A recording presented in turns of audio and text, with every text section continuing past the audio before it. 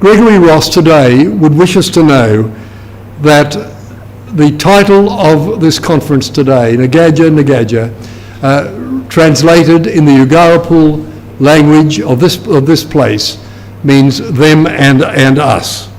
And we acknowledge, of course, that when Cook sailed up the east coast here 250 years ago, there had already been a thriving and advanced culture here in this place, in what today we call the Moreton Bay region, what was known as Quandamuka for at least 8,000 years before, was because of the unknown world here from Western science.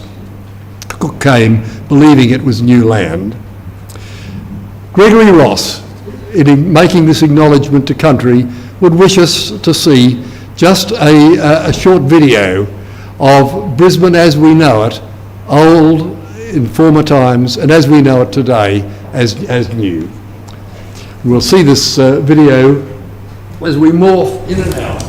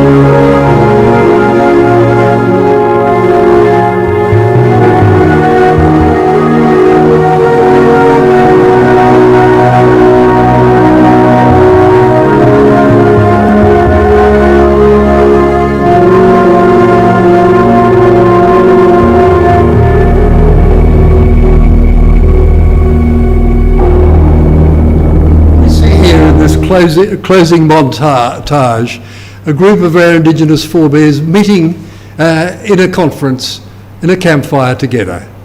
We continue that tradition today. And in this context, on behalf of all our Indigenous forebears, and on behalf of Mr. Gregory Ross, inadvertently detained, we pay respects today, of course, to the Yugara and the Turrbal and the Ugarapul people, traditional owners of the land on which we meet today. And we acknowledge and give respect to their elders. And we respectfully acknowledge those facing sorry business who are here with us today. We're all, them and us, custodians of this land. Thank you all.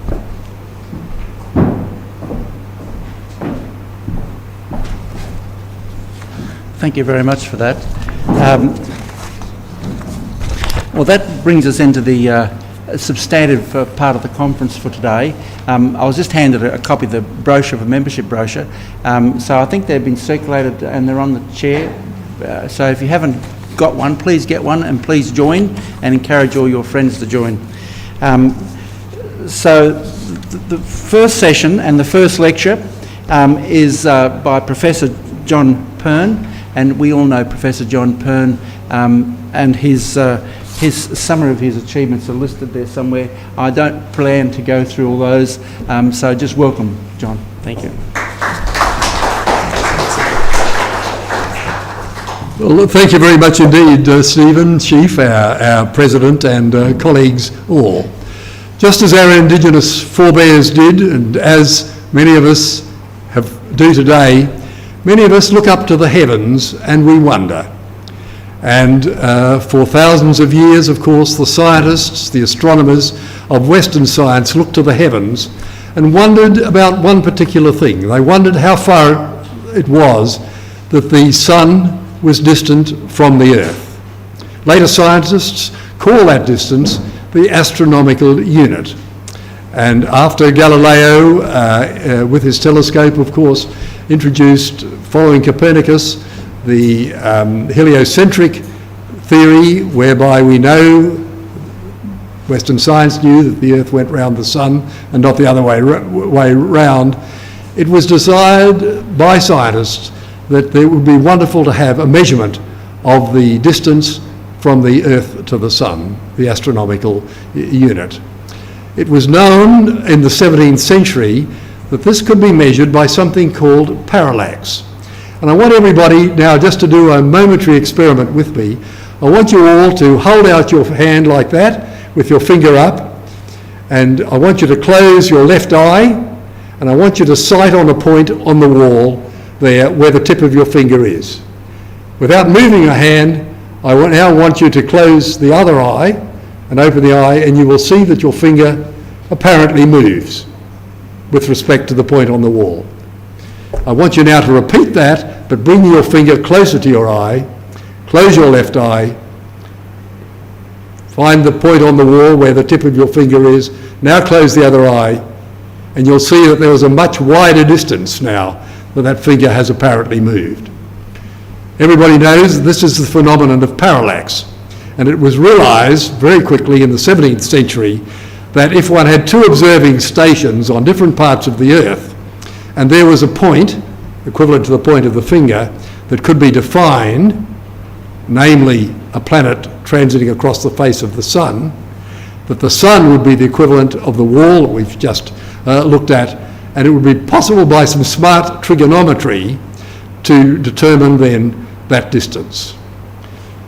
The scientists of the Royal Society in the early 1760s desired to measure the distance from the Earth to the sun, and they petitioned the King for £4,000 to fund an expedition by the Royal Navy to measure this.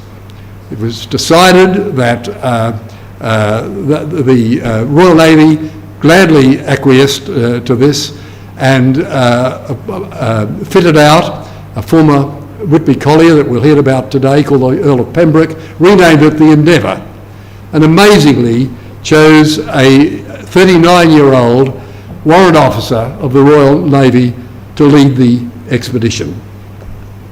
His name was Captain James Cook, distinguished already by his skill as a cartographer and hydrographer. Cook's contributions have been many things, as we can see here. He brought to Western science great advances in cartography and hydrography. He brought his team, particularly Banks and the biologists, brought back the knowledge of plants and animals new to Western science. And as in Cook's day, his most important advances were his conquest of scurvy, and he was awarded the Copley Medal, as we'll hear today, as his towering contributions for the first time in the world's history of the conquest of scurvy. The Cook set out then on the voyage with this timeline there, centred primarily on observing the transit of Venus, by which the astronomical unit could be measured. And on the 3rd of June 1769, it was known that the transit would be observed in many places on the Earth, which had been predicted for the previous 150 years by astronomers and mathematicians. This is the model of what Cook did. The other observing station, besides Tahiti, on the 3rd of June, where Cook was in Hudson's Bay in Canada. So I just want us to have a look at this for a moment. Here are the two observing stations, Tahiti and Hudson's Bay, equivalent to our two eyes separated apart. Here is Venus transiting across the Sun. And as we've seen, depending on where one is, which eye, with its defined distance apart, so at the exact same moment of time, if those observations could be coordinated, the path would appear as seen from the observing stations at different points on the sun's face. So this was a great challenge. This is what Cook was charged to do. It would be known for a long time, for 100 years before Cook, that this was possible. This is the frontispiece of a book by Benjamin Martin showing how a transit of a planet, in this case Mars, across the Sun could be used to, in theory, to define the astronomical unit, or the distance of the Earth from the Sun. And just 5 years before Cook set out, a French astronomer and mathematician, Lalande, published something called the Mappa Mondi, which showed the path of the anticipated transit of Venus on 1769. This is the path of the main transit where it could be observed, but it can be observed with increasingly decreased periods of time on either side of that. So here's Cook in Tahiti, and the other observing station was up here in Hudson's Bay. We know that Cook observed that transit here, and as we all know, he then went on to complete the circumnavigation of the world. Many features we'll hear about wonderfully by our expert speakers today. So Cook on Endeavour, with all his scientific instruments, set out, and Endeavour landed at Tahiti. Here it landed. Cook had 32 pages of instructions from Maskelyne, the Astronomer Royal. It must have been an enormous responsibility for Cook, because it was known that the transit was only going to occupy less than 6 hours. Timing to the second was absolutely crucial under these circumstances. So the boat landed there, and Cook built a fort, Fort Venus at Tahiti, to house the instruments and where the observations would be. This is just a set of Cook's personal instruments, but what was particularly needed was, of course, exact timing. In preparation for this paper, I was at the Royal Society in London, and this is Cook's one of Cook's clocks. This, in fact, is a clock from the second voyage, but it's possible with exquisite accuracy and with astronomical observations of the sun, the moon, and the stars. It's obviously possible to determine exact time, that is longitude, in Cook's case, to less than 10 seconds. Here is what Cook observed. I ran a transit of Venus observation here in 2004 from Island, the platform on Island Weir here, and this is what we saw on that occasion as the transit for over a few hours passes across the face of the Sun. If one times exactly the point of ingress and the point of exit, one can see the length of that path, which is what the astronomers were very interested in. Now, we won't go into this details, but by fancy trigonometry, if one knows the distance between the two observing stations on the Earth, if one knows that, and by two lines here, you remember that you saw the difference between the point when it was at 2 points here, then with the fancy trigonometry, one can work out that angle. And you remember from school trigonometry that the tangent of that angle, which is a fixed mathematical level, is this length here over this length here. If Cook's longitude was exact at Tahiti, and if the longitude was exact at Hudson's Bay, these 2 points would be exactly defined on the Earth's surface, and therefore the distance between them. So that area, that length is known. If that angle is known by parallax, then one can measure the distance from the Earth to the Sun. So that was the theory. This is the recordings from Cook on that occasion. Realised that this was to be one of the great features in the history of science in the world, commemorated on many, many occasions. And Cook, of course, then returned, opened his secret instructions, which we're going to hear about just in a moment, to fill in some of this mapping for Western science, then to go on. Tragically, in Batavia, a third of Cook's crew died from malaria and from dysentery, including Green, the astronomer royal. In conclusion, then, we just note that the current value of the angle that Cook measured is 8 and I'm quoting here, 794,148 seconds of arc, compared with Cook's estimate of 8.78, an astonishingly accurate concordance. In fact, Cook's observations varies by only 0.8% of the measurement of the astronomical unit that we do today. In the last decades of the 20th century, astronomers, philosophers, and many others asked the question, how far is our Sun today from the nearest star, Proxima Centauri? Again, using the baseline of the Earth's annual cycle around the Sun now, and the fact that every 6 months observers on Earth are at 2 points, which are 2 astronomical units apart, and parallax can again be used to answer that question. And that answer is 2,068 astronomical units. A further question is then, how far is our Sun from the centre of our own galaxy, the Milky Way? And again, using parallax, it's 1,700,000 astronomical units. Men and women today ask the question, as Cook's forebears did, how large is the universe? The European Space Agency spacecraft Gaia is today mapping, as we speak, the stars of the Milky Way, again using parallax. Cook would have understood those questions and would have approved.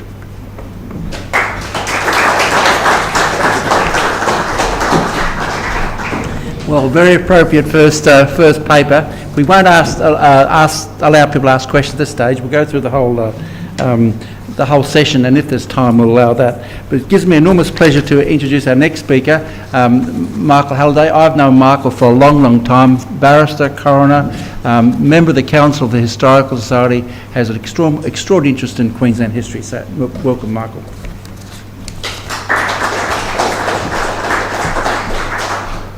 Thank you, Stephen. Members and friends of the Society.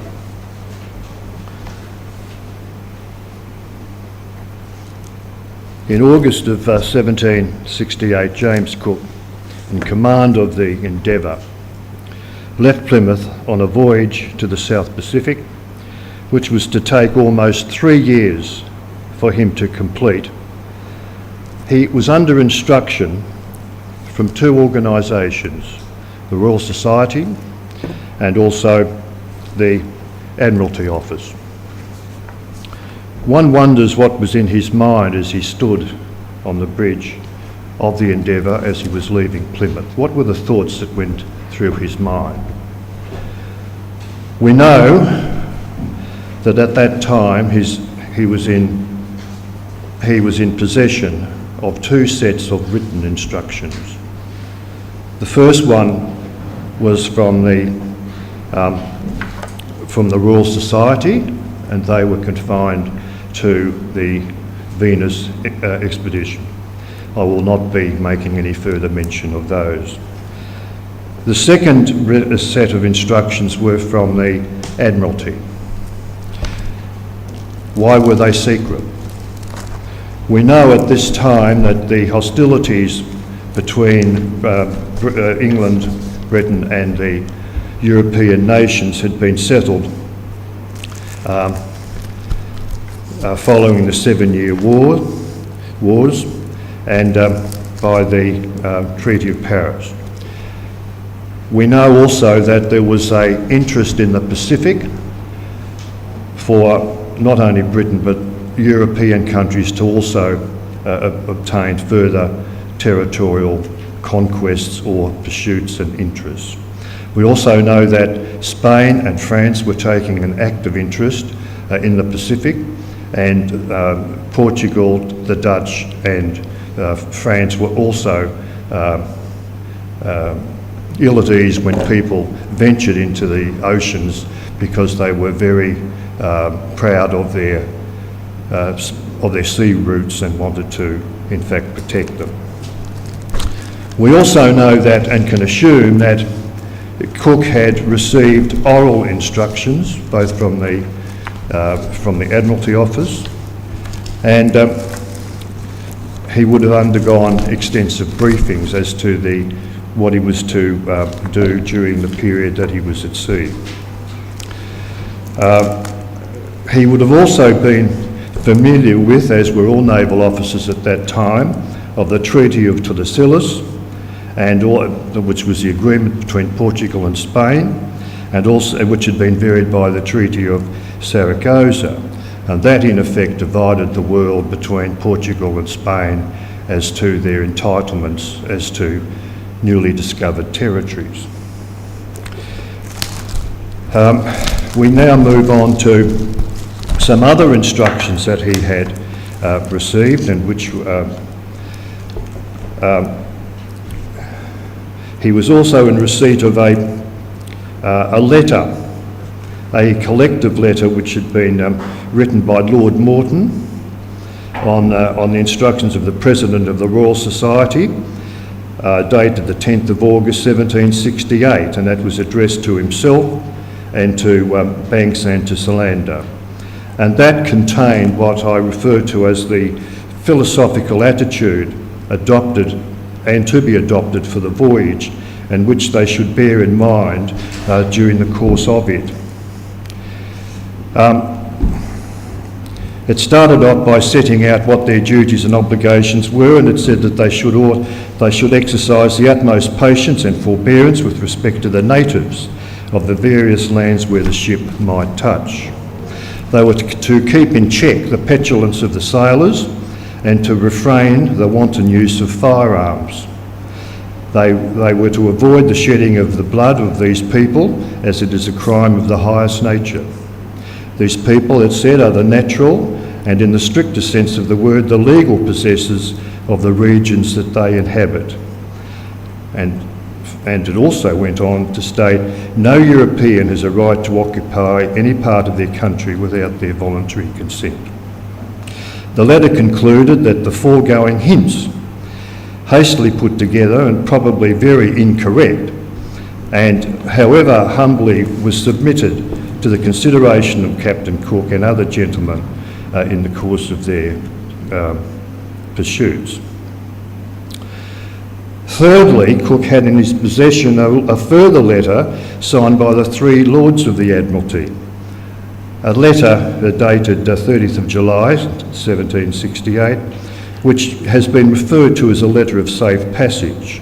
And this contained a general order to all naval officers and vessels to help the expedition, and which he was to show to the captain of any British or English naval vessel which might attempt to intercept or to detain the Endeavour.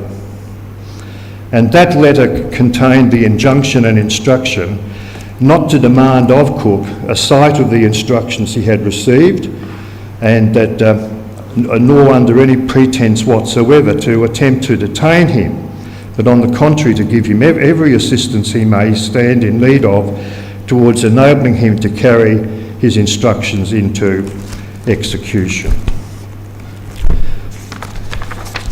Now, we skip over to the time that he left Tahiti following the Venus expedition, because those instructions said that upon the observations being completed, he was to hot-foot it, so to speak, in search of the great southern land. This was a land which had been thought to be in existence since since historic times. The Greeks, in fact, were one of the first civilisations to have thought that this great continent existed. It was thought to exist in order to balance the world, to balance the large landmass that there was in the northern hemisphere.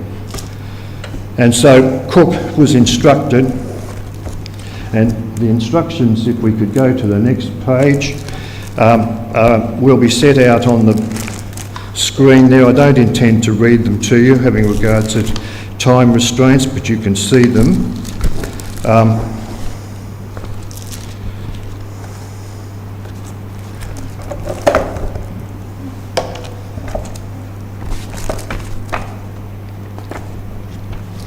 But the instructions had been drawn up by the authorities in accordance with what was understood to be international legal principles. The draftsperson had regard to those, and it said that Cook strictly complied with those instructions in the course of his voyage.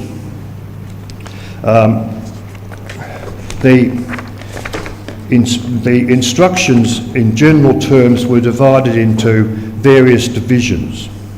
The first instruction was to find the southern continent, and they start off by saying that there is reason to believe that there is a continent which was to be found southward of the track that was lately made by Captain Wallis, and he was directed to proceed from Tahiti to the southward in order to make discovery of the continent until you arrive at latitude 40 degrees, and then he was to follow the procedures that were set out there. Cook faithfully did that, and his instructions continued that if he found the continent, he was then to undertake certain other obligations. They said that he was to employ himself diligently in exploring as great an extent of the coast as he could, observing the situation as to latitude and longitude. Went on to say, most importantly, that if you are also, with the consent of the natives, to take possession of the situation in the country in the name of the king. However, if he didn't find them, if he did not find the country inhabited, then he was to take possession of it in the name of his king, by setting up proper marks and inscriptions as first discoverers and possessions. In the event of him failing to find the southern land, he was to proceed towards New Zealand. And when arriving there, he was then to undertake an exploration and recording of the coastline. He was then told that after finishing that task, he was then to proceed upon the advice first obtained of his officers, and his journal shows that he convened a conference with his officers, and they determined the most advantageous way to return to Great Britain. Whether it was to go by as Stephen pointed out, by either of the two capes, it was decided, having regard to the prevailing weather conditions at the time, that and also to the condition of the Endeavour, who had some damage, especially to its rigging, that they ought to get back the sooner the sooner the better by adopting the course as has been referred to by Stephen. The instructions further said that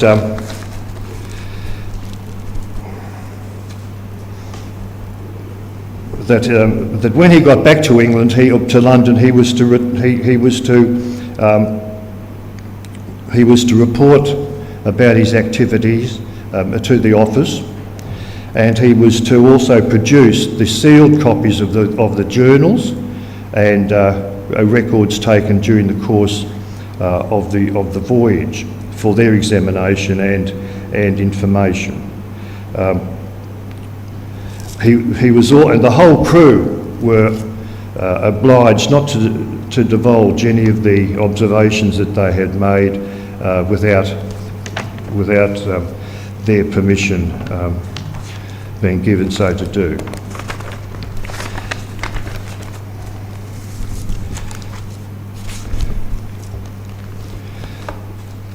The principles of international law at that stage, which had to be required to be observed, was that it was a condition that although there might be people upon a piece of territory, that did not mean that they were in fact in possession of it. And I don't want to go into the legal technicalities of this, which were finally set aside in Mabo. But at that time, it was determined by Cook, in accordance with the principles of international law, by his findings as recorded in his journal, that he didn't observe any signs of cultivation of the territory, and consequently he was of the view that it could not be said that the land was in fact in possession of any other person, and therefore he claimed the territory in the name of King George. Finally, the instructions turned out to be not very secretive, because prior to the Endeavour leaving England, it was well known. For example, in the Gazette of the 20th of June 1768, there is a report that the British Admiralty was outfitting 2 sloops of war to go to the newly discovered island, from whence they would essay and the discovery of the southern continent. And in the London Gazette, that was the Gazette de France. The London Gazette of the 18th of August 1768 announced the gentlemen who are to sail in a few days for George Land, Tahiti, with intention to observe the transit of Venus. Likewise, we are credibly informed to attempt some new discoveries in that vast and unknown tract above latitude 40 degrees. Thank you.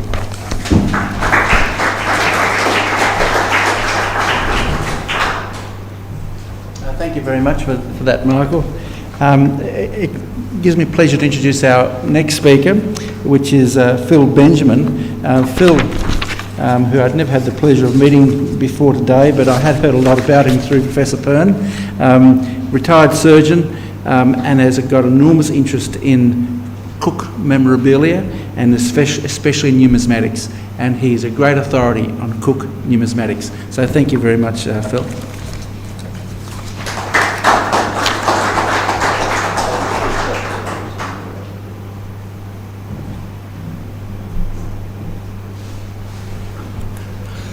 Good morning, everybody, and first of all, thanks for coming to hear me.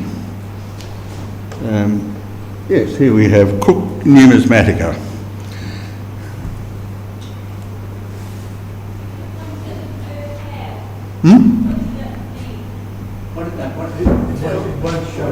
Oh, it won't show. Oh, well, it's all right. No, that's okay. They'll change it down there. Oh, I see. This shows up on the top. That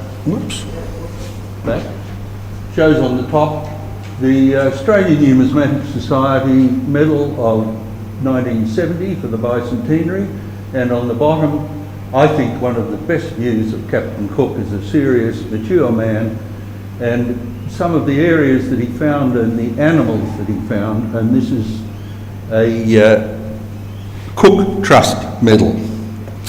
Now, Cook Numismatica is a vast topic. Metal discs are an enduring historical item of their times and often found in ancient times the only historical record. James visited many places and voyages, and a lot of them have made numismatic items. Here are just a few of them. A set of 9 George VI Australian pennies, gold-plated with scenes. Now these are all ones from this year. Scenes from his first voyage in colour on the reverse for only $129. These all in a cover showing a picture of the ceremony of possession up on the top left-hand corner of New South Wales.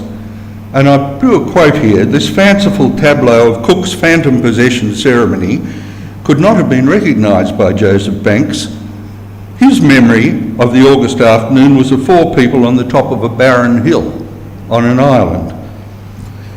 This is from the book Lying from the Admiralty by one of my references. Whether this ceremony even occurred actually is questionable, as Banks doesn't mention it in his journal.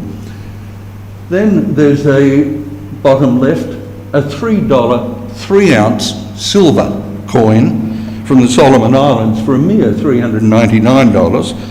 There are others, including a series of gold coins up the top from the United Kingdom. They had one for each year for 1768, 69, 70, that is up to this year, the 70 is 2020, only at $2,250 each. And then at the bottom is this year's sesquicentenary New Zealand Cook's Medal for $169. Right, numismatic has 3 main branches: money or currency, and there are coins at the top, and a banknotes, and a special category introduced by mints to make money called non-circulating legal tender, produced at enormous profits in limited editions.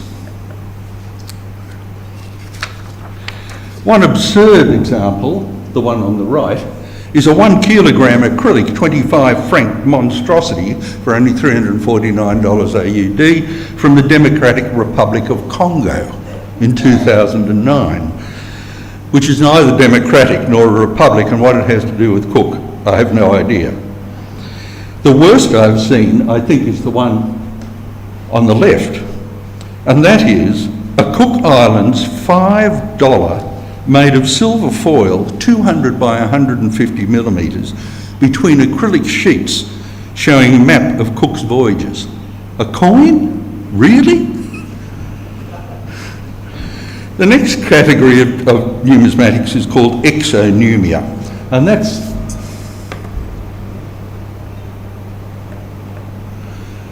such as medals, commemoratives, awards, plaques, tinnies, badges, fobs, etc., with either Cook, people associated with Cook, such as Joseph Banks here, or Solander, Daniel Solander, places and objects associated with Cook, such as his ships, or is it his cottage in Melbourne? And there is also numisphilately as the third area of numismatics, and that is postal covers with medals or coins in them.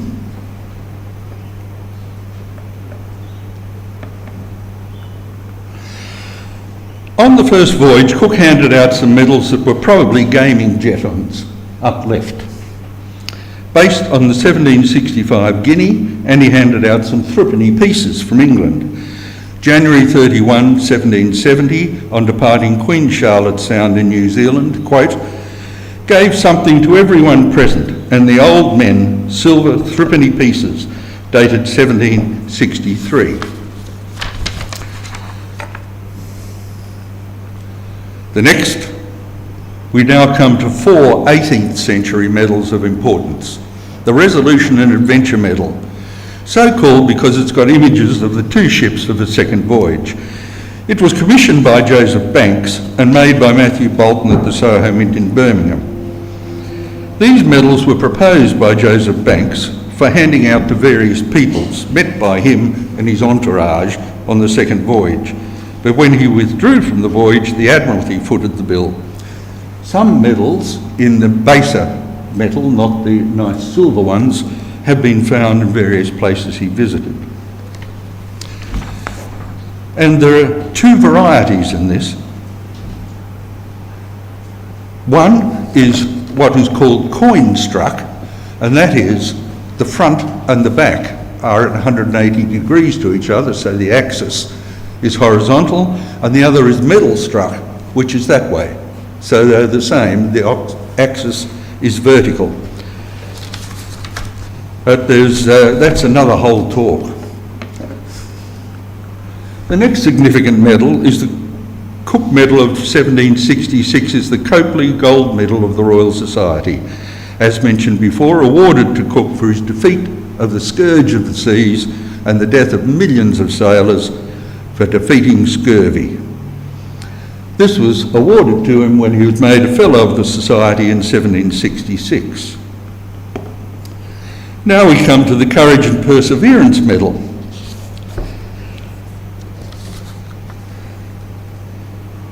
On his third voyage, 50-year-old James Cook was killed on the 14th of February 1779 in Hawaii. James Clark took over command of the expedition. The ships called at Kamchatka in Russia, where they were welcomed by the governor, who took news of the expedition of Cook's death overland to St. Petersburg, from where it reached Europe and Britain. News of his death reached Britain in January 1780, ahead of the homecoming of the Resolution in December. Therefore, it's one of a small number of medal types, possibly only two, that were struck before the boats came home with the knowledge of Cook's death. They are very sought after. Here we have the 1784 James Cook Commemorative Medal, commissioned by the Royal Society, designed by Louis Pingo of the Royal Mint, issued in gold, silver and bronze and copper, to commemorate the death of the great navigator by the Royal Society. Now in 1870, the centenary of Cook's landings in Australia seems to have been overlooked numismatically, but did we ever catch up later on? However, other medals were produced before the excesses of the bicentenary in 6970. Here are some of them. The 1888, top left, Centenary of Settlement is a rather crude medal with Cook on the front with flags on either side. The reverse has states named except Tasmania. It came in various metals and varieties, dye varieties. Then, right on the top, in 1901, Australian Federation set of 4 medals was made by Amor Mint. It's 1.75 inches diameter, has Cook within oak fronds, a bust facing left, surrounded by the words, "To commemorate the establishment of the Commonwealth of Australia, 1901." And on the obverse, Sir Henry Parkes, the father of Federation. Now my next example has been probably referred to already, and that is Cook's first Pacific voyage with an image of Fort Venus below, put out for the Captain Cook Kona Festival in Hawaii. And there were 3 years that this was put out, so there were 3 different medals. Only one of them has the Fort of Venus on the reverse. Others have the Endeavour and another picture. There were 300 sets of these put out, 44 millimetres silver and bronze. The festival is no longer known as the Captain Cook Festival. It's the Kona Coffee Festival of Hawaii. We all know how this is happening around the world. The next medal is of Charting of New Zealand medal, 2 inches across, bronze cast lead, with Cook on one side and the Endeavour between images of New Zealand and the east coast of Australia on the reverse. This was for New Zealand, and only the Endeavour overlaid on a map of Australia on the reverse was the Australian version, came out in 1970. The other was 1969 in New Zealand. Mr. James Pennycook was the instigator of the medal. He was a New Zealander who moved to New South Wales in early 1970, and These medals, this is an odd variety in that it's been gilded and silvered. Normally they came out with the Daily Mirror and the Truth in just a bronzed lead version.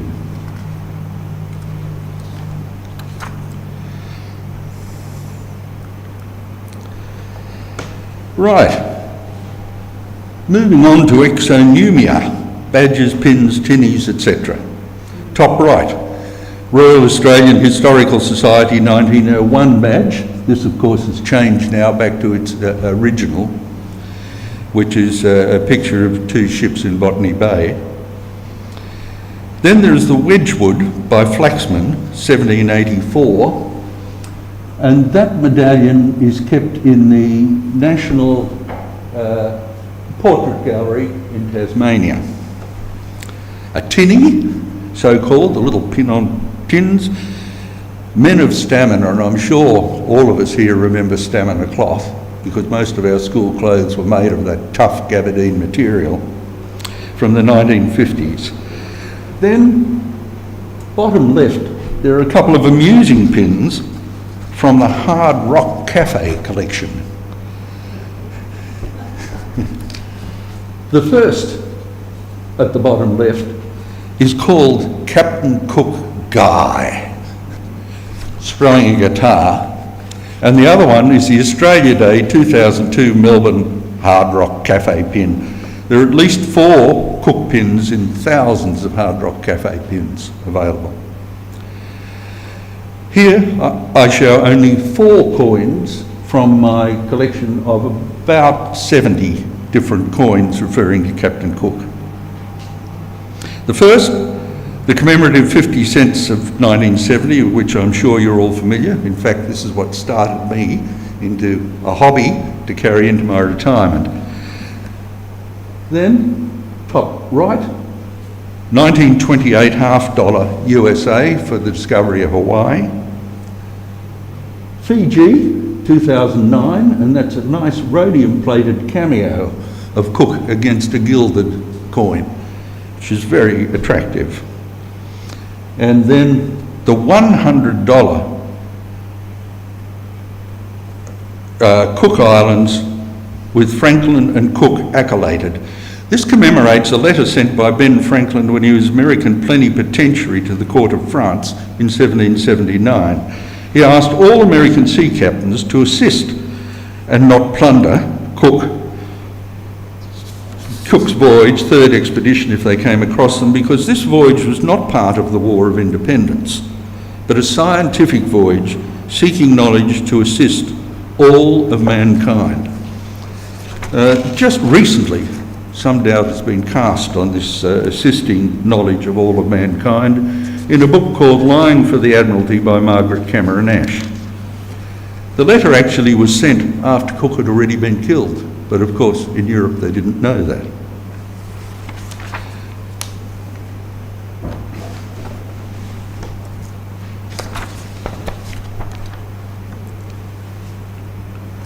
Moving on to banknotes. With banknotes, there are those with pictures of James Cook, plus or minus the Endeavour, and those with anti-forging watermarks of an image of Cook. And these are all on paper notes, so you don't see them now on our polymer notes. The top left one is it's the Commercial Banking Company of Sydney 1901, and it's the only Australian paper note with an actual image of Cook on it. To the right is the back of the early George £6 notes and George V, and this is Cook's Landing, so it doesn't really show Cook, it's Cook's Landing, and showing a painting of Cook's Landing that was commissioned by the National Gallery of Victoria in 1902. At the bottom there's on our first polymer note for the bicentenary, the $10 note, there's a polymer, a hologram of Cook on a polymer note which shows the supply. Interestingly, although we've heard in the past that the Sirius was the flagship of the First Fleet, Phillip transferred to the Supply to get ahead at Cape Town, and so when it arrived here and arrived before the rest of the fleet, it was the actual flagship, the Little Supply. All banknotes. With the Australian notes, pre-decimal and decimal notes have different watermarks, and the New Zealand one's quite different from the Australian ones, but we'll get to that. The Australian $50 and $100 notes have two watermarks vertically. I'm not sure how well they show up here, but there are watermarks, two of them here. And you can see on this Flinders note, there's a single watermark.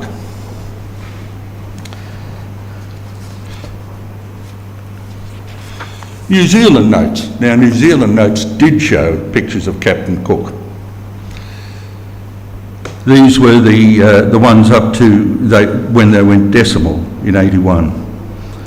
And on the £1 note, there's also a picture, or reproduction of a picture painted by Matthew Clayton in 1905 of the Endeavour. And over here, you can see that there is a different watermark, but there are all sorts of notes.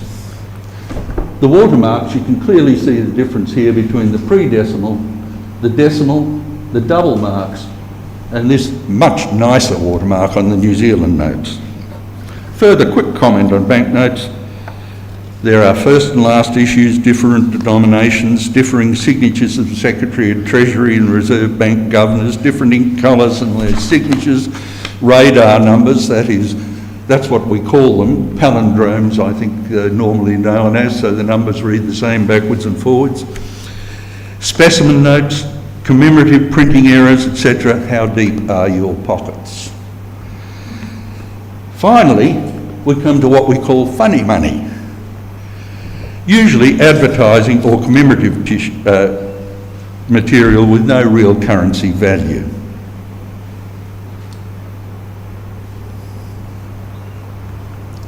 And then a cheap aluminium medal from NASA. The Endeavour Space Shuttle was named through a national competition involving students in America in elementary and secondary schools. Endeavour was the most popular entry, and it was supposed to be given the name to the Space Shuttle as for something that was going to search the far distances, unknown areas. Almost 1/3 of state level winners picked the Endeavour for the name. And the Space Shuttle carried a piece of the original wood from Cook's ship inside the cockpit. Now, the value of all items depends on veracity, rarity, condition, and what collectors are prepared to pay. Now, finally, what might have been. You may remember that there was some question when we went decimal as to whether we'd call them dollars or royals. And top left was one trial piece for a 10 royal note. When New Zealand went decimal, that was a trial $2 note. And of course, there's this Captain Cook, a Yahoo Captain Cook bath duck. That can be got at the Maritime Museum in Sydney. So there's not only numismatics, there are memorabilia. If I may, we have produced at the Australian Numismatic Society Queensland branch a medal to celebrate the sesquicentenary, and that can be bought for $20 if anybody wants it. But I think we'll go back to that. And thank you very much for listening.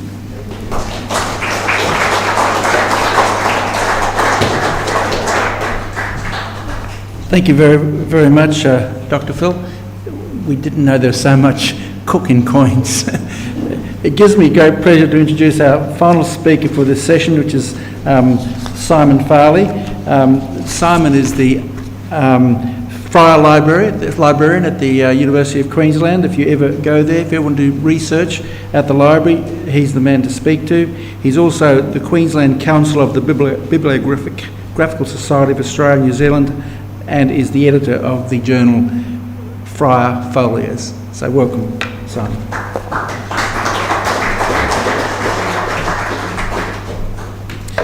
Thanks very much, Stephen. I'd like to begin by paying my respects to the traditional owners of this land and acknowledging them and paying respects to their elders, keepers of law and sacred story.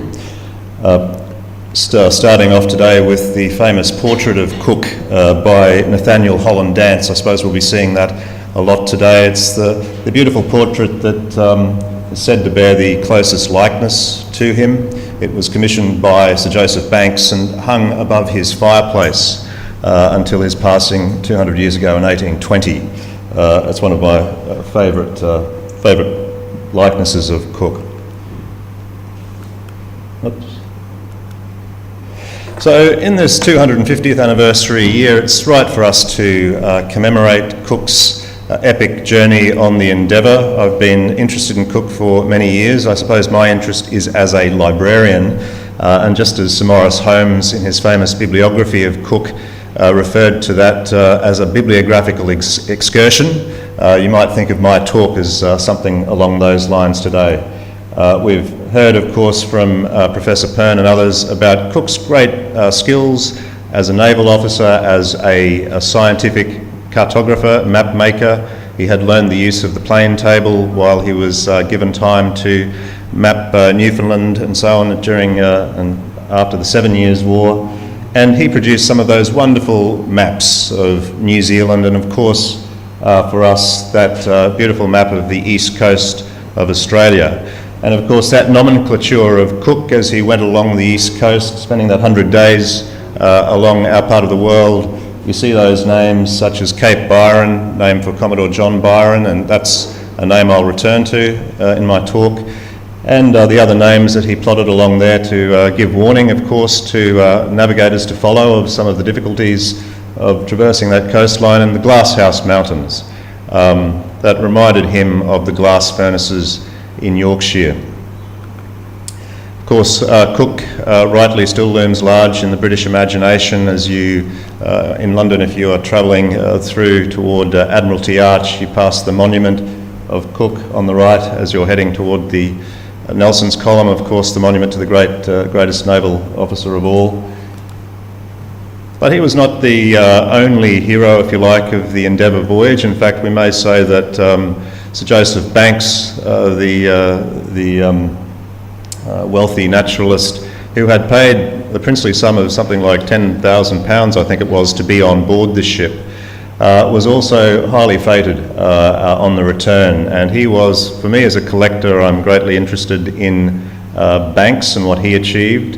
And that's the wonderful portrait by Sir Joshua Reynolds, and another portrait by Reynolds of Daniel Solander. And as an archivist, a librarian, we know of the term Solander box, which are the boxes we use to keep manuscript material named after Daniel Solander. And the specimens that they were collecting constitute a remarkable scientific achievement. Would have been awful if the ship, when it struck the reef in North Queensland, had have sunk with all of those incredible specimens aboard. As I said, my interest is as a bibliographer and a librarian, and working at the State Library and now at the Friar Library, it's been a privilege to meet with collectors in the area of interest in Australian history, exploration and Cook. We're joined today by Mr. James McCourt, who will be talking to us later this afternoon about the Strawn Cordo editions, the Hawkesworth official account of Cook's voyage. And it was from Jim that we acquired for the State Library, with the help of the council there, a few of these works that had been in Jim's collection. This is the spine of a book that was attributed to the midshipman James Magra, also known as Matra. It was an anonymous account, had a cheeky dedication to the Lords of the Admiralty and to Banks, which immediately occasioned Banks taking legal action because the official account was by Hawkesworth, who had been commissioned. That book, now in the State Library, had been in the collection of a wealthy property developer in Hawaii named Donald H. Graham Jr. He had a remarkable collection on the Pacific that was sold off at various times, and so Jim had this book for couple of decades, I think, before we acquired it. That's the title page there of that book. We also acquired from Jim a very rare book for the John Oxley Library by William Wales, published in 1788, called Astronomical Observations, which was all of the tabulated data of the observations of Venus that Professor Byrne was talking about earlier.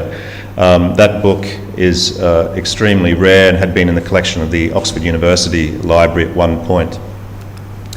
Also from Jim, I'd acquired in more recent years for the Friar Library the French translation of the Magra, which was published by Freville Brothers in Paris the year after in 1772. So 1772, yeah. So this is interesting to see the French, and of course this is the age, as Michael has talked about, of the rivalry between the French navigators, Bougainville and so on, and the English British navigators. The French translation refers to this as merely a supplement to the voyage of Bougainville and doesn't even mention Cook. It just talks about the journal around the world of Monsieur Banks and Solander. But it's interesting how these things travel across languages and to think about the cultural context of the time. Many specimens, of course, to be found here in the herbarium in Queensland, over 200 specimens that had been originally collected by Banks and Solander on their trip.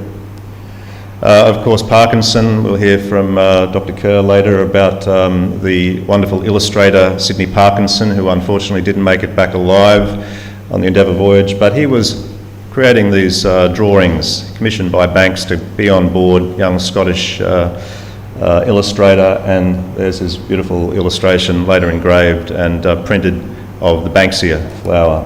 There he is there. We also have books, of course, the Parkinson's posthumously published account of his time on the Endeavour, a book that occasioned a legal action at the time. It was published by his brother Stanfield, and the copy that we acquired recently again from Jim was owned by Sir Everard Hume. So wonderful provenance with some of these copies. Sir Everard was a brother-in-law of John Hunter, a famous surgeon and scientist, and he was the first person to deliver the oration to the Royal College of Surgeons. So he gave the first lecture, and he later gave a second lecture, that's in there, in 1822 on the topic of Banks and his journey on the Endeavour. So wonderful provenance with these items.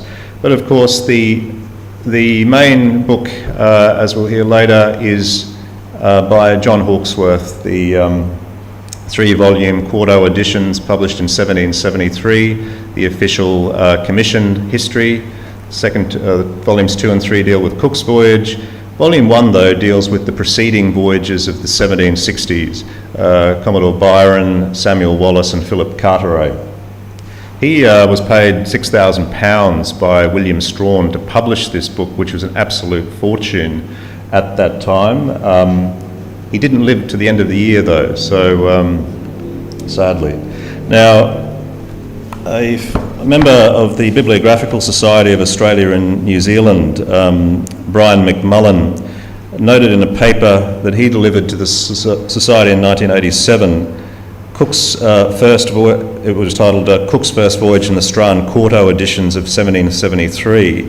He said, by common consent, the 3 quarto volumes constitute one of the cornerstones of any self-respecting collection of Australiana or New Zealandiana.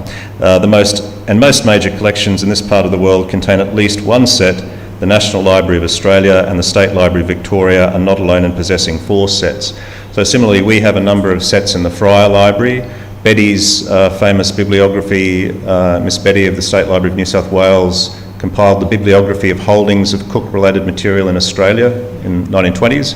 That was re-released again in a thicker, bigger version for the bicentenary, and it showed what was where at that time, and it did show the Society here had a set, the Parliamentary Library had a set of Hawkesworth, and the University of Queensland Library had a set, which I'll be talking about now. So that's our photographer just to take a photograph of the sets on our shelves in the Friar Library. And the interesting thing about the set that we have is that it was donated 100 years ago in 1920 by this fellow here. His name was Kenneth Folkes with a double F, which is the Welsh spelling Swanwick. So Kenneth Folkes Swanwick. who was a barrister, studied at the University of Sydney, and went to the bar in New South Wales in 1905 and was admitted to the bar here later that year, in December 1905. But interestingly, he was also a lecturer in mathematics at the university in its early days, so in 1914 and then 1921 to 25, and he died quite young in 1925. So he donated this copy we had that's recorded in Betty. And there's the plate at the little slip at the beginning of the book, and you see Francis Cumbray Stewart's signature there, of course important for this society as a founder and president of the society. He was the inaugural librarian and registrar at the University of Queensland when it was founded in 1910. So he takes this gift in 1920 from Kenneth Swanwick. But the remarkable thing about this, and I didn't actually know this, I'd been to New Zealand and given a paper there about Cook, was when Jim McCourt was in comparing our volumes of Hawkesworth, the different sets, because there are differences in even, so that there are differences in they're changing things as they're printing them, we find. And he said, you better sit down because this is quite remarkable. Now, I don't know if this was known before, but it wasn't on the catalogue record, and I didn't know about it myself, but this bookplate that's in each of the 3 volumes is of Humphrey Edwards, a servant of Carnarvon.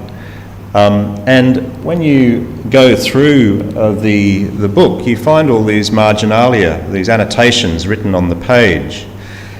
And I'll come to this, but it turns out that the first owner of these books, Humphrey Edwards, this Welshman, was the surgeon on the Tamar, which was one of the 2 ships that Byron had taken on his circumnavigation around the world in the 1760s, 1764 to 66, which is quite a remarkable thing to discover that you have in your collection.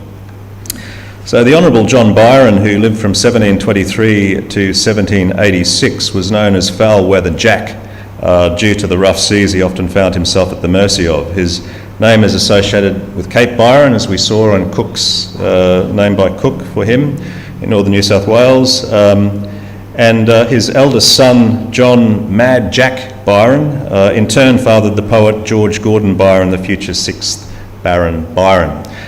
Great nicknames of the Byron clan. So John Byron sailed as a midshipman on the squadron under George Anson on his voyage around the world in the years 1740 to 1744. But he only made it to southern Chile at that time because his ship was wrecked. He later circumnavigated the world, as I've mentioned, as a Commodore with his own squadron, 1764 to 1766. And he wrote the account, and that was then published in Volume 1 of Hawkesworth. Now, Byron's expedition sailed from the Downs on the 21st of June 1764, and he had orders to examine the land called Pepys Island that had been reported to be between the Cape of Good Hope and Magellan Strait. He also was to visit the Falkland Islands, which had not hitherto been properly surveyed. On leaving Rio de Janeiro on the 22nd of October, the captain turned hands up and he announced for the first time that they were on a voyage of discovery and that they would receive double pay if their conduct was satisfactory. They all expressed great joy at the news, and they declared that there was no danger or difficulty that they would not cheerfully face in the service of their country. Byron encountered the furious pampero, or the rough winds that flow off the Pampas, off the Patagonian coast, and after resting his men at Port Desire, he commenced his search for Pepys Island on the 5th of December. I'll just show you, this is an example of this marginalia. So you see this is from 1764 in November, where there's an account of men going aboard getting off ship and going onto an island to catch some animals to eat, to supplement their rations. And this note here is about they capture something like a skunk, I guess, and the note there is describing this beautiful black and white colour, but it it was captured and brought on board the ship, but it stunk so badly that the poor thing was thrown overboard. So that's what that note is saying about the account.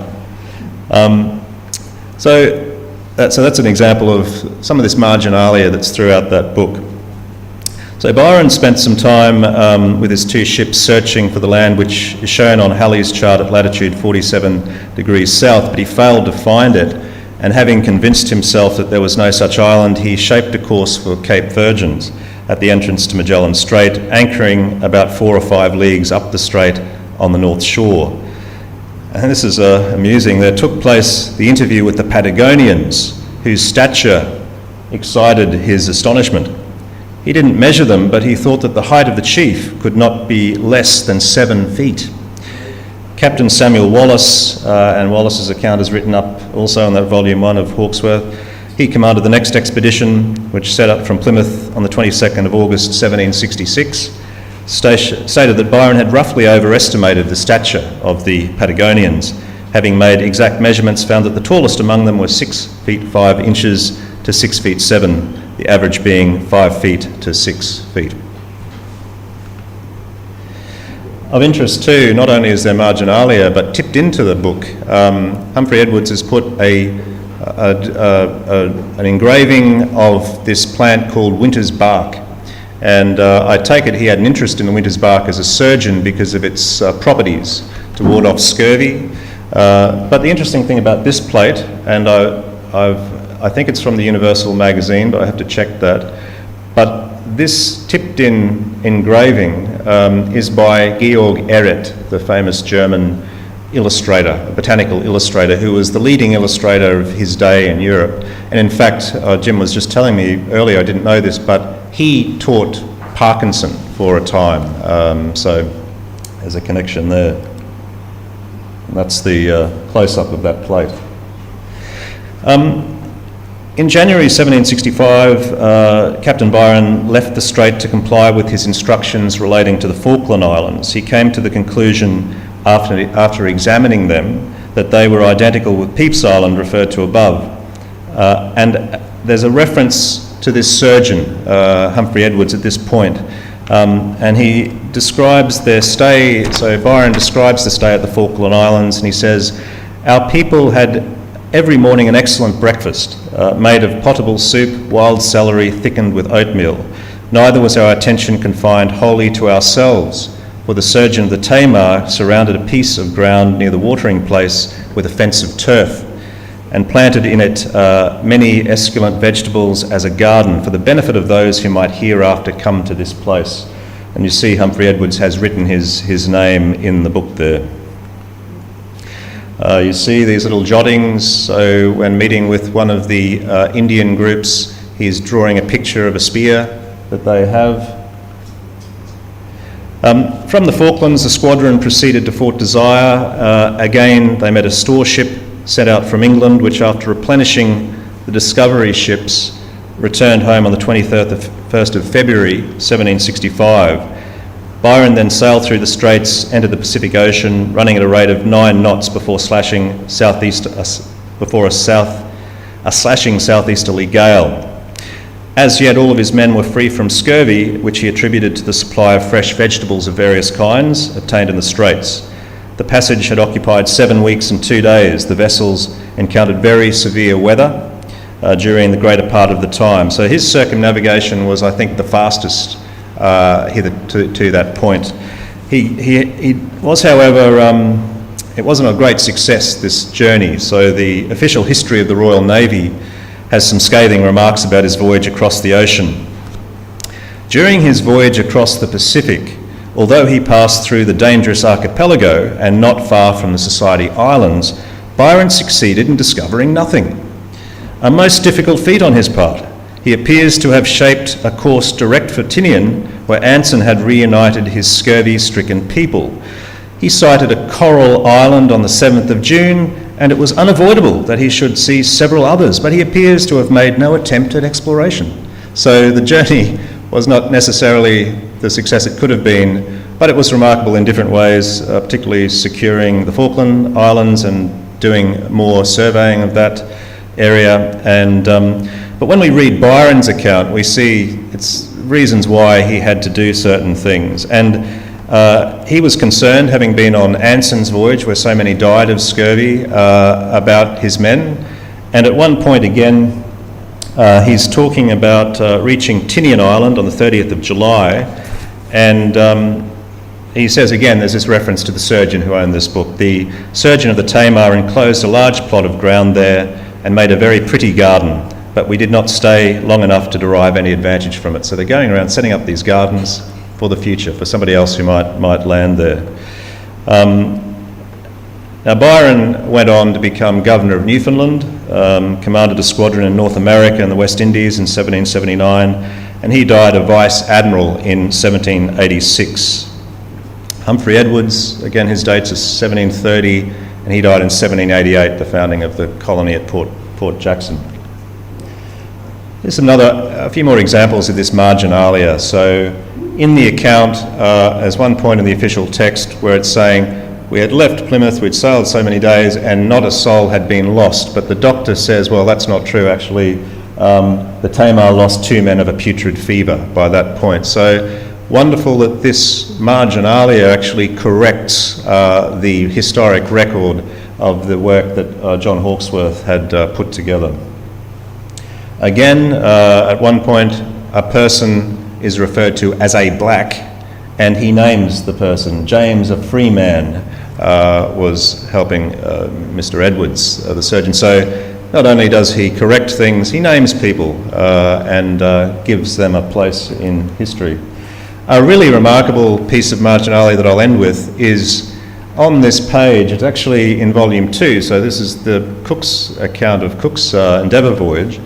And there's a part of the journey here, so it is 1769 in January.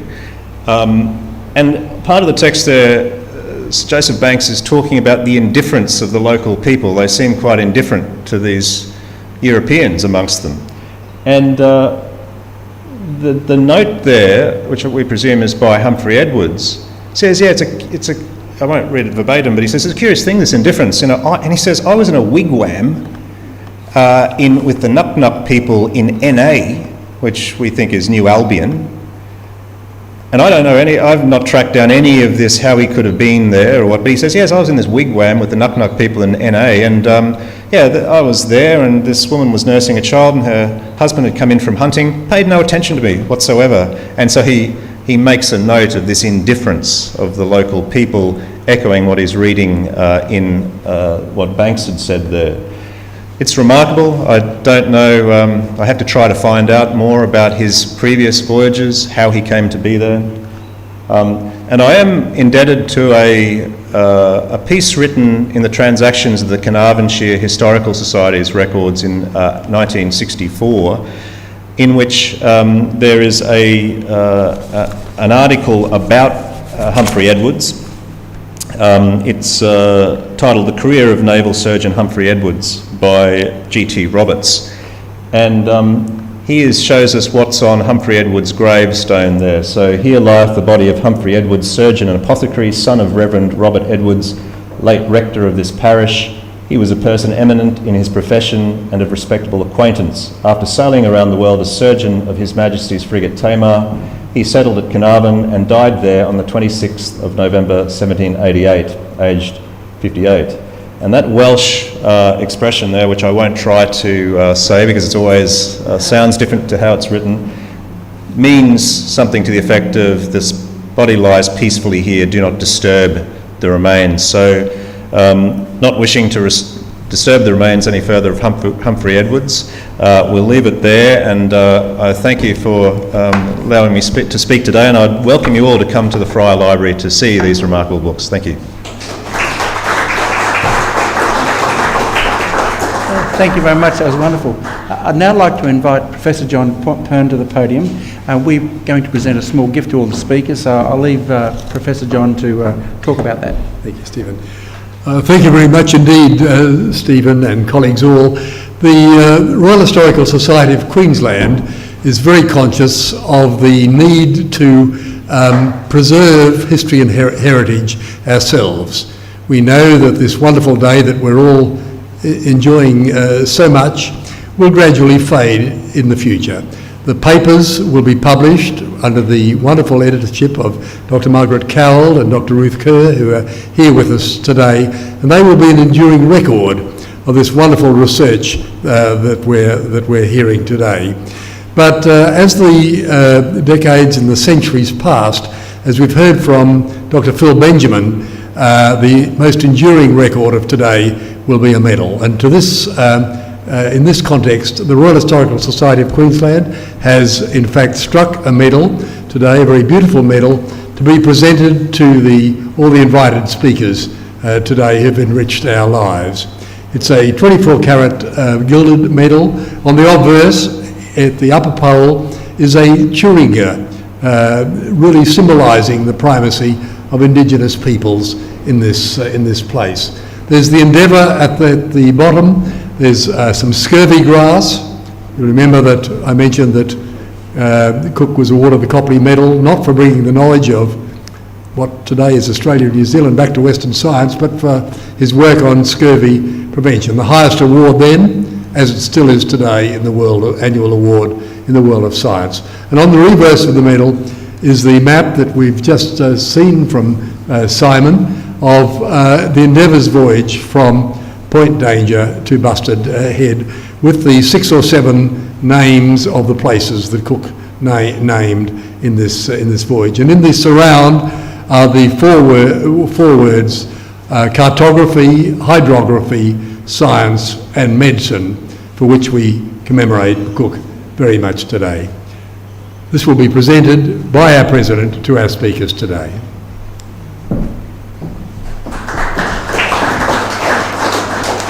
Thank you very much for that, Professor John. I'd just like to invite the 3 speakers to come forward.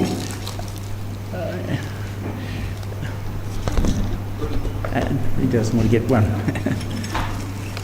So, on behalf of the Royal Historical Society, it gives me great pleasure to present to each of the 3 speakers a copy of the medal that's been struck, as John just mentioned, for future posterity, that will pass down your line, and your great-great-grandchild will be able to explain that this was presented to you today, and a short citation. So thank you very much, Michael. Thank you very much. And the same to Dr. Phil.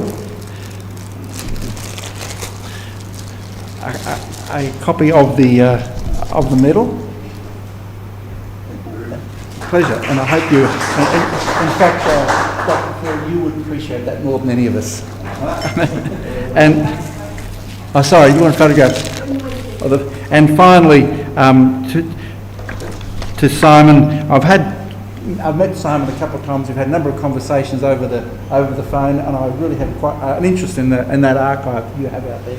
So thank you very much. And here I present the citation to you and a copy of the medal. Thank you so much. Thank you very much. And here, I didn't give you a citation. Now the photographer, our wonderful photographer, is going to take a photograph of the 3 of us.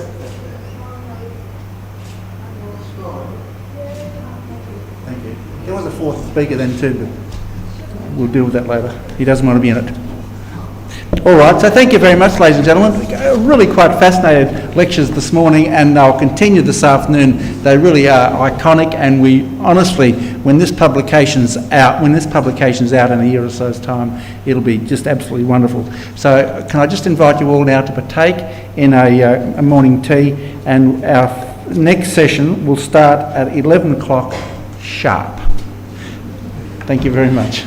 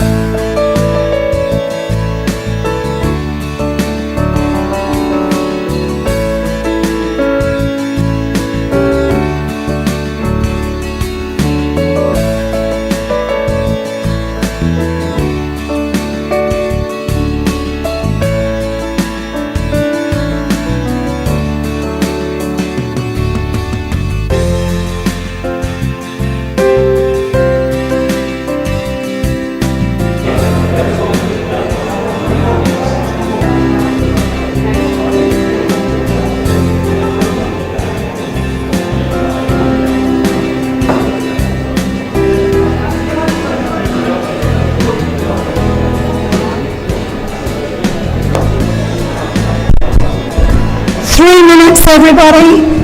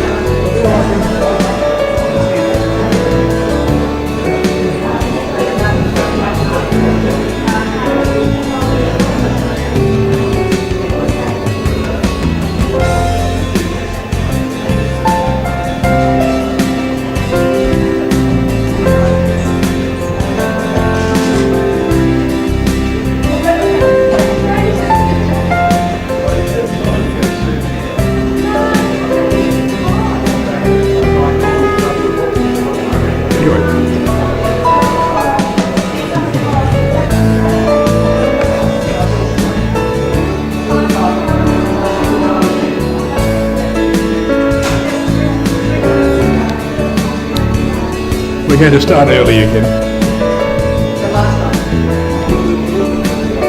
Oh, that's the way to go. Because the initial period didn't take 20 Yes. we took them in. Yes, I know. Yeah, it's really good. Spoke for you. darling. I really...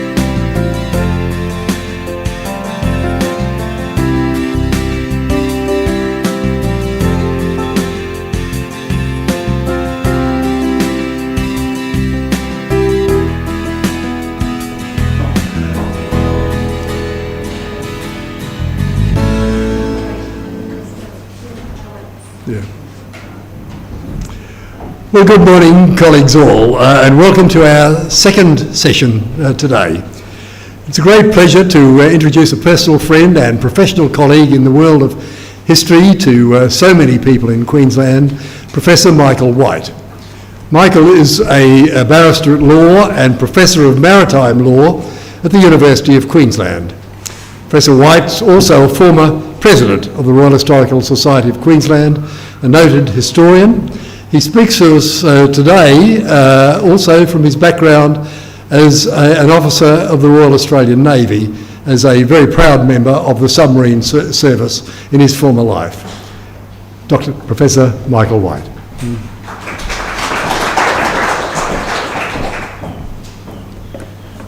Thank you, John. Ladies and gentlemen, the topic I've been given is the operational navigational hazards facing Cook. Before I embark on it, having been a seaman naval officer and so, I just want to acknowledge there are two people on Zoom here who are much better qualified about the Endeavour than I, and that's Captain John Dickenberg, ex-naval officer and submariner, so he's rather terrific, and he's the current master of the Endeavour, and Mr. John Longley, who was the primary person who had it built and sailed with it the first year or two.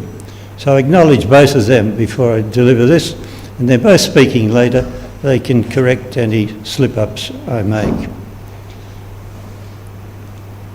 I'm going to do it all off slides.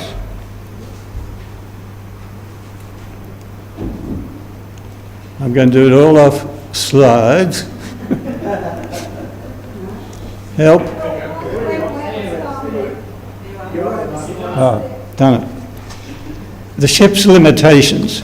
Would you please put yourself in the mind of James Cook, an experienced sailor, navigator and surveyor, in 1768, when he was ordered to take command of the ship and sail around the world in effect.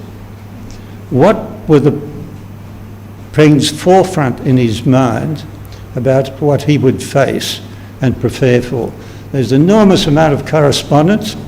The Admiralty dockyards in those days were corrupt and inefficient, and he had to convert their limited thinking to a thinking that would deal with the problems he had. So dealing first with the ship's limitations. You'll see it's got a bluff bow, meaning if there's a bit of sea against the ship butts against it, doesn't cut through it like a yacht. You'll also, it's very broad of the beam. So from a hydrological point of view, as it cuts through the water, it drags. And you will also see, or can't see, but know, it has no motor. Endeavour 2 has one, thank goodness, for safety reasons. So if there's no wind, you go nowhere.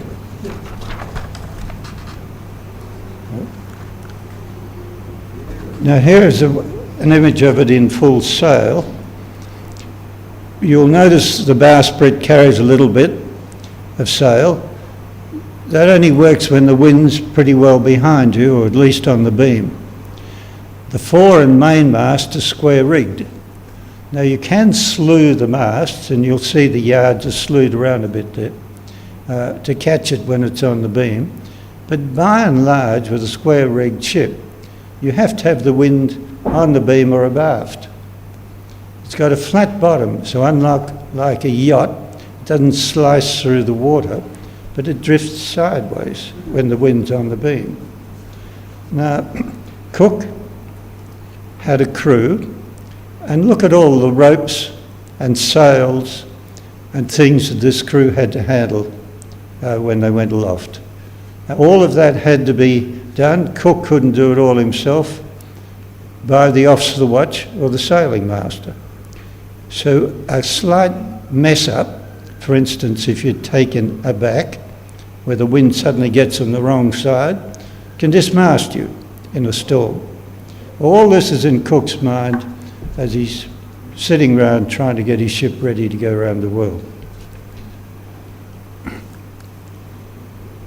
This is the crew he was given. So it shows the commander, that's James Cook, his lieutenants, and the midshipmen, some of whom were experienced sailors. Midshipmen in those days, unlike, I suppose, later when I was one and so on, either came up from before the mast, they were sailors, but they had to be reasonably well educated to pass for a lieutenant's exam, because you had to be able to navigate the ship out of sight of land, and you had to be a very good mathematician. So you've got to be reasonably intelligent. Now, I don't want to disparage the others, but that cut out a lot of the ship's company who couldn't manage the mathematics at that standard of education. So the midshipmen were important, but they were a mixed lot. Then the warrant officers, the master, who's the sailing master, the gunner, not a heavily gunned ship, had swivel guns and other things, but the gunner was important. If a gunner got it wrong, you could blow the gun up, destroy all the crew who were manning the gun and damage a ship.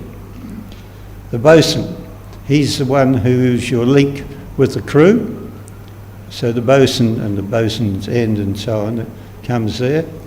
The surgeon had a much wider role than the word means now, like Phil and so on. It really was the health and safety officer as well. The carpenter was essential. Look at all that wood there that had to be dealt with. The armourer and the sailmaker, of course. Then the able seaman. That's why they were called able-bodied seamen. They were able to go aloft. Has anyone here been aloft in a ship like that? There's one, yeah. It's frightening, isn't it? Put yourself, ladies and gentlemen, aloft on the end of a yard in a gale going round Cape Horn. Lots of sailors were lost overboard, a point I'll come back afterwards. You had to be strong. A sailor was strong. One biographer has it of later an admiral who went round the world before the mast in a ship like this. When he came back, he was a late teenager, firmly shook the hand of a good friend of his and broke some bones in his hand. He was just so strong from hauling on sails and ropes in a gale aloft. So that was the able seaman. He had servants and officers and so on. You had to have people who did the other things for you. And overall, there were 95. Now, that leads me to my next point. The balance of the party was Joseph's Banks that he'd paid for. Now, Banks clearly was an exceptional young man. He's only in his 20s, but he's no sailor. They're civilians. Solander, of course, you all know about. There were the painters, the botanists, and I got 12 or 13 there from working out, looking at the numbers Cook was given and taking it to 95, but I think the actual number was about 10 with Banks' party. No doubt somebody can correct me later. But they are civilians, so they're not subject to the Naval Discipline Act or the Articles of War. So Cook, who's in charge of his ship in remote areas for 3 years, can't quite flog somebody who won't do what he says, because Banks employs them. This is very difficult in a naval ship subject to naval discipline, going around the world. Fortunately, in this voyage, two really first-class men, Banks and Cook, got on and no crisis arose. But for others, for Wallace and others, they did. And the Beagle, they had problems between the civilians and the naval commander. Turning now to some of the navigational issues. This is a map I found online of the known world in 1770. Now that's known later with all the knowledge, but one single Royal Naval ship's captain would have been given all that the Royal Navy had. But of course the French Navy and the Spanish Navy and the Portuguese aren't going to share it with the Brits. So we don't know exactly how much he knew about the world. But even if you look at it, I'd like to draw attention between a map, that's a map, and a chart. If you're the commander of a ship, you want a chart. Sure, they both show the shoreline, but you want to know the fall-off, the depth of water, the currents, the winds, the profile of the land, looking at it so you know where you are. None of that is in a map. And there were no charts sufficiently accurate for many of the places Cook was going. So it was a difficult thing for Cook. Can I talk to some of the problems in 1768 of navigation? A navigator of his time could work out the latitude, that is, north and south of the equator. And it was using this instrument, the sextant, or sometimes an octant, but I'll come back to that in a minute. Now, the latitude in theory is easy. If you're on the equator there and the sun is immediately overhead at noon, you can do a calculation, 90 degrees, I'm on the equator. If you're, say, on the Tropic of Capricorn, you could do a calculation allowing for errors in your sextant, your height of eye and other things, and say it's 45 degrees, I'm at a latitude of 45. Now that's the theory, and you can do that, and they could do that fairly well. In fact, the Hawaiian Islanders, as others, had coconuts cut to a particular angle, and they would find an island and their migrations by following a star a height above the horizon at a particular time of the year. Of course, if they overshot the island, they had a problem. But so they weren't, the British and the Western Europe wasn't the only one who knew about latitude. But when it came to longitude, there was the problem. There was no chronometer with Cook's first voyage. He started on the second and the third with Harrison's and so on. But how did you tell whereabouts around the world you were? Because that's terribly important. Because with the wind behind you, you didn't want to bump into something if you're going faster than you otherwise thought. There was lunar distancing, which is a very complicated set of calculations between heavenly bodies, and John Perns touched on that sort of thing slightly, whereby provided you're on a stable platform, meaning you had to be ashore really, you could do it overnight and calculate where you were. For instance, I spent a year on a survey ship. I wasn't trained as a top naval surveyor, but from time to time our captain went ashore with his helpers, stayed up all night measuring the stars to see if the longitude where he took that equated with what was on our chart that we were surveying. Now that could be done. If you're a rolling ship at sea, you couldn't do it. So that was the difficulty that they all faced at that time. They then, and now if you can't navigate, quite often a submerged submarine has to do it. It's called dead reckoning. Nothing difficult about the theory. You know where you started, you know your speed and your course, so an hour later we should be here. A few problems with that, one of which it doesn't tell you what ocean currents are moving as you do your dead reckoning, and it doesn't tell you what errors there are built into your course and speed. Now, modern navigators use GPS and things like that. But even without GPS, we've got a gyro, which is very accurate, and we've got very good speedos pushing against the water, which calculates your speed, a bit like calculating wind or something. So they're accurate. What did Cook have? Well, let's look at them. He had his sextant. If you look at the telescope there and raise it, didn't it go? Oh, thank you. Look at the telescope. This is on his third voyage. Put it to your eye. Imagine putting one to the eye, and you will look ahead. You're looking into a split mirror. So one part of your vision goes through to the horizon, and the other part is on the mirror attached to the arm. So if you move that arm around until the sun or the moon or the star just touches the horizon, and look at the end of the brass arm there, you'll find out what the angle was. Now, I've left out all the corrections, of course, but that's how you can tell that. So that's a good start.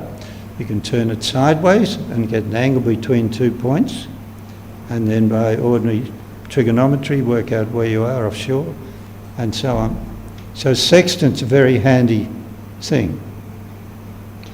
You do need to take account of the errors, which is important, but we won't go there today. Now, I mentioned dead reckoning. So this was a sort of ship's log. Basically, they had an hourglass, sand glass running with a set time.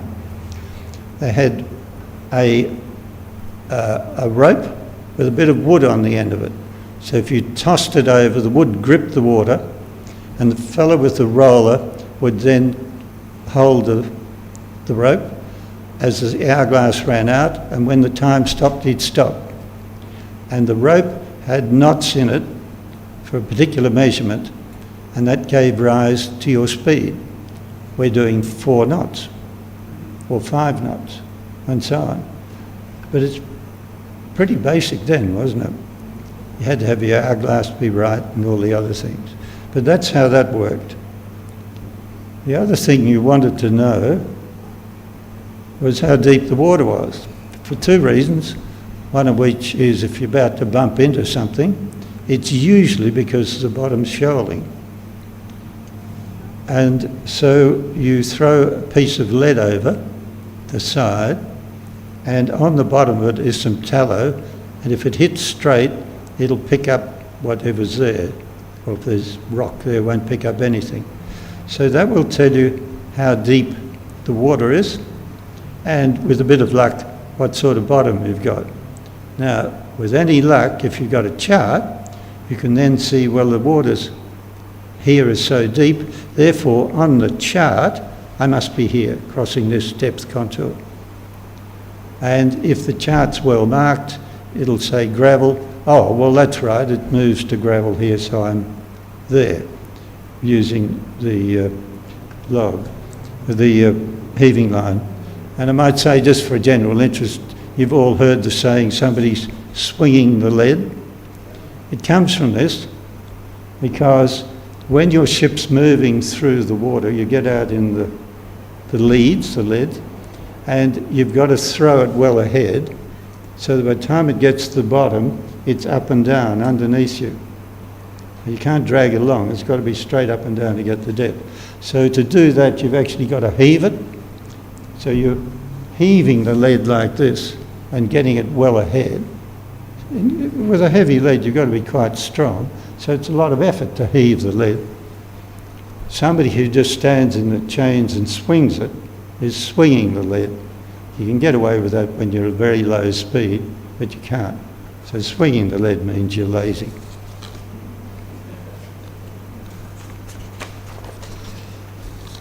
The next point, facing the commander in those days.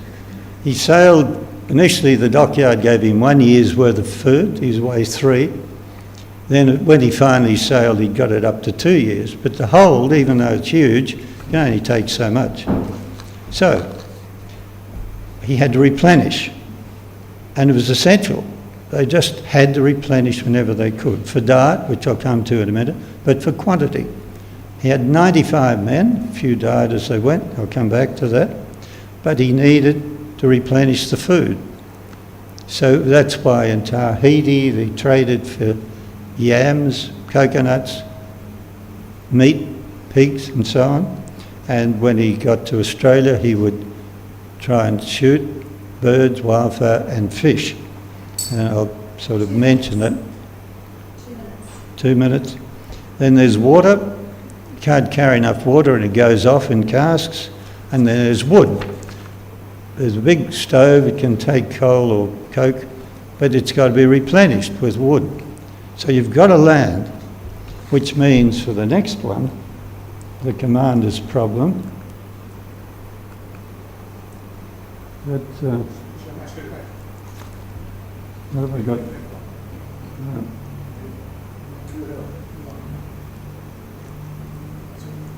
Landing on hostile shores. I've just taken 3 examples. The first 2 are in New Zealand. First example is he's been told not to kill anyone if he can, but the Maoris are hostile. They're fighting each other all the time, and they fight him and he kills some. Then further on, Tupea, the boy, the child there, young boy, who's a servant, he gets kidnapped, so they had to fire on the canoe to get him back, and they did. Then he comes to landing in Botany Bay. Now, a lot of people talked about this topic, but if you read his log, you'll find as they came in, he was opposed. And others ran away when they fired in the air, but 2 stayed, and they threw darts and stones, and he fired at them, injured them. And then the tragedy is, when you read the log closely, there's a hut there with children in it, 5 children. These 2 warriors are defending their home. It's just tragic. But what could he do? He didn't know the protocol. He had to land to get food and water and all that sort of thing. And then in Cooktown, it was only averted in Cooktown when the turtles they caught every day, and the indigenous people owned the turtles. They're their turtles. And they took 2 of them, Cook stopped them and threatened them, and both sides armed, and the indigenous people set fire to the grass and they destroyed the tent. An elder saved the day. So all this was in his mind. Now, could I just finish up by coming to the navigational side of it? How would you like to be sailing in the Endeavour? No charts in those days, and you're trying to navigate your way up through the reef. Ladies and gentlemen, I leave that thought with you, and that's what Cook had to do. Thank you very much.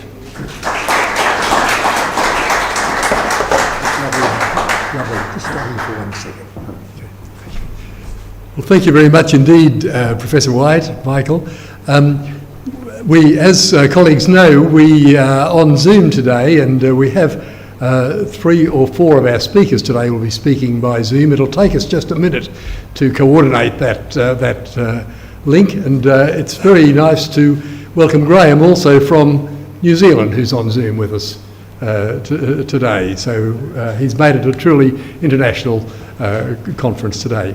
We have a minute just or so. Would anybody like to ask Professor White any questions while we're waiting? As is our custom, would you just introduce yourself to the room? Stephen Sheep, by the way. Michael, that last image of the coast, was that Kent? Was that, what image is that of? The question was, that last image I showed, was it the Cairns area? I thought initially it was, because I was familiar with that area, but looking more closely I thought not. I got it from a Google search and I'm not sure that it was at Cairns. Thank you. Anybody else like to make any points? Or one's heart goes out, Michael, to those members of the crew with the challenges that you've described. Well, if I may make the point, yes. After Batavia, 40 of 95 men had died. So if one looks at it from a modern workplace health and safety issue, that's appalling. 40 out of 95 died.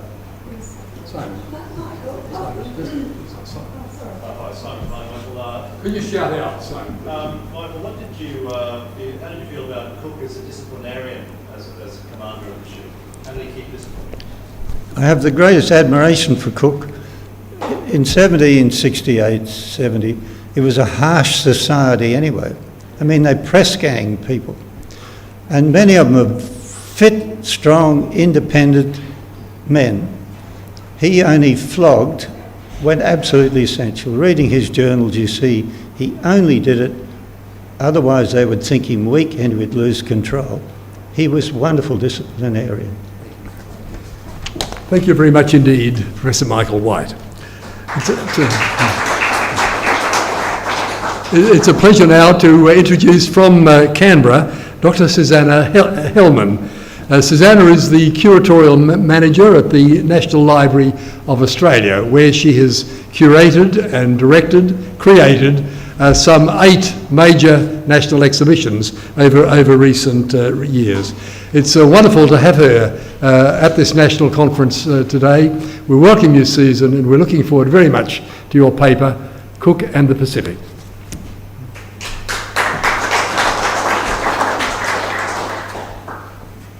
Hello, thank you very much, Professor Pern, and thank you to the Royal Historical Society of Queensland for inviting me to speak today. I'm speaking to you from Ngunnawal Ngambri country, and I pay my respects to their elders, past and present. Much has happened since the idea of this conference first came up, so I've come back to my paper several times, on each occasion with something new to think about. In 2018, 250 years after the Endeavour sailed from Plymouth, the National Library of Australia opened an exhibition called Cook and the Pacific. It ran between the 22nd of September 2018 and the 10th of February 2019. I project managed and curated the exhibition with the library's maps curator, Dr. Martin Lewis, and assistant curator, Holly Gill. Despite a long collecting interest in Cook's voyages, this was the library's first major international exhibition about them. Built around the library's collections, the exhibition brought together Cook material from Australia, New Zealand, and the United Kingdom and Hawaii. My paper today overviews and reflects on the rationale, structure, and themes of that exhibition.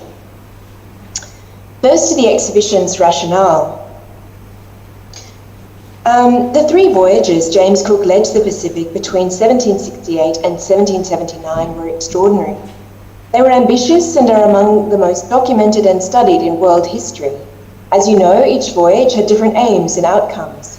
On the first, the Endeavour voyage observed the transit of Venus to Tahiti, completed the European map of New Zealand, and mapped the east coast of Australia. On the second, Cook proved that there was no Great Southern Land. On the third, he attempted to find the Northwest Passage from the Pacific to the Atlantic. This was the first European ships to reach Hawaii where he and others were killed on Valentine's Day, 1779. Over these 3 voyages for the Royal Navy, Cook's converted Whitby colliers, the Endeavour, Adventure, Resolution and Discovery, made landfall in countless places.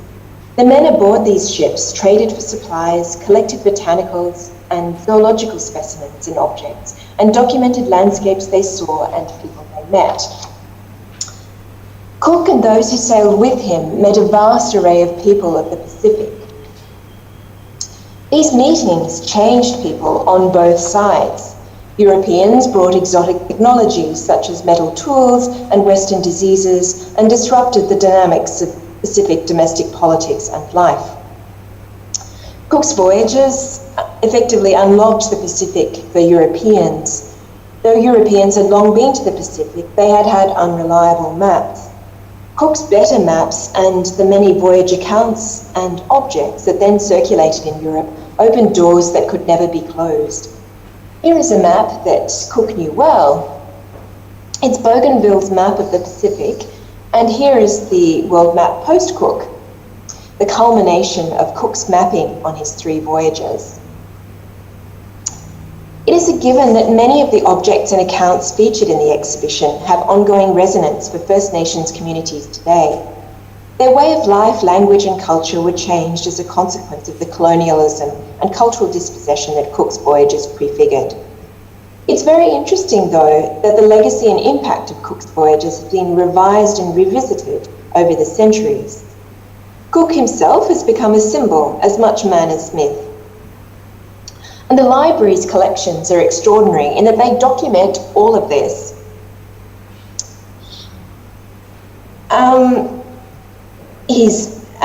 So Cook and the Pacific explored Cook's 3 Pacific voyages as meetings of peoples and their knowledge systems, of places experienced, cultures shared and exchanges made.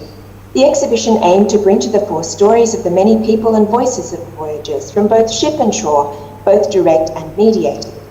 It did this through exploring records of relationships and conversations between people, of friendships, misunderstandings and instances of violence. While most of the exhibition was arranged by place, there was a significant prelude and a coda which enveloped this geographical core. Members of the local Ngunnawal and Ngambri communities gave virtual welcomes to country. People from Pacific communities greeted visitors in diverse ways. The front wall of the exhibition was hung salon style, as you can see on the bottom image. Images of Cook and Cook-like figures asked the question, who is Cook? The idea was to explore how people have responded to Cook's image over the last 250 years. From that to this, references to Cook's humble beginnings in Yorkshire and the Whitby coal trade, his experience in the Royal Navy in North America, led to the next section about European and Pacific navigation traditions. We explored the map of Polynesian navigated to Paya and images of Pacific watercraft alongside European lunar distance and instrument navigation. Nearby was a scale model of the Endeavour lent by the Australian National Maritime Museum and original Endeavour ship plans dating from 1768 from Royal Museums, Greenwich.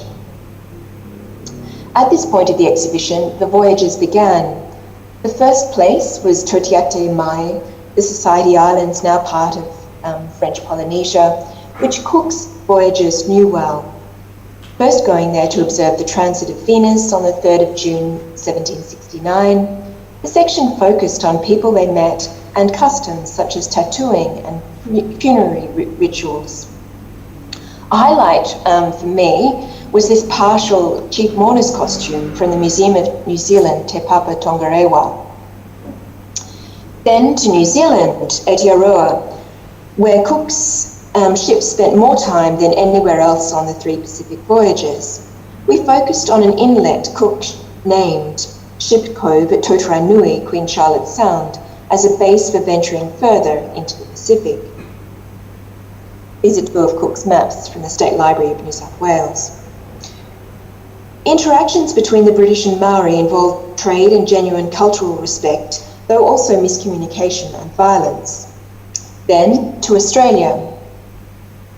As we know, Cook's ships visited Eastern Australia on all 3 Pacific voyages. That is, if you count Tasmania as part of that. The most substantial being the Endeavour's passage northwards between, in 1770. The local people managed the land in ways mostly unseen by Europeans. Interactions at Wallumbulbiri, Endeavour River. Here a map from 1770. Oh, sorry, I removed that. Where the voyage remained for 48 days, repairing the ship, were most sustained. We'll be coming back to that in a minute. We also had this amazing image by Tupaya, which was only recognised as being Tupaya's in the 1990s, sorry. We wanted to emphasise, oh, here we go, sorry, the image of Endeavour River. We wanted to emphasise that Cook's voyages reached both the very south of the Pacific and the very north. These visits and brief Visits to islands around the equator, such as Tonga, New Caledonia, Tanna, and Easter Island, were explored in the exhibition largely through the extraordinary portraits of islanders that we hold. They're by William Hodges, who is the artist on the second voyage. And here in this slide, I've actually included 2 from Tahiti that were actually in the earlier section. But it really gives you, I suppose, a sense of the richness of our collection. And we're so lucky to have these portraits. We have more, but we actually had 10 in the exhibition. On the third voyage, they visited Nootka Sound on Vancouver Island and Kamchatka in Siberia, as we've heard earlier. The final geographical section was about Hawaii, where Cook was killed in Kealakekua Bay in 1779. This is George Carter's large oil painting of the scene and the swordfish dagger reputedly used to kill him. The last parts of the exhibition looked at responses to Cook in the years since his death. They examined how Cook's voyages were written up, reflected upon, and responded to. The question of how perceptions of Cook have evolved since the 1770s continues to inspire artists and fuel debate. And here are just a few images from the show.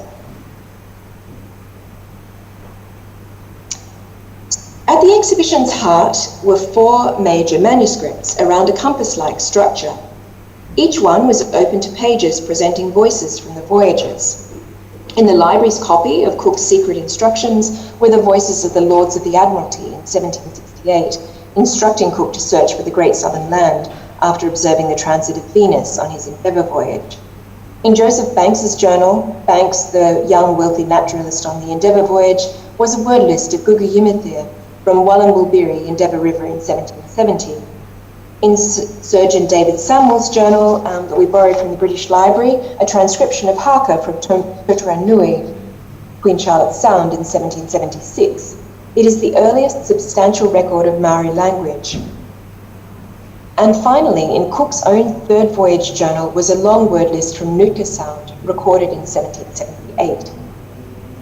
The library reached out to all the First Nations communities from places featured in the exhibition. We made some great friends, and that I'm still in touch with today.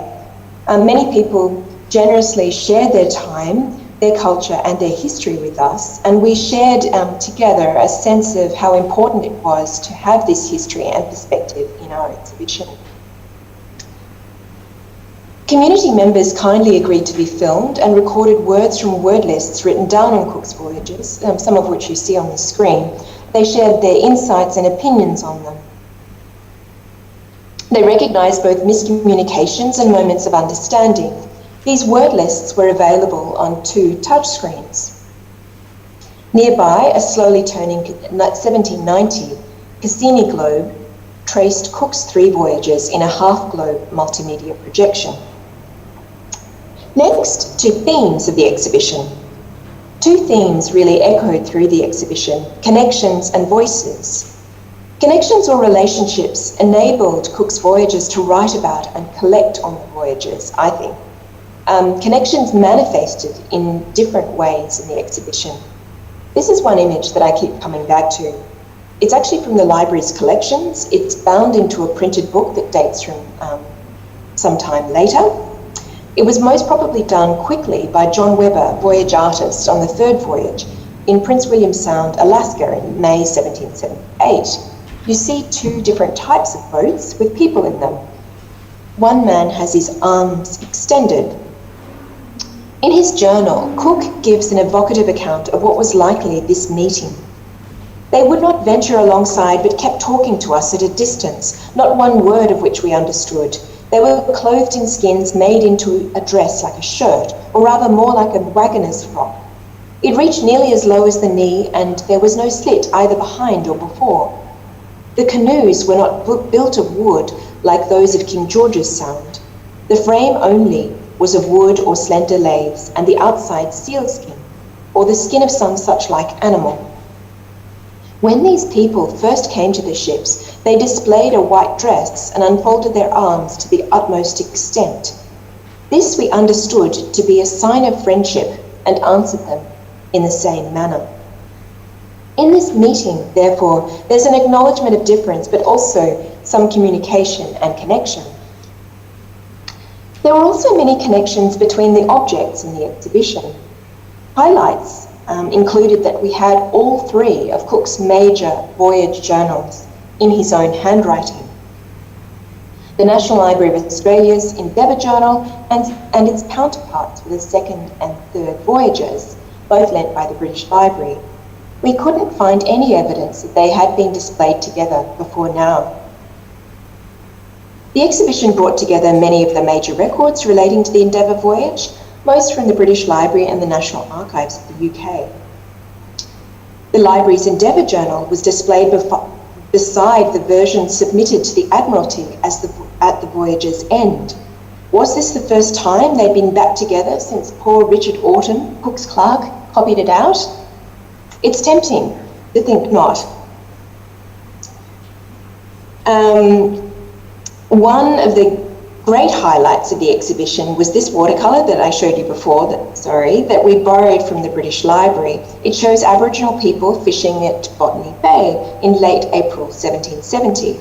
In the 90s, it was recognised as the work of Tupaia, the Polynesian high priest and navigator who joined the voyage in 1769 in the Society Islands and travelled to New Zealand and up the east coast of Australia on the Endeavour. It was really amazing to have this in our exhibition, a depiction of First Nations peoples by a First Nations person. We paid tribute to the over 30,000 botanical specimens collected on the Endeavour voyage by Joseph Banks and Solander. With this, over 1,400 of specimens were actually unknown to Europeans. We had two specimens from the Royal Botanical Gardens in Sydney, and they joined a pencil drawing, a watercolour and a copper plate of a Grevillea terradifolia from the Natural History Museum in London. This is a Grevillea growing in the Botanical Gardens in Cooktown in June 2018. That was really quite thrilling to be able to follow this one plant through those different sequences. Then there were connections between people and place. We borrowed these coastal profiles from the British Library. We see at the top Pigeon House. To the Murrumarang and surrounding peoples of Ulladulla, this is known as Didthor. We went down to Ulladulla and they showed us Didthor. They see it as a mother's breast. Then we walked back the way we came and we saw this beach. In Richard Pickersgill's journal are numerous records of seeing smokes as they were going up the shore. Our friends showed us the places where the smoke would have been coming from. That was really quite an amazing moment for us. The last is this map of Endeavour River, known as Wallumbulberry by the local Gugu people. This is what Alberta Hornsby shared with us about the 48 days the men of the Endeavour spent here after striking the Great Barrier Reef. On the screens are words written by her about the significance of these interactions. I mentioned earlier that there was a dispute about green turtles. The men of the Endeavour took more than they needed. After some retaliation on both sides, an old Gugu man came forward in a gesture of reconciliation. Banks wrote in his journal, "The little old man now came forward to us carrying a lance without a point. He then spoke to the others." And this is where it happened, in Cooktown. They call this place Reconciliation Rocks. Now to voices, the last section of what I'd like to talk about today. The exhibition held many voices and not just the audio and video recordings. There were voices in the responses First Nations communities had to the objects in the exhibition. These statements are all still online. Voices were also in the cultural objects, portraits, letters and journals on display in the exhibition. Their perspectives were as diverse as people are and continue to be. I mentioned earlier about our touchscreen application, and that was certainly one of the most rewarding and satisfying things for me to work on in the exhibition.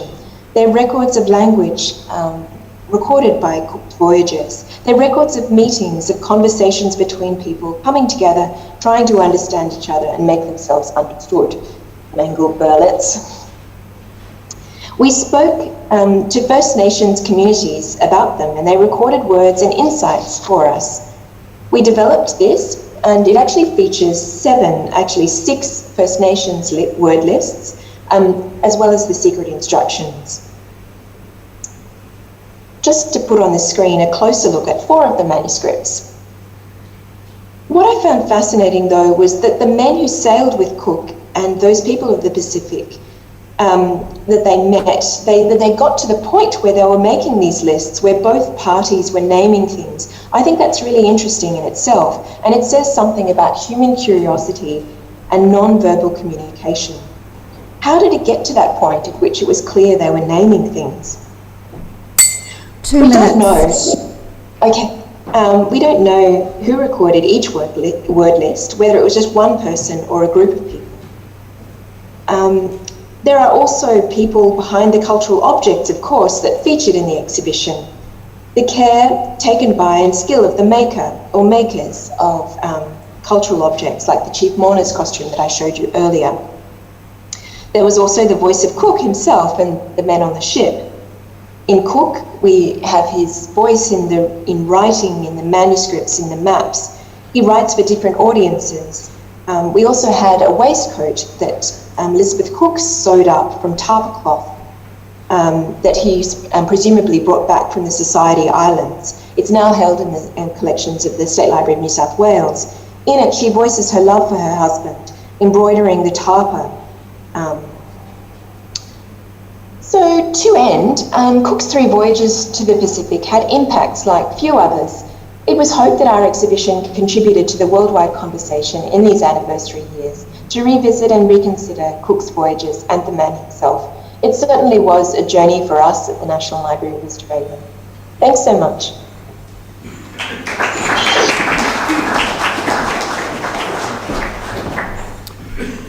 Thank you very much indeed, Dr. Susanna Hellman.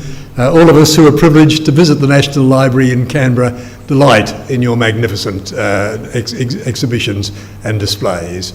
We won't be able to speak directly to you because we're now having to coordinate with another speaker on Zoom at this point of time. But while we're doing that, I was just wondering if anybody would like to make any points. And I just wondered, Simon Farley, would you like to make any points there as similarly a very senior scholar and librarian? Yes. Susanna is still on the line? Oh no. Oh, just to say that I really greatly enjoyed that exhibition, which I went to in January last year. Oh, you went to it too, yeah. And it was just remarkable to see those things all brought together, and the power again of collections to tell the stories through the collections. So, yeah, thank you, John.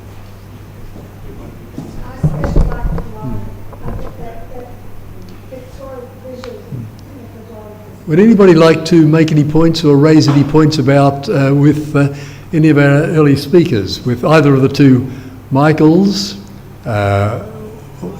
Yes. I just asked about that, and they said unfortunately it's because of the Zoom. They can't make that any clearer because the mic is really clear, but they couldn't get it any clearer with the Zoom because it depends on the other person's computer or the way they're presenting as well, not just us.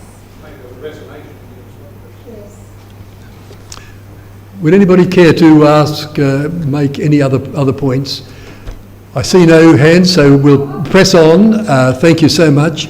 And it's a pleasure now to introduce Mr. Richard Ferguson, who's a Fellow of the Royal Geographic Society.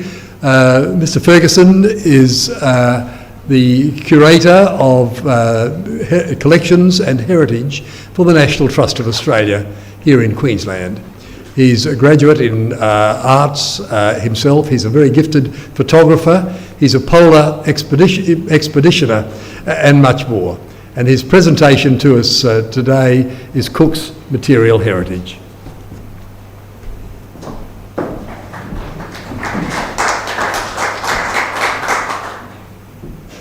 Thank you very can everybody hear me there, John?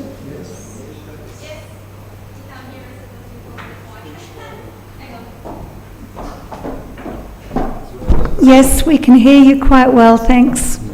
So Could you speak slowly, Richard, and as loud as you could, please? We're very marginal here, but most of us are hearing what you say. If you would speak as loudly as humanly possible. That's fine. Thank you very much, John, for your kind introduction and the invitation to be part of this gathering today, however remotely. Sophie and I did a practice.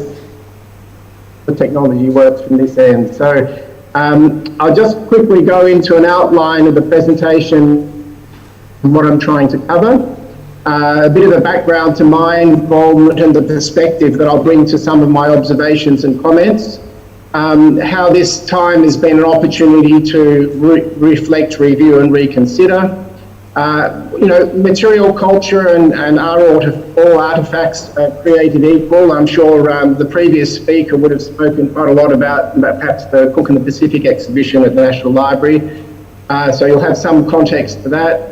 What's the legacy of Cook's material culture? And then also looking at how the Cook 250 program and the lay of the land relating to opportunities in and around that.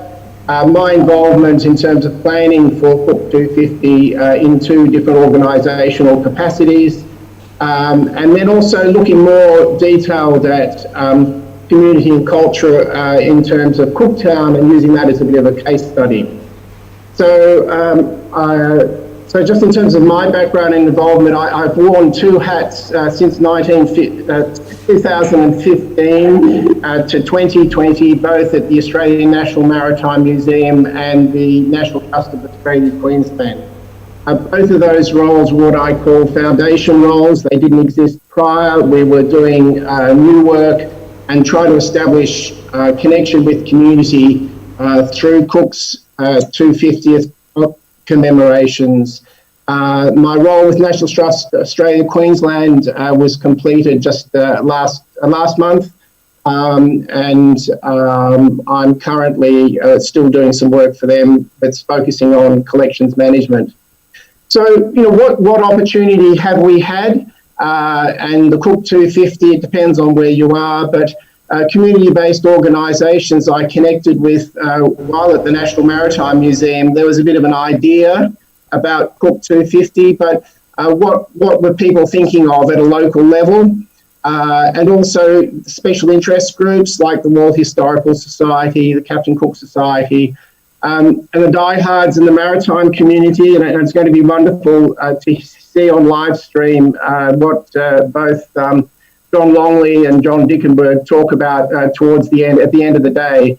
But that's a very passionate area of engagement.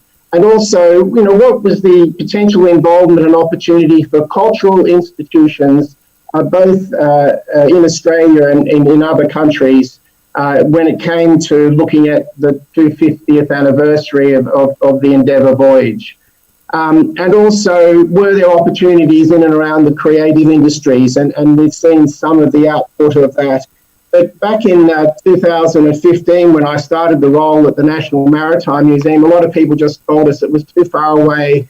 They couldn't think of it. There's going to be another government before then. And it was all a little bit too difficult to try to conceptualise what might have been able to be committed to. So if we look about and talk about material cultural heritage, it's a bit of a vexed topic in a way. And what I decided to do for this presentation was bring to the table my perspective as a heritage professional and expeditioner and curator, and also someone that's worked internationally because the narrative in and around Cook is international. And in that slide you can see there, you've got on the top right is the Royal Observatory at Greenwich. You've got the National Maritime Museum on the left, and also the Royal Naval College with the Queen's House in the middle, 1640 designed Queen's House. These are keepers of many stories and many objects, but also they're part of the infrastructure that gave rise to the scientific line of inquiry. And Cook's expedition, as we all know, was to observe the transit of Venus, and I know John had given a paper about that earlier today. But these places also have a contemporary role in the material culture. For example, National Maritime Museum now holds these images by George Stubbs, the kangaroo on the left and the dingo on the right. I don't think I need to point those out. Interestingly, painted by Stubbs in 1772 on commission by Joseph Banks. From a material cultural point of view, it's interesting that these items had been in private hands until 2012, when they were offered for sale, and they were actually nominally purchased by an overseas buyer, but there was an export ban put on them by the British government, and after raising £4.5 million in 2013, the National Maritime Museum was able to acquire these iconic images. And it's interesting because of their status, but in terms of if you're a scientist, I don't think you would feel that there was an accurate rendition, because Stubbs was relying on the taxidermy pelts of these specimens that had been brought back by the scientific team on board Endeavour. And so when we think about material culture, is some things may seem the same, but they may be fundamentally very different. And I've used an example of which I think are perhaps the two most important pieces of equipment in many ways in the Cook narrative, and the whole issue of trying to establish longitude. Both of these objects link directly to Cook, although not the Endeavour voyage. On the left, you've got Harrison's H4, which is the last or the final piece of his quest to have an accurate seagoing timepiece. And if anybody's been fortunate enough to visit the National Maritime Museum and the Royal Observatory, you can go in there, and usually on display, you've got his 3 previous attempts and then H4. The 3 previous attempts are completely different in design, and H4 was the aha moment for him in a way, which then translated, once that had been designed and completed in 1759, it was taken on sea trials to Jamaica and Barbados, initially in 1761, and then several other trials, and then it was agreed that it was an accurate timepiece, and then it became the prototype for a commercially replicable piece, which is K1, which was taken with Cook on his second voyage. And this timepiece was only retired in 1802. It had links to Australia, Flinders and Bligh. So if only those clocks could talk, as a material culture, they give us a direct connection with the aspirations in terms of building scientific knowledge and capability and measurement of longitude. But really the powerful things, I think, from a curatorial and a voyage point of view, are the original objects that permeated as a result of the extremely diligent efforts of staff and crew on Endeavour. So on the top left there's a lovely rendition done at the time of Werrumbar or Endeavour River, which is now Cooktown, and that is a whole other narrative that I'll expand on a little bit later. In the middle here, you've got some plant specimens, and the impact on scientific collecting was huge. Over 3,000 plant specimens, many of which had never been seen by Northern Europeans. And these became what we refer to as type specimens. So they don't look very kind of exciting. They're brown and pressed flat, and they're not exotic, but they form the basis for the expansion of the Linnaean classification system with Solander and his work with Banks that went on for many years post Cook's voyages. Bringing European structures and language into First Nations peoples was always going to be a challenge and fraught, but the codification of language from just an oral history, oral narrative, to actually trying to write down First Nations words became very, very important. It was part of trying to understand the people that they were seeing for the first time. And certainly in Cooktown, the recording of, for the first time, of Gungaroo is part of the Cooktown narrative, and the word lists that were developed over these voyages over many years have become foundation documents for language that had not ever been heard before, but it was brought back to Europe and tried to be understood to some extent.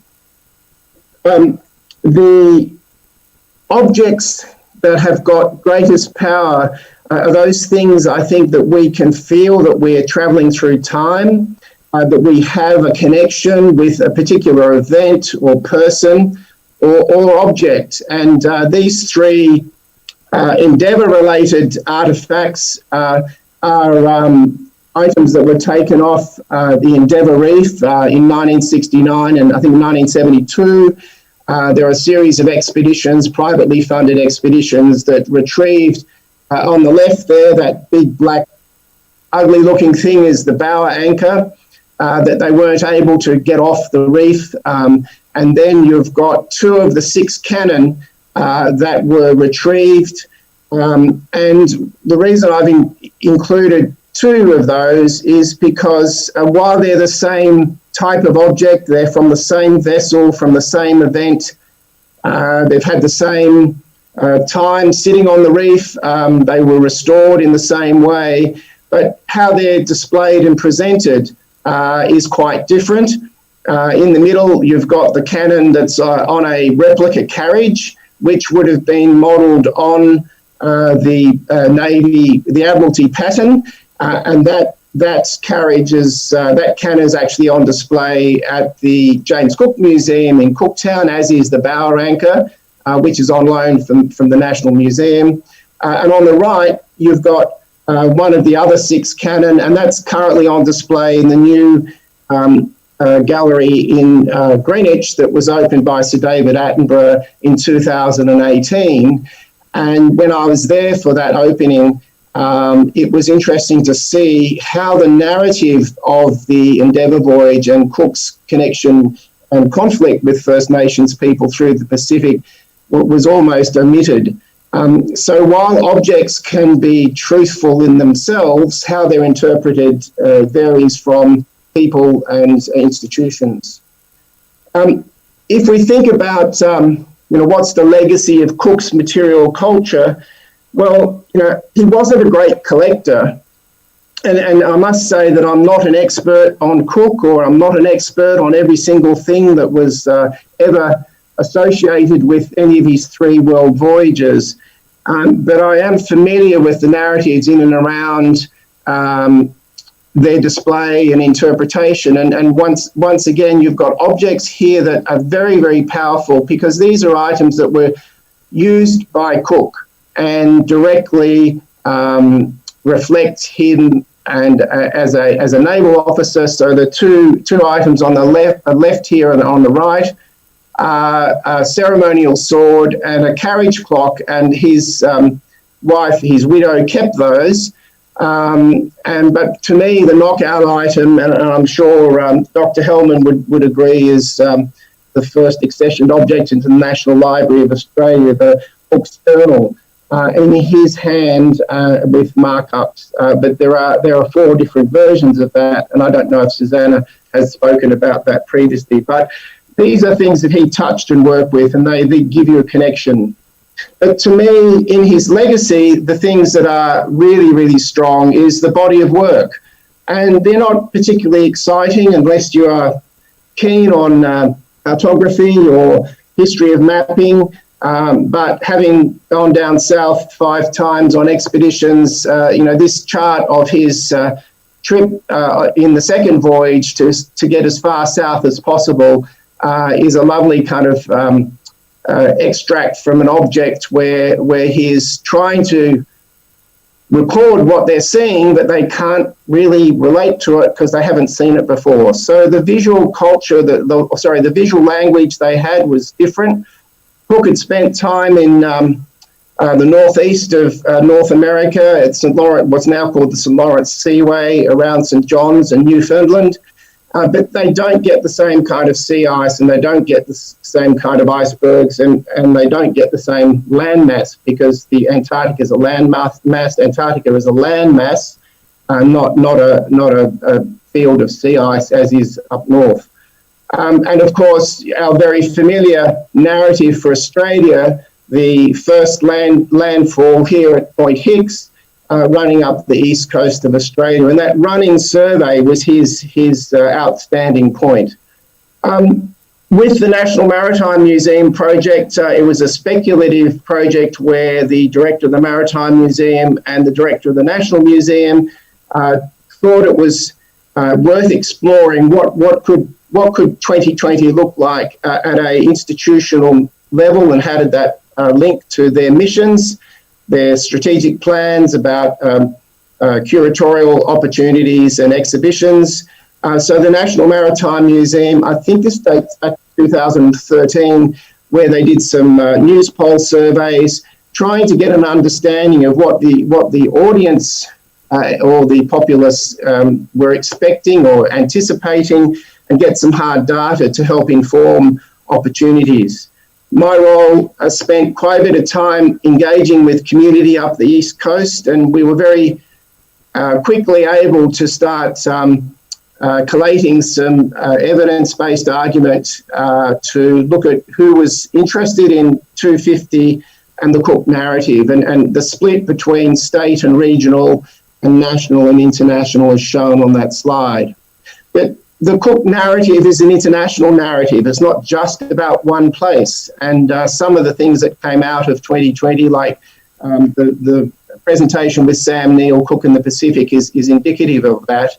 And so even when we were planning or speculating in 2015 and 16, there was some pressure to take the Endeavour replica to England and recreate the voyage. But however, that to me wasn't going to be achievable based on what John Dickenberg and I worked on.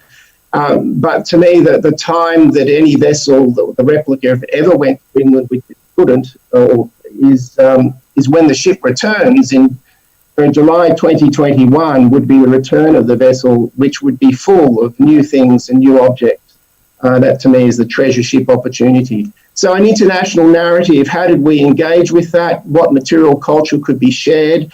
And certainly I know the project with that Susanna worked on and Guy Hansen, who I invited to the project steering group in 2015, was used international collection objects. So a very diverse perspective and a very diverse range of people and institutions. Voyaging was always going to be part of that narrative, and the Endeavour story I know John and John will speak about later in the conference.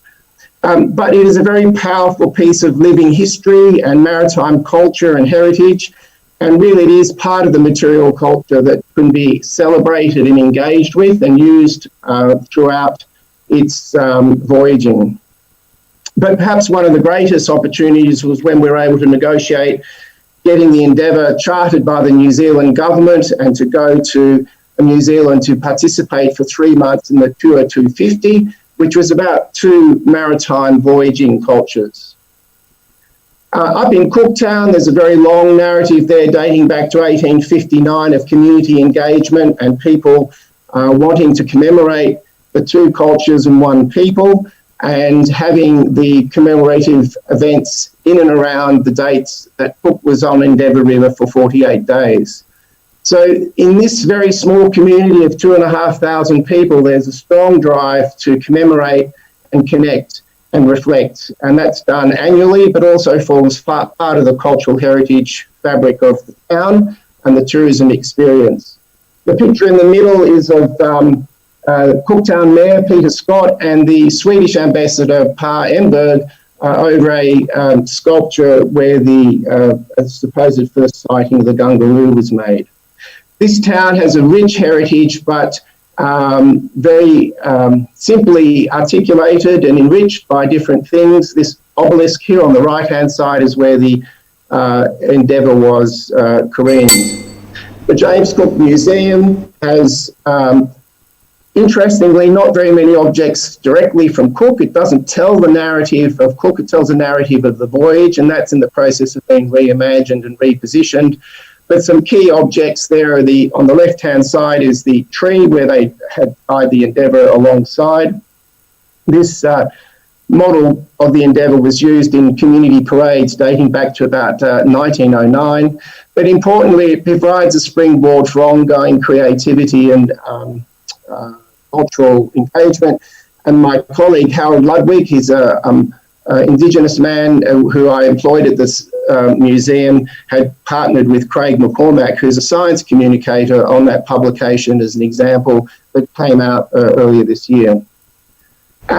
It goes on, it doesn't stop. So the Cooktown community, while they weren't able to have their commemorations in 2020, they are doing their Discovery Festival as part of Cooktown Expo. So if you want to have an interesting and immersive experience, Cooktown is an interesting place to go to in June next year.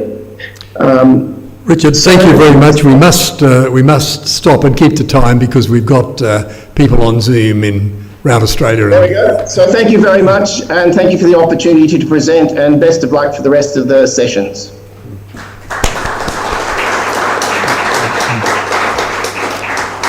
Thank you very much indeed, Richard. We'll remember your presentation very much when we visit Cook Museums in the future. Thank you so much.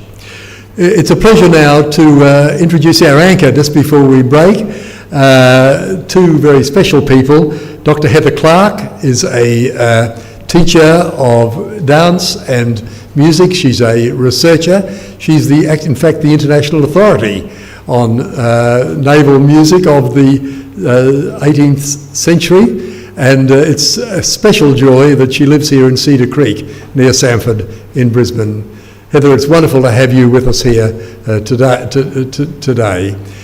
We have enjoyed your international publications and your CD, which we know there are some copies of for sale upstairs. But we also have with us today Abel Seaman Clark, who was the fiddler on the Endeavour, and today, however, we have somebody masquerading as him, Roland Clark, who's a physicist, also here in Brisbane. So we look forward very much to this anchor presentation of the musical heritage of Cook.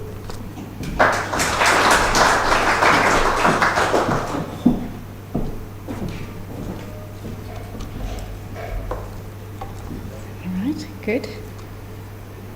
Check my clicker. Good. In 1770, as James Cook sailed along the east coast of New Holland, he named locations on his chart for the people he knew or people who'd influenced his life.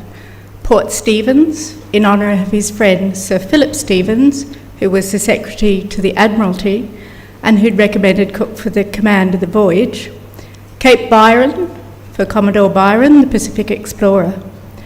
On the 16th of May, when he came to a wide open bay, he named it in honour of the President of the Royal Society. I'm holding it the wrong way. There we are.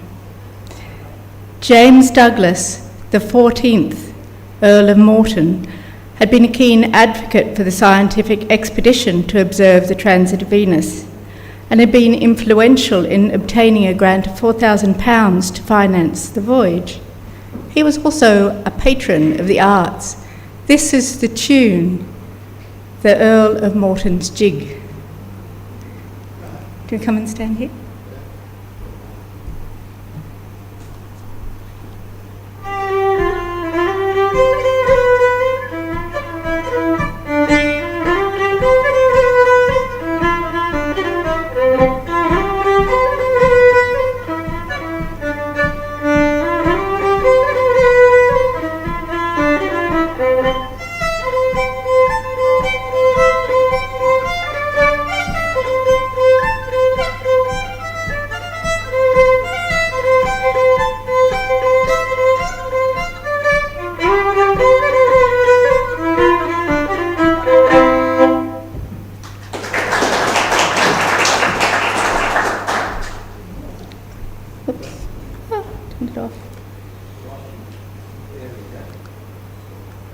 There we go.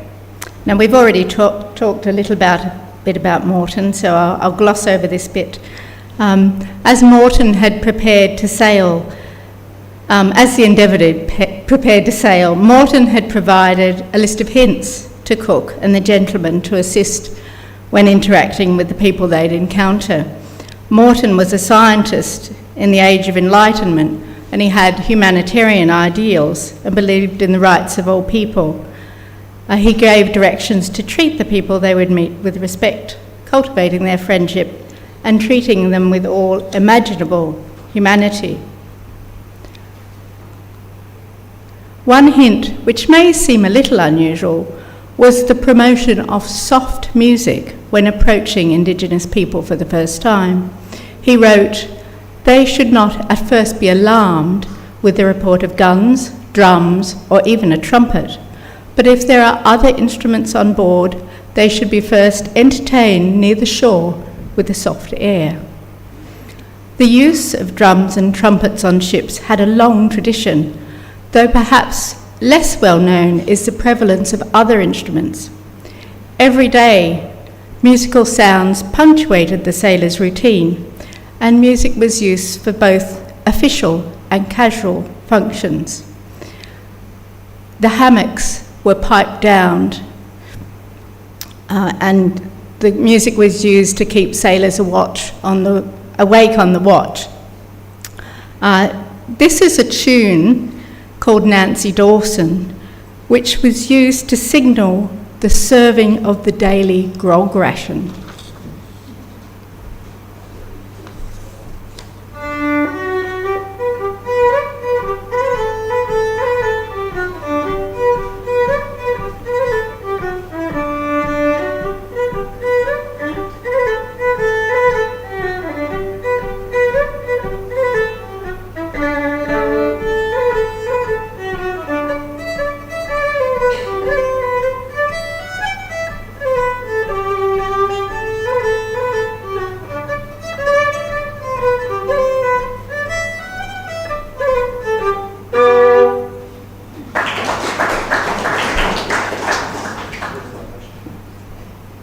Morton was no doubt aware that many ships had musicians.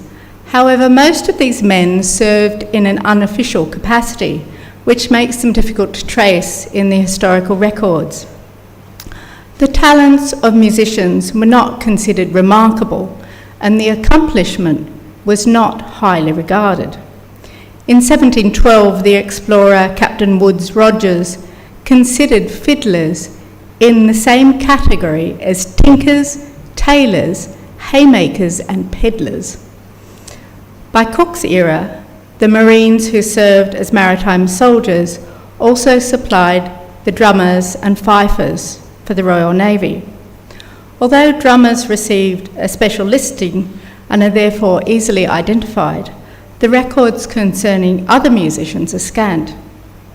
On board the Endeavour, the only musician listed was the Marine Thomas Rossiter. He was a drummer, and it is assumed he was also a fiddler. It is likely that there were a number of other players in the ship's company, not just amongst the seamen. Playing music as a pastime was as common for officers as it was for the seamen, and it was not unusual for those in the higher ranks to have some degree of musical accomplishment. Stringed instruments such as violins, violas, basses and cellos were popular choices for officers.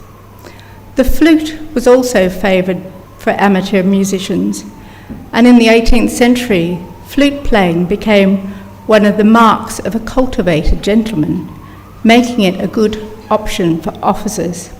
So you'll notice in this picture there's a fellow playing a flute. Next to him there's a man playing a fiddle in a rather unusual pose. And in this very corner it looks like there's two men. One I think is playing the oboe. I'm not sure what the other's playing. He might be just smoking a pipe, but I think he's playing an oboe or something like that as well. At all levels, the playing of music was considered as sufficiently commonplace as to escape comment, so intangible heritage. On Cook's second and third voyages, although only 2 or 3 musicians are named, it's apparent that considerably more are present, enough to form a substantial band. The experience gained by early Pacific explorers may have informed Morton's list of hints. The writings of Ferdinand Magellan, Abel Tasman, William Dampier, and John Byron all attest to the usefulness of music and dance when approaching and interacting with local people. There's a fiddler in this picture. He's a little hard to spot. He's just here. And he's playing, that's actually in Madagascar, very early voyage.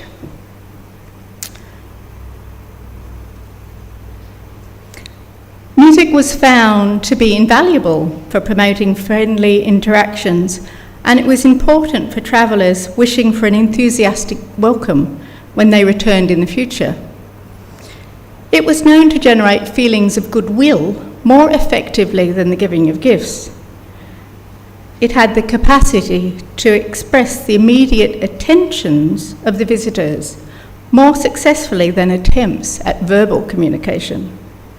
Occasionally it proved unsuccessful when the local people were unmoved by the music, though generally the strategy of employing musicians as cultural ambassadors was highly effective.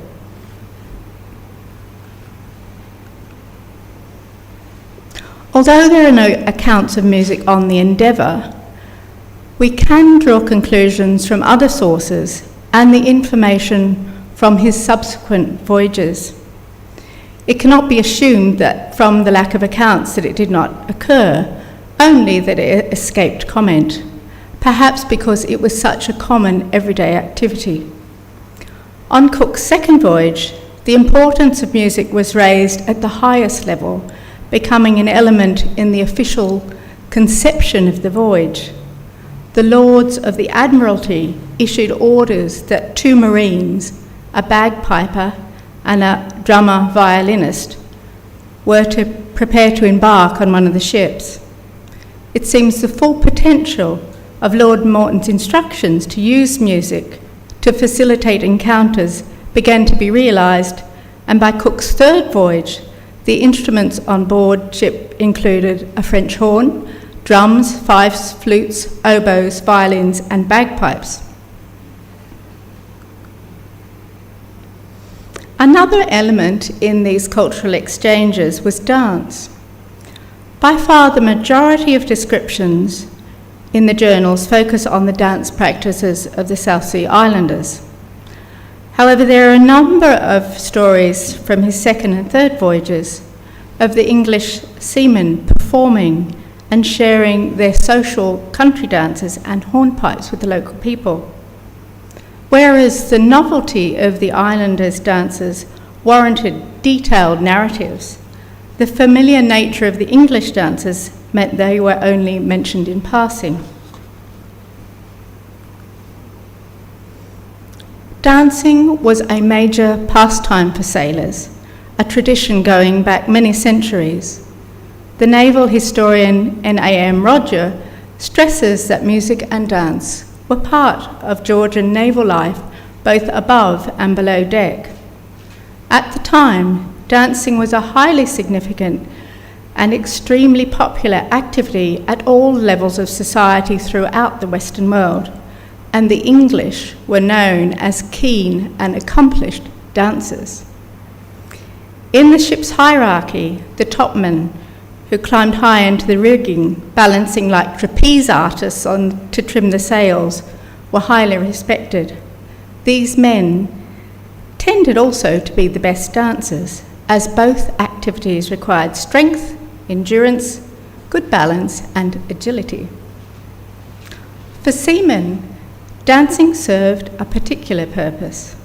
On long voyages, sheer boredom of shipboard life was acknowledged as a primary cause of inefficiency, hostility, and even outright mutiny.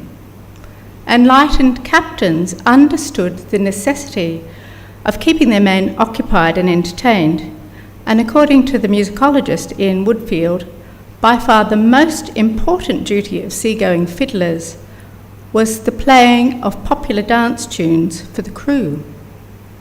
Dancing was known as an antidote to the tedium of life at sea and was encouraged for physical exercise and to lift morale.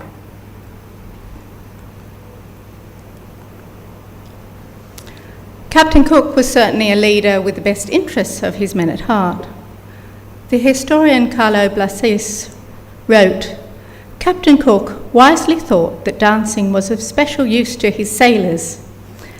This famous navigator, wishing to counteract disease on board his vessels as much as possible, took particular care in calm water to make his sailors and marines dance to the sound of a violin, and it was to this practice that he mainly ascribed the sound health which his crew enjoyed during voyages of several years' continuance." Obviously, there are a few other factors other than dancing that accounted for the good health of his crew, but Blasé was a dance historian, I should hasten to add, so he's obviously stressed that. But at the time, it was understood that dancing was a very healthy activity with physical and psychological benefits, and this is something that's verified today by a large body of scientific evidence. Another way in which Cook's shipboard culture and the interactions with the people in the Pacific was celebrated was in the theatre. In an age before people could access radio, television or film, the theatre played a significant role in allowing audiences a glimpse of a different world. Theatres became important and extremely popular places for socialising and learning the latest news. In Britain and throughout Europe, news of Cook's travels and discoveries captured the imagination.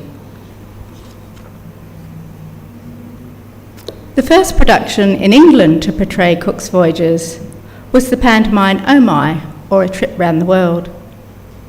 The story of the South Sea islander Oh My, who came to visit England, was a blend of fact and fiction.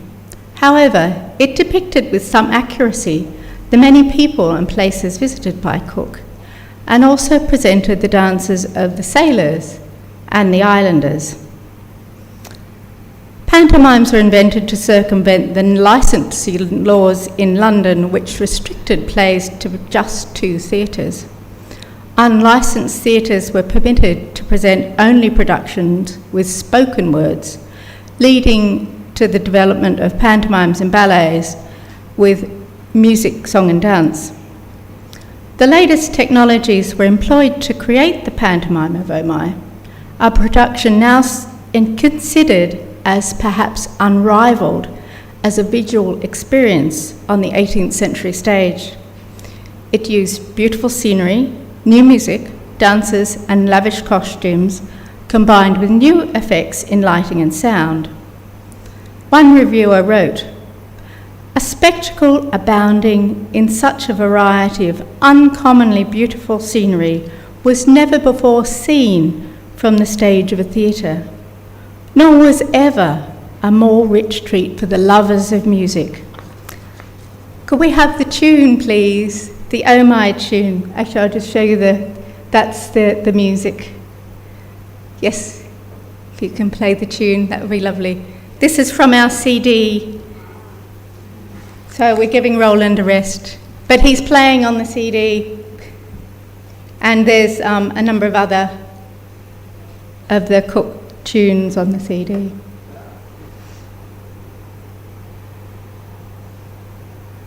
It's coming. It's a lovely tune, very distinctive.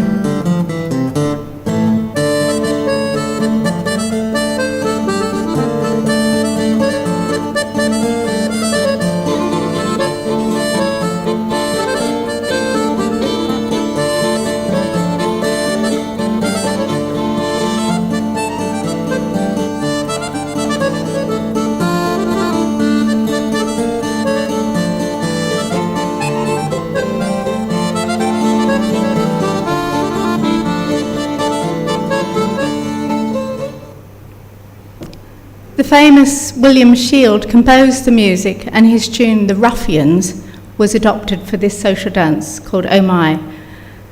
At the time, country dances were not complicated, but were devised to be danced with ease by a society familiar with the standard movements. The tune Oh My has a very distinctive driving tune with a relatively simple choreography. 3 years later, the first production of the grand serious pantomimic ballet called The Death of Captain Cook was staged.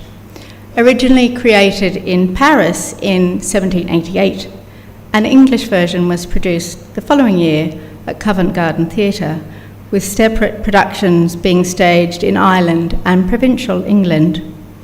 Just as the pantomime of Oh My, the story bore little resemblance to the historical event, but it did depict various locations and people that Cook had encountered. The ballet was hugely successful and was staged in numerous locations in Britain and America, with different versions published and produced in Europe. It was also adapted into an equestrian drama in the circus. I'm not going to go into that. You can see that on my website. Nobody really knows how they presented the deaths of Captain Cook as a theatre production, as a circus act, but you can use your imagination. Both the pantomime of Oh My and the ballet of Captain Cook included scenes depicting the South Sea Islanders dancing, as well as the hornpipes and country dances of the British sailors. In a number of scenes, the islanders and the sailors danced together, just as they had in reality. A remarkable aspect of social history, which has rarely been explored, is the way in which current events in the 18th century were captured in the social dances of the time. During Cook's life, the English country dance was the most popular form of social dance. It was danced by all levels of society and woven into the fabric of everyday life in a way we find hard to imagine today. Vast numbers of dances were devised to celebrate important events, famous people and significant places. As you see here, a dance entitled Captain Cook. How's the time going? Good. 20 minutes, but we have another 10 on. Okay, good. So Cook's life before his Pacific voyages can be traced coincidentally through dance and its music. During his time in Nova Scotia, stationed at the naval base in Halifax, the dance called Nova Scotia was current. A trip to Quebec was published shortly after the Battle of Quebec, in which Cook took part, and the house where he took his young family to live in Mile End Old Town was next door to the famous Mile End Assembly Room, a venue built for dancing and celebrated in a popular dance of the same name. His commander in the North American fleet, Admiral Edward Boscawen, who noted that his crew danced every evening, had a dance named in his honour, as did the First Lord of the Admiralty, Augustus Keppel, and the early Pacific explorers William Dampier and George Anson. Reflecting this passion, once Cook returned to England after his first voyage and his journal was published, dances began to be devised to celebrate his adventures. The Transit of Venus, the Island of Love, also known as Tahiti, the South Seas, a trip to Tahiti, and later a dance named Captain Cook. Now, I have a little video clip of the Transit of Venus, so we'll hopefully that will work. It's just short.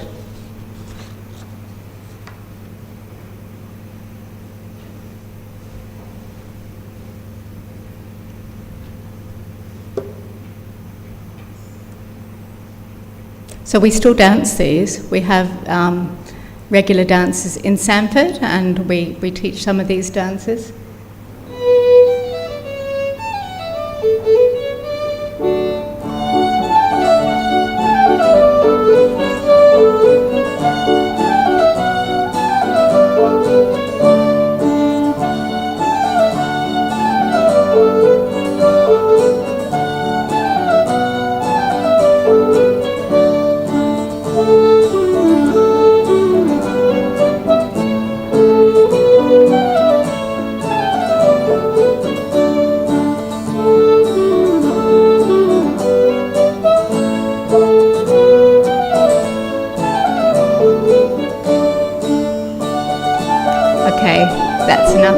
That's once through the dance to that point. So that's the Transit of Venus. We've actually made a dance teaching unit for primary schools, so that's one of our teaching videos. So in conclusion, although there are no details of music and dance on the Endeavour, it's possible to extrapolate from our knowledge about the widespread culture on ships at the time, demonstrating its importance as a significant activity. Accounts from other sources reveal that it was actively encouraged by enlightened captains to keep their crews healthy and good spirits, and it provided an antidote to the tedium of long voyages. It was critical in allaying feelings of dissent and frustration, which could lead to mutiny. The evidence points to the men on the Endeavour actively participating in music and dance. This information serves to extend Cook's legacy beyond the scientific and reveals a different aspect of his humanity. His ships were known as happy places. He earned the love and respect of his men and instilled in them a sense of honour. Many followed him on all 3 voyages. Undoubtedly, his knowledge of shipboard life, drawn from his own experience as he rose through the ranks, contributed enormously to his understanding of the needs of the crew.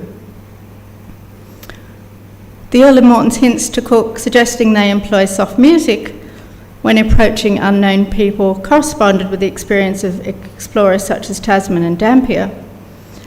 And Cook certainly used music to good effect on his 2nd and 3rd voyages, which are well documented.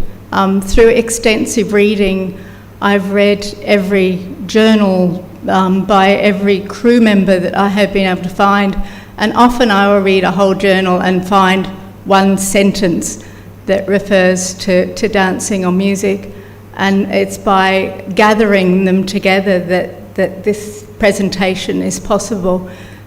Because it's not really an easy thing to find the information. So there. Thank you very much. Oh, may I say just one more thing? All these resources are on my website at colonialdance.com. So we have an extensive selection, and we've got the book and the video, and there's dance teaching units and all sorts of things on the website. So have a look. You'll be pleased you did. I'll just hold it up there. Can we just hold up your yes. your list, which is upstairs, of course, for sale? Yes, Angle. Yes. Dr. Clark and Seaman Clark, we've been greatly privileged to hear you speaking. We understand that this is the result of an enormous amount of research, and that the published paper will in fact, published by the World Historical Society of Queensland here next year, in fact will contain this paper, which will be new information in the world of heritage of Captain Cook. Thank you so very much. Could I now could I invite our President, Mr. Stephen Sheaf, now to say thank you to our speakers.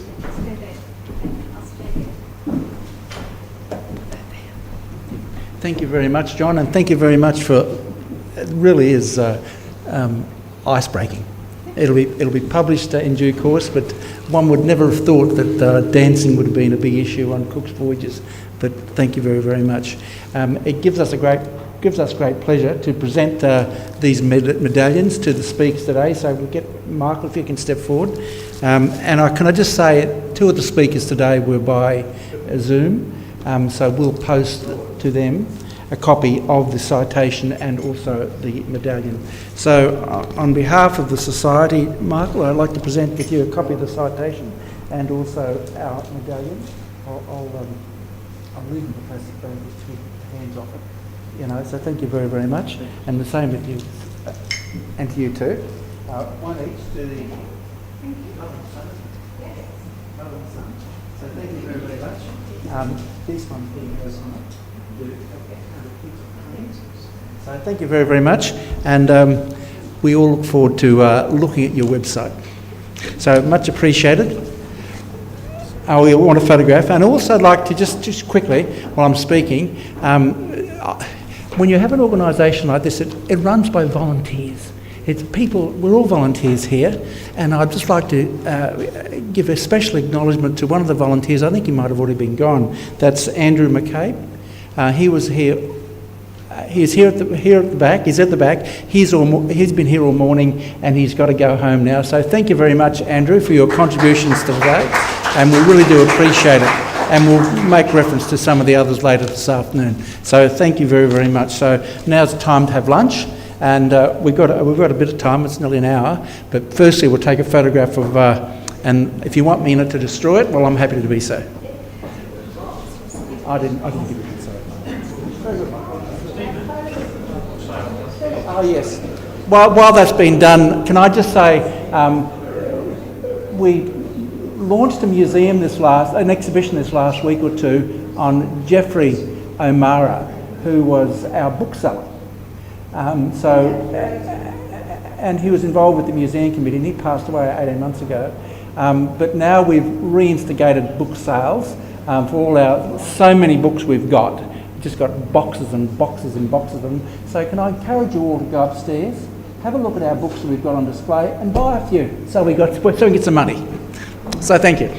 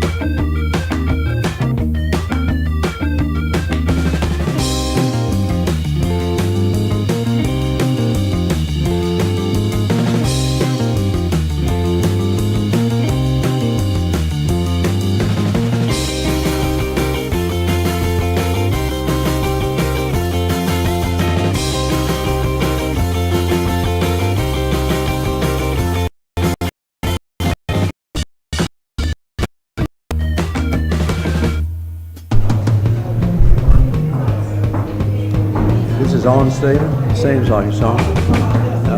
Yeah. It's on? Yeah, now it's on.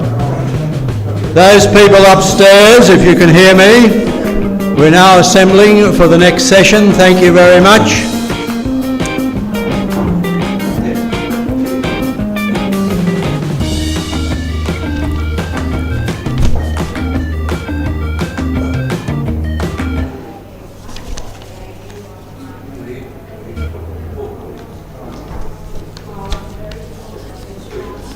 The timekeeper's arrived, that's important. And tell them they have 2 minutes of dinner in 2 minutes. All right.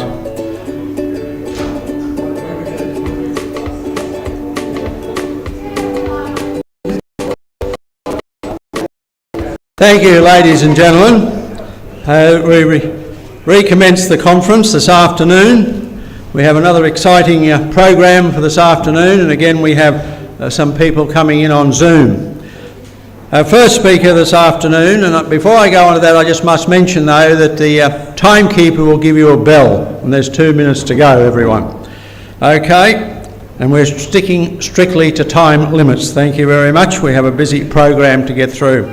First speaker this afternoon is Chris Price. Now, Chris is the Associate Dean of Curriculum and former Head of History at the Brisbane Grammar School. He's someone who's steeped in history and steeped in these matters. And he's going to talk to us this afternoon about a particularly important aspect of Cook's first memorial in Queensland. Ladies and gentlemen, welcome Chris Price.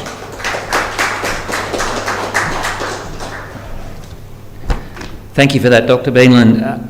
In March of 1881, a stained glass window was installed in Brisbane Grammar School. The school had just moved from its original location in Roma Street and sat above the city on Gregory Terrace in Spring Hill. The Great Hall was at the heart of the school, and the most prominent feature of its interior was the magnificent stained glass of the north window. In that window is a portrait of Captain James Cook. It is the first public memorial to Cook in Queensland. So to explain the significance of Cook's window, I'd like to explore its contexts, starting with the new school itself and then moving into the hall and the window, and then to look at the use of the window today. The Brisbane Grammar School opened to pupils in 1869 with the aid of public subscription. The school was the result of far-sighted legislation, the Grammar Schools Act of 1860, that inspired strong community support. This was a place where Queensland boys were to obtain a broad liberal education and a stepping stone to university. Now, in a small town of fewer than 30,000 people, this was an ambitious project. The school's founders were determined to offer a strong academic education based on classical studies and modern science. It is not surprising that they wanted to reinforce their educative goals with architecture, symbols and motives that matched their bold ambition. Cook's portrait, along with the others, symbolised this grand plan. Cook found himself then in a splendid home of powerful symbols. The Great Hall was built in the Gothic Revival style. James Cowlishaw was the architect. He'd worked for Edmund Blackett, who'd designed the University of Sydney's Gothic Revival buildings and was no doubt influenced by that work. The Great Hall was a distinctly secular building in keeping with the non-denominational status of the school. The Queenslander in 1881 described its setting, and you can see that in the picture there, saying it commands splendid views from both front and rear, and for picturesqueness, the situation could scarcely be surpassed. The hall is an impressive size. It's 24 by 10 metres. It reaches a height of 21 metres, and at the front is a portico, a carriage porch, built of Oamaru stone. The interior is equally impressive. Its roof is painted in sky blue and adorned with 300 stars, and the windows in the north and south gables are ornamented with Gothic tracery. If we look a little bit closer into the hall then and then at the window, both the headmaster Reginald Heberow and the chairman of the board, Sir Charles Lilly, will most likely influence the design and the choices of the figures in the north window, including the selection of Cook.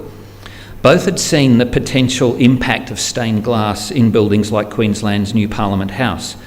The window's construction, like all commissioned art, was to make a deliberate, intentional statement, if you like, a visual statement of goals.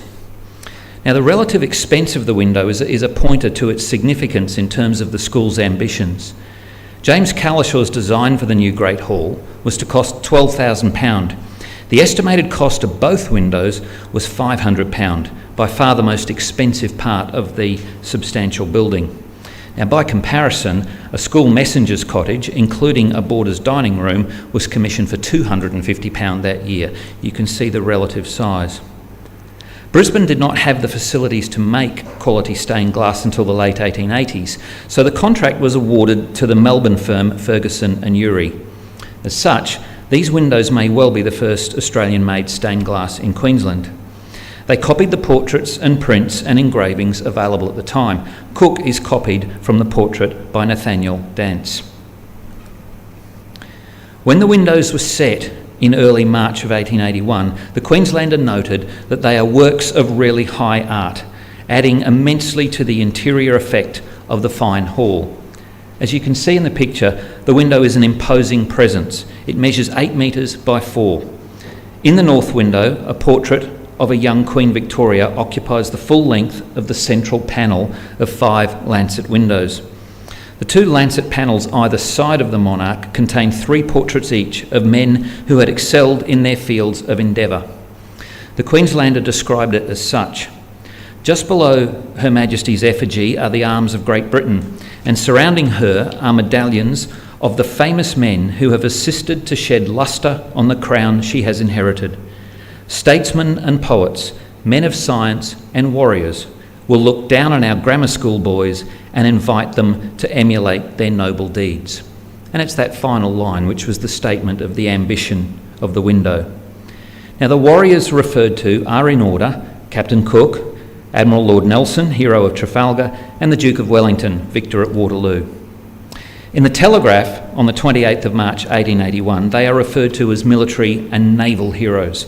Now, today they are most commonly referred to in the school as upholders of the realm.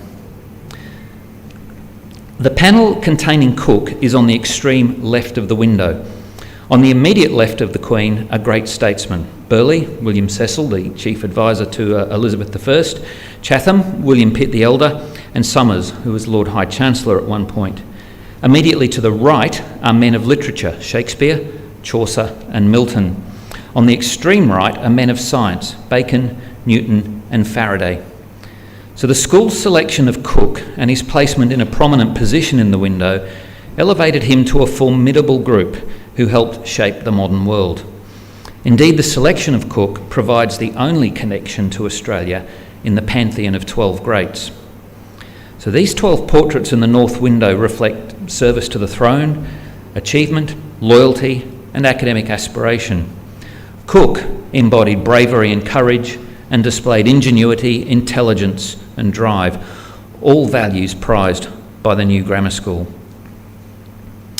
At the opening of the building, there was much to celebrate. It was a sense of great occasion, and the school's foundation day and prize-giving ceremony on the 28th of March, in fact, had been delayed a month to allow for the installation of the window.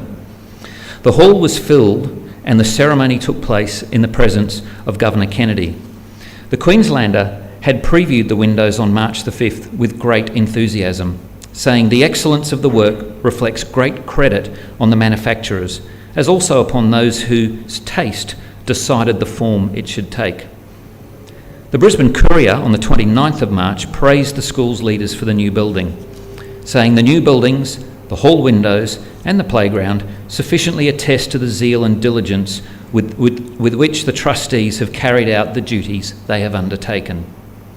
The visit of the 2 princes, Edward and George, the grandsons of Queen Victoria, on the 19th of August 1881 confirmed this praise. In the official account of the tour, they wrote of the fine hall and classrooms of the new school and praised the window. So the window had a prominent place in the school and in Brisbane back in that time. But I guess it begs the question, what about the window today?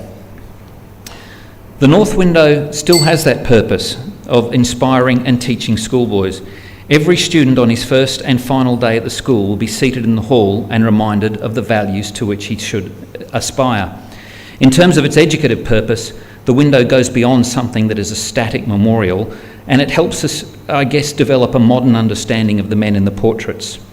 Like all the busts, statues, markers, cans and obelisks to Cook, his portrait today is seen in the evolution of changing perspectives of the significance of the Pacific voyages. Cook did not discover Australia or New Zealand. As our Indigenous forebears rightly say, our land was never lost.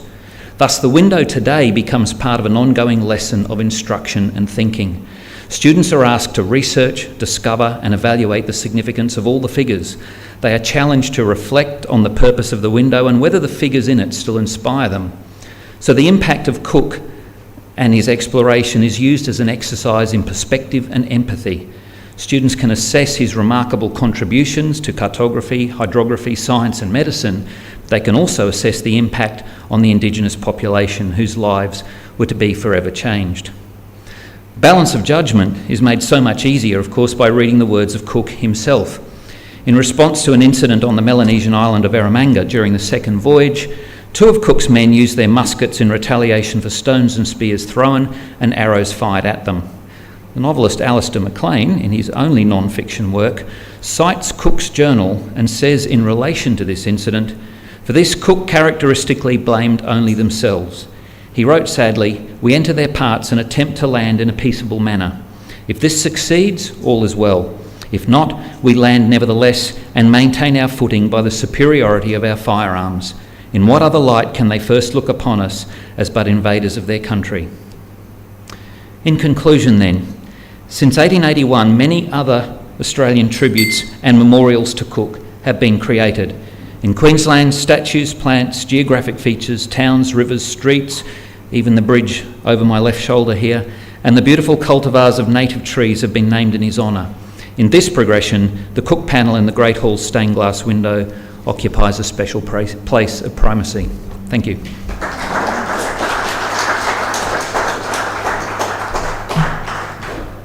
Thank you very much, Chris. That was great.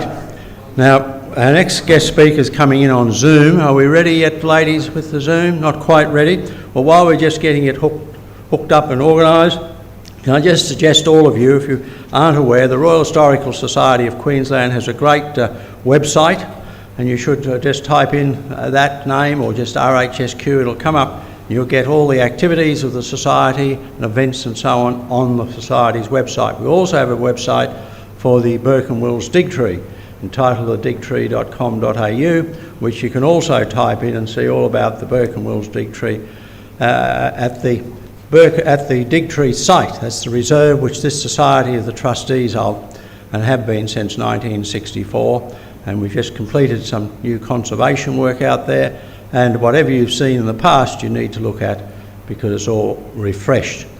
I haven't quite been given the signal yet, but we must be getting close down the far end. Our next guest speaker is Dr. Gordon Guymer, AM. He's the director of the Queensland Herbarium Society based at the Botanic Gardens at Toowong. Some of you have seen the herbarium out there. It's prominent in the Botanic Gardens. It's been there for many years since it was moved from Indooroopilly.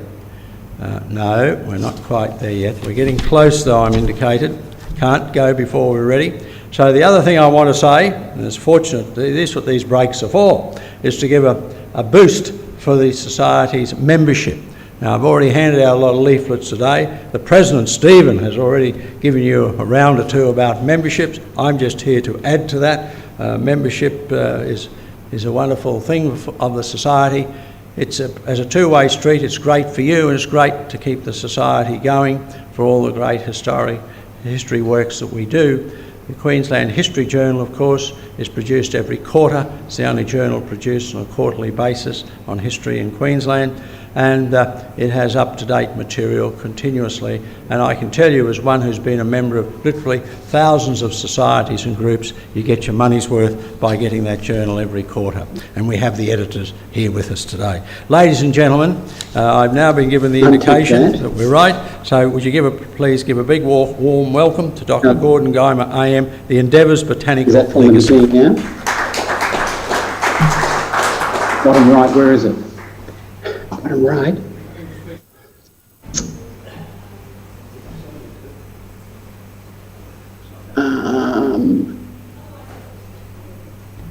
Sorry, so it's bottom right. Bottom right. On my screen or on your screen?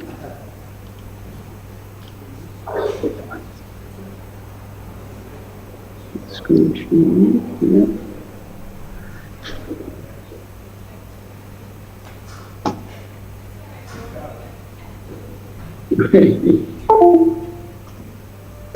Now, you can see that now? Okay. So I'm on now, am I? Okay, so thank you, could you everybody. speak quite loudly, please, Gordon, and not too quickly? Thank you. Right, okay, so thank you, everybody. Today I'm talking about the Endeavour's botanical legacy. Just in my presentation, looking at the botanical personnel that are on board the Endeavour and their careers and, their legacy. So on board the Endeavour, of course, was Joseph Banks, botanist and naturalist, Daniel Solander, who he employed also as a botanist and to collect, describe and preserve the plants that were collected. And of course, Sydney Parkinson, the artist who illustrated the plants, animals, landscapes and people. And of course, there wasn't much room on board. I'll go through Daniel and Sydney first and then end up with Joseph, because he was the most influential with regard to the botanical legacy of the Endeavour voyage. So Daniel Solander, he was a Swedish naturalist and apostle of the great Carl Linnaeus, who introduced the binomial system for naming plants and animals. So Daniel moved to London in 1760, basically to promote Linnaeus's classification nomenclature system. It was not well received because it was based on the sex of plants, basically, which the church of the day had some reservations about. So Linnaeus was influential enough to, have a few of his students to promote the system. So Daniel began work at the Natural History Museum, cataloguing their collections. He took leave of absence and was paid by Joseph Banks to accompany him on his voyage, to be the botanist, and he collected and preserved and described the plants that they discovered. On his return to London in 1771, he continued at the museum, but was also paid by Banks to curate and look after his extensive collections. Sydney Parkinson, and Ruth will be talking more about him later. He was a Scottish botanical illustrator and natural history artist. He was employed by Joseph Banks on the Endeavour voyage and made nearly 1,000 drawings of plants, animals, people and landscapes. There are about 243 Australian plants that he illustrated. Unfortunately, he died on the way home, on the way to Cape Town in 1771. About 700 plates were engraved on his expense, but they remained largely unpublished until the Banks's For Elysium project, which completed that work in the 1980s. The plant on the right there is Banksia serrata, which was collected by Banks and Solander at Botany Bay in 1770. Of course, Sidney Parkinson didn't have time to do all the painting, so he just did components of the various parts, so that was used then as a template to fill in the painting when they got back to the UK. No doubt the most influential man on board was Joseph Banks, from the science perspective. He was a Londoner with a passion for botany as a very young age. He had independent means and plenty of resources. He paid to be tutored in botany and in the new Linnaeus concepts. He was one of the youngest people appointed to the Royal Society in 1766. And the Royal Society, of course, were in part linked to the Endeavour voyage. Banks committed to the Endeavour voyage on his own initiative. And of course, he paid his own way, and everybody else, the 8 other people that went with him. This all happened 3 months before Cook was appointed the commander of of the Endeavour. When Banks arrived back in England in July 1771, it was to general fame. They possibly thought the Endeavour had been lost years before, and of course his fame was far greater than that of James Cook. No doubt he was much better connected. So that Endeavour voyage returned, with an inordinate wealth of materials, botanical and other natural specimens, and an unprecedented number of drawings, sketches and paintings, which most of them have been done by Sidney Parkinson. So the much awaited publication of his great Florilegium of the Endeavour voyage and the many newly discovered plants, that was postponed for more than 200 years. So Banks wasn't a great publisher. But by 1778, he had created his residence at 32 Soho Square, an Academy of Natural History, preeminent in its botanical specimens, conditions for their study, and backed by an excellent library. He had a great working relationship with Cook and supported Cook in his other voyages, and also the collections from those voyages all went back to Banks. So this reference centre of material was accessed by leading scientists of the day, including Linnaeus' son, who expanded the known plant species by about 1/5 based on Banks's collections. And Linnaeus' son published the genus Banksia in 1781 in honour of Banks. He became Sir Joseph Banks in 1781, became the President of the Royal Society in 1778 to 1880, and of course this is the Society of Sir Isaac Newton. It's a preeminent scientific society at the time in the UK. So he was very influential, Banks, with regard to expeditions, and no doubt the Endeavour voyage set the benchmark with regard to making certain there was an inclusion of scientists on board as well as artists to draw their discoveries. He was instrumental in starting the development of Kew Gardens, that has become today's world-leading scientific and horticultural organisation. And he had the ear of the king, as well as the government. No doubt he had a particular influence on Australia. No doubt he was someone who had first-hand knowledge of Australia, even though he'd only been up the east coast.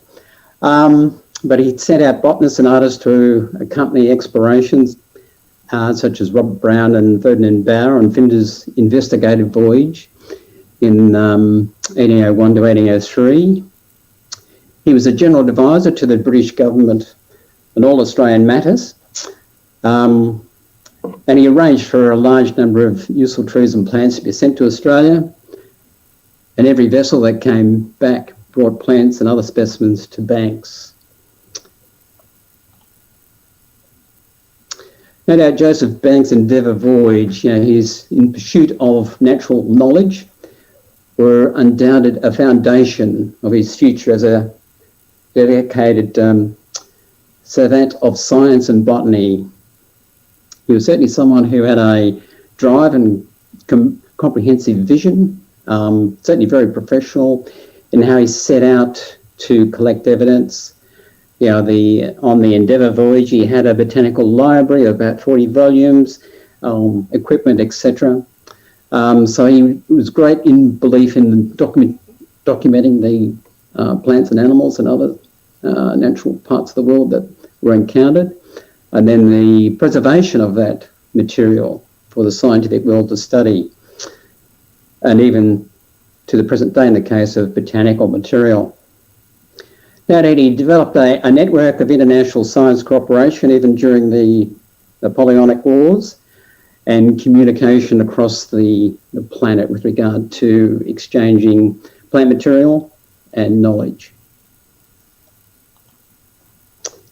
So these are a couple of specimens that Banks and Solander collected. The one on the right is a Lamandra banksii, which was collected from the Endeavour River in 1770, and it was described by Robert Brown, one of his botanists that he sent to Australia in 1801 to 1803.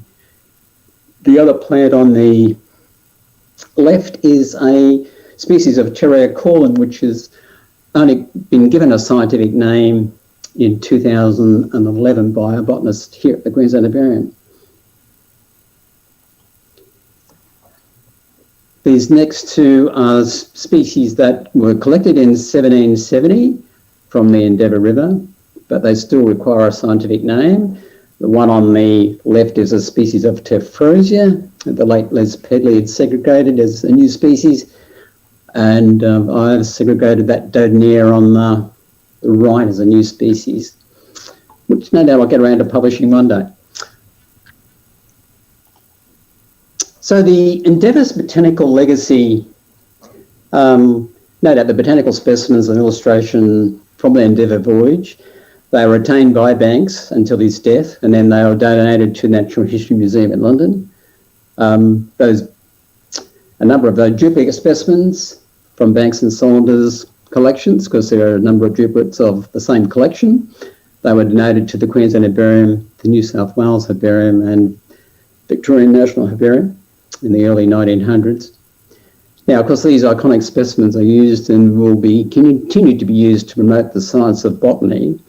The New South Wales Herbarium, the new building that was built in the 1980s, the Premier of New South Wales said, yes, but you must have a specimen of Banks's on permanent display in the foyer. So that's what they, and I assume they're going to do that in their new building down at Campbelltown.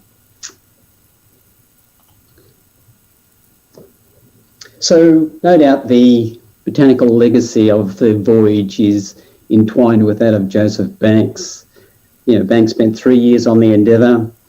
I know that had major influence on the importance of the natural sciences and his career in shaping botanical science and its investigation. That's both in the UK and across the world, really. So, questions, ladies and gentlemen?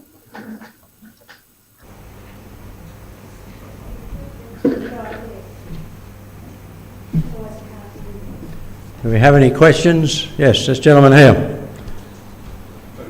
Yeah. Just a question. I've read, is it true that Joseph Banks actually introduced prickly pear to Australia to get the red dye for British uniforms? Thank you. Right, that's a good one, but I don't think it's true. If prickly pear would have been introduced in the late 1700s, early 1800s, it would have expanded across, Eastern Australia well before the 1900s. But I'll look into that, I'll double check up on that, but I'm pretty certain that is unlikely, given that would have been 1820 and when Joseph Banks died, of course. So, yeah, I think it's unlikely. But that wouldn't be surprising, right? He was a man of influence and had some unusual ideas and also some brilliant ideas, and also exchanged plant material with everybody, and also was wanting new plant material from the colonies and other parts of the empire. Yes, a question from Glenda. You mentioned that he introduced many useful plants to Australia. Have any of those plants become weeds in Australia? Ah, right. I think that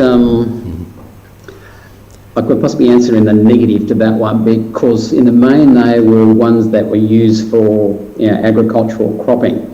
They weren't necessarily horticultural ones, which were the later introductions by acclimatisation societies which sprung up across Australia in the late 1800s. So I can't think there are any that meet that requirement. Any other questions around the room? That's it. Well, thank you very much, Gordon, and what a botanical legacy that was. Could you give Gordon a round of applause? Thank you. Thank you very much. Our next guest speaker is Dr. Ruth Kerr, OAM. Ruth Kerr, of course, is someone who's written, professional historian, has written many commissioned works, other works, articles and so forth, well known to members of the Royal Historical Society of Queensland. Dr. Kerr is going to speak on Parkinson's notebooks. Big welcome for Ruth.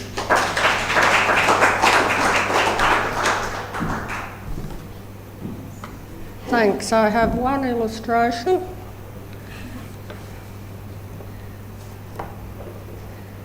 My paper is about personalities, entanglements, and the operation of the law at the time. I've prepared the paper from the perspective of an archivist as well as historian. It illustrates what happens to personal notes, journals and artworks when they are considered by other people to be extremely valuable. Consequently, rapid progress towards publication occurred and caused considerable interpersonal and professional conflict. The death of the author of the journal and 1,300 sketches and drawings. He died from an infectious disease in Batavia, now Jakarta, on return to Britain, meant the items were vulnerable.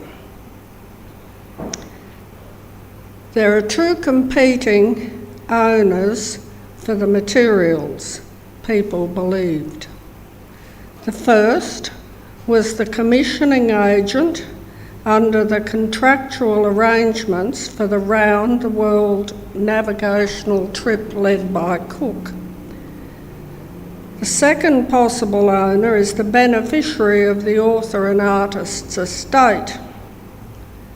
The ensuing conflict illustrates the operation of the succession and contract law of the time.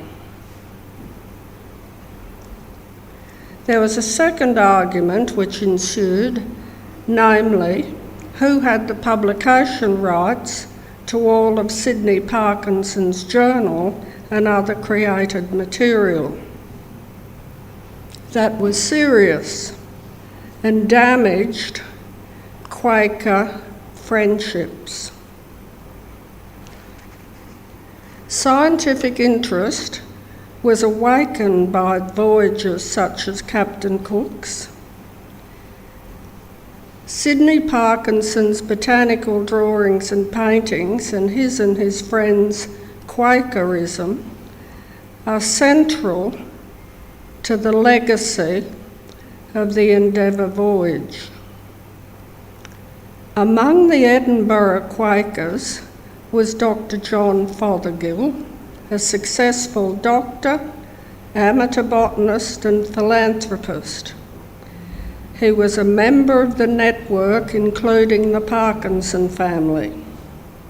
James Lee, a Quaker and botanist from Scotland, introduced Parkinson to Joseph Banks in the mid-1760s. Sydney's brother Stanfield was involved in a business relationship with Joseph Banks, providing furniture for Banks' new house in Burlington Street, London. By 1767, Sydney Parkinson was working for Banks, drawing plants at Kew Gardens. Banks commissioned Parkinson to draw bird specimens that he'd collected on his Newfoundland and Labrador trip. Banks contracted Parkinson to travel on the Endeavour voyage. Parkinson was a member of the Nine: artist, painter, botanist, a secretary, and 4 servants, financed by Banks to record the natural history they encountered and what they collected. In a letter to John Fothergill, Banks set out his contractual arrangements with Sydney Parkinson as follows. On leaving England, I agreed to give £80 a year to S. Parkinson, besides his living of all kinds as my draftsman, to make drawings for me. Before leaving England, Sydney Parkinson bequeathed his salary to his sister Britannia and made his brother Stanfield his beneficiary.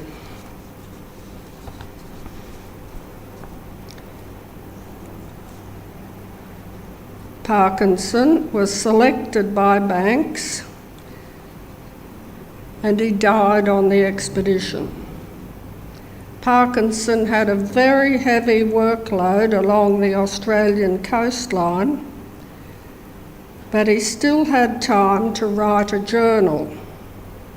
It was restrained and objective. Little was included about his working or living conditions, but it does include details of the language and customs of the Indigenous people they encountered. As his workload was so exhausting, he developed a scientific and artistic shorthand through accurate pencil sketches and a small amount of indicative colour. Further details, such as the collection location and the colours, are recorded on the back of the item. 1,300 drawings and paintings are included in 21 volumes that were brought back to England. His book was published in 1773 entitled A Journal of a Voyage to the South Seas, with a second enlarged edition in 1784. A result of the squabble was that although Hawkesworth, who edited the official account of the voyage, used Parkinson papers and drawings freely, but did not acknowledge them. Only 2 of Parkinson's illustrations in the books are of Australia.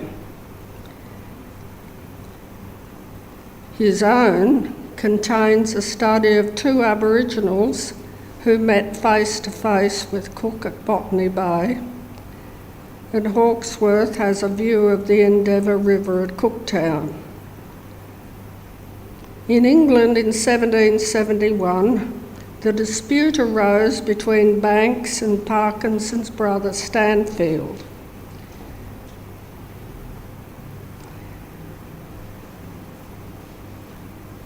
Stanfield, contrary to an agreement, had them transcribed for publication. He was restrained from doing so for a time by an injunction until the official account of the voyage was published. His book was published later in the same year, 1773. A second enlarged edition was published a year later. The preface to Parkinson's journal was composed after his death by Dr. Kenrick, who did not know Sidney Parkinson. This was done at Stanfield's request. However, Stanfield Parkinson's name is written at the end of the preface, with the address Little Putney Street, Golden Square, and dated the 5th of June 1773. After Stanfield's death, Parkinson's family disposed of the copyright of the journal to Dr. Fothergill. And then, after Fothergill's death, the copyright and the journal were transferred to London.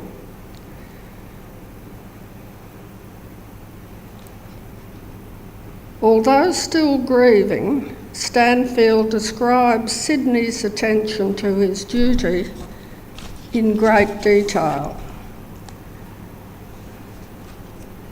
in the book.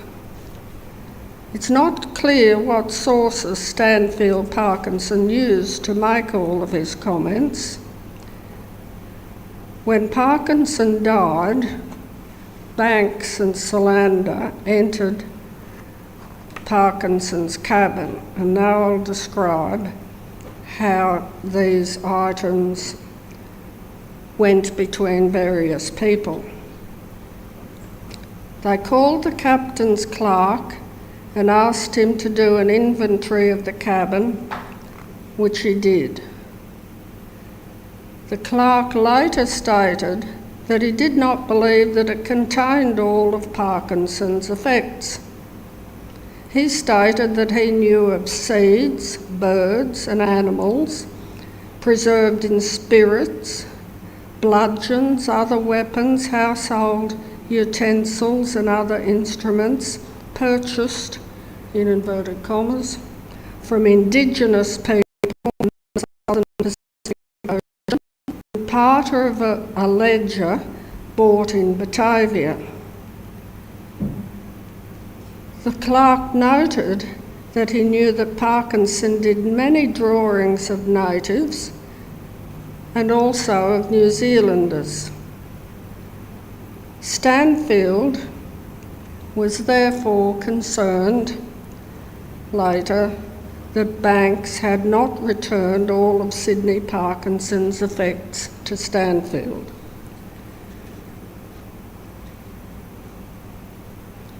Stanfield met with Joseph Banks soon after the Endeavour's return to England. Banks said he had possession of all of them. He also stated that he felt the loss of Sidney Parkinson very keenly.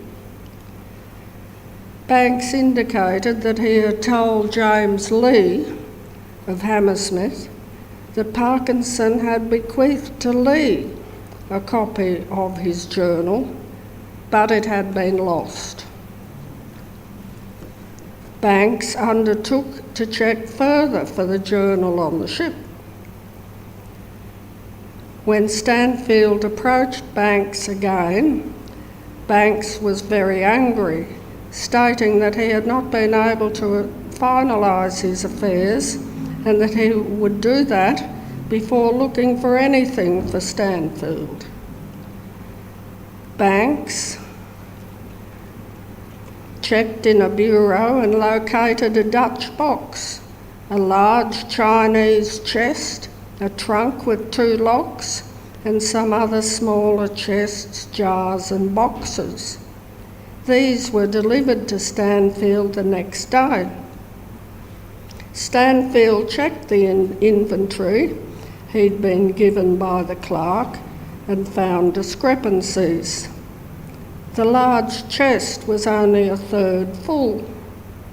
2 New Zealand arrows and some linen, he said, were missing. The upper part of the bureau only contained a stuffed bird. Sydney's silver watch, 2 tablespoons and a pair of gold sleeve buttons were not included either. Stanfield believed that Sydney had several drawings of the natives of New Zealand, which I mentioned, which were not given to him. Stanfield met with Banks again. Banks claimed ownership of Sydney Parkinson's journal as he was Parkinson's employer. Given what I'd explained earlier and what Banks wrote to Fothergill, according to the law, that would seem reasonable. Solander confirmed that Sydney had told him that James Lee might peruse his manuscripts. Solander confirmed this. Banks snatched up the papers and put them in the bureau and told Stanfield to administer his brother's will and come back to Banks, in due course. Stanfield took out letters of administration immediately. He met Fothergill and explained everything, and that he intended to file a bill of chancery in Chancery against Banks. Fothergill advised against this and offered to mediate, which he did. Fothergill arranged for Sydney's shells to be presented to Banks in accordance with normal practice. Stanfield also sent to Banks 30 pieces of Pacific Islands cloth and other garments from New Zealand, fish hooks, utensils, instruments used by the peoples. Banks did not return these. Fothergill negotiated that Banks pay Stanfield Parkinson £500 for himself and his sister as salary for Sydney and payment for some of the artefacts Stanfield had given him. Stanfield and sister Britannia met Banks and Fothergill on the 31st of January 1872. Banks had a document for Stanfield to sign, which indicated that Banks become executor of Sydney's will, even though Banks had asked Stanfield to take out the letters of administration. After Banks' anger diffused, Banks delivered a set of Sydney's miscellaneous manuscripts to Stanfield. Banks returned the chests and boxes to Stanfield without the contents on the 27th of March 1772. Stanfield requested the contents. Banks responded with a letter passing administration to Stanfield. They did not sign an agreement of release, nor did Banks pay the £500. Stanfield advertised in a newspaper for anyone to come forward with information as to where Sydney's journal was. Stanfield received by gift, loan and purchase a large collection of manuscripts and drawings sufficient to produce a substantial publication, but not a journal. Fothergill tried to discourage Stanfield from publishing. James Lee also sought to dissuade Stanfield.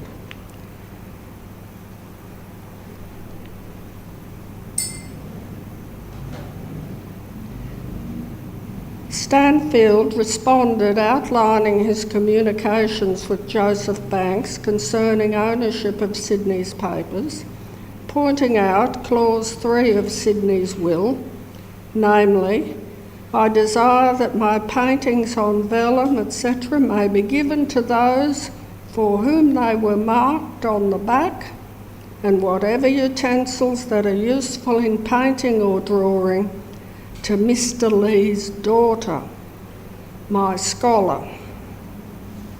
He indicated that he'd disposed of his paintings as his brother requested, and that Matt Banks had the manuscript of Sydney's journal. What Stanfield really had was his brother's papers, which were probably more substantial than the journal.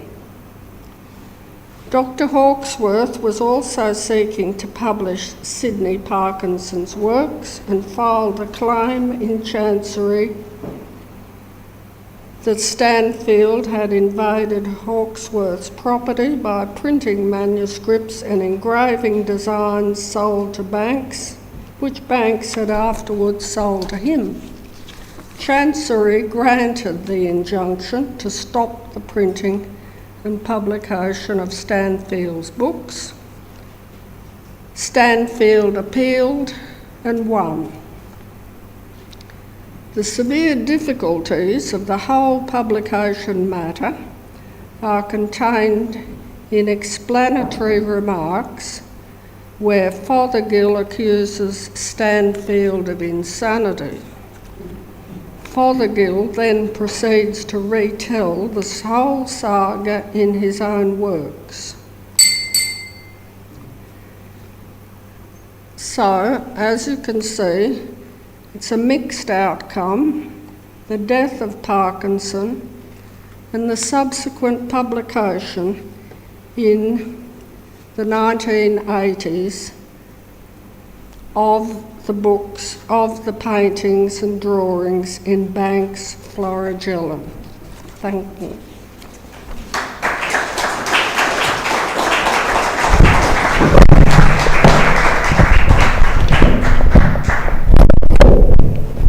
Thank you very much, Ruth. Our next speaker is on Zoom.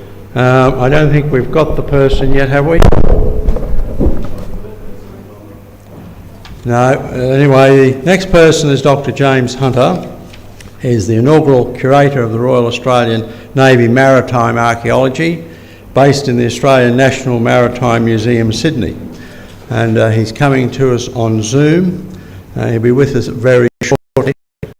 There's just a minute of time which we have, and I just raised the point again that speakers, particularly on Zoom, have to speak up and not speak too quickly, otherwise we can't hear it quite clearly.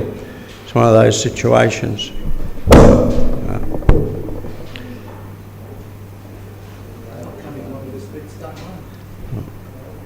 Can I just... he'll be here shortly. Yes, we're right now. Ladies and gentlemen, would you welcome Dr. James Hunter.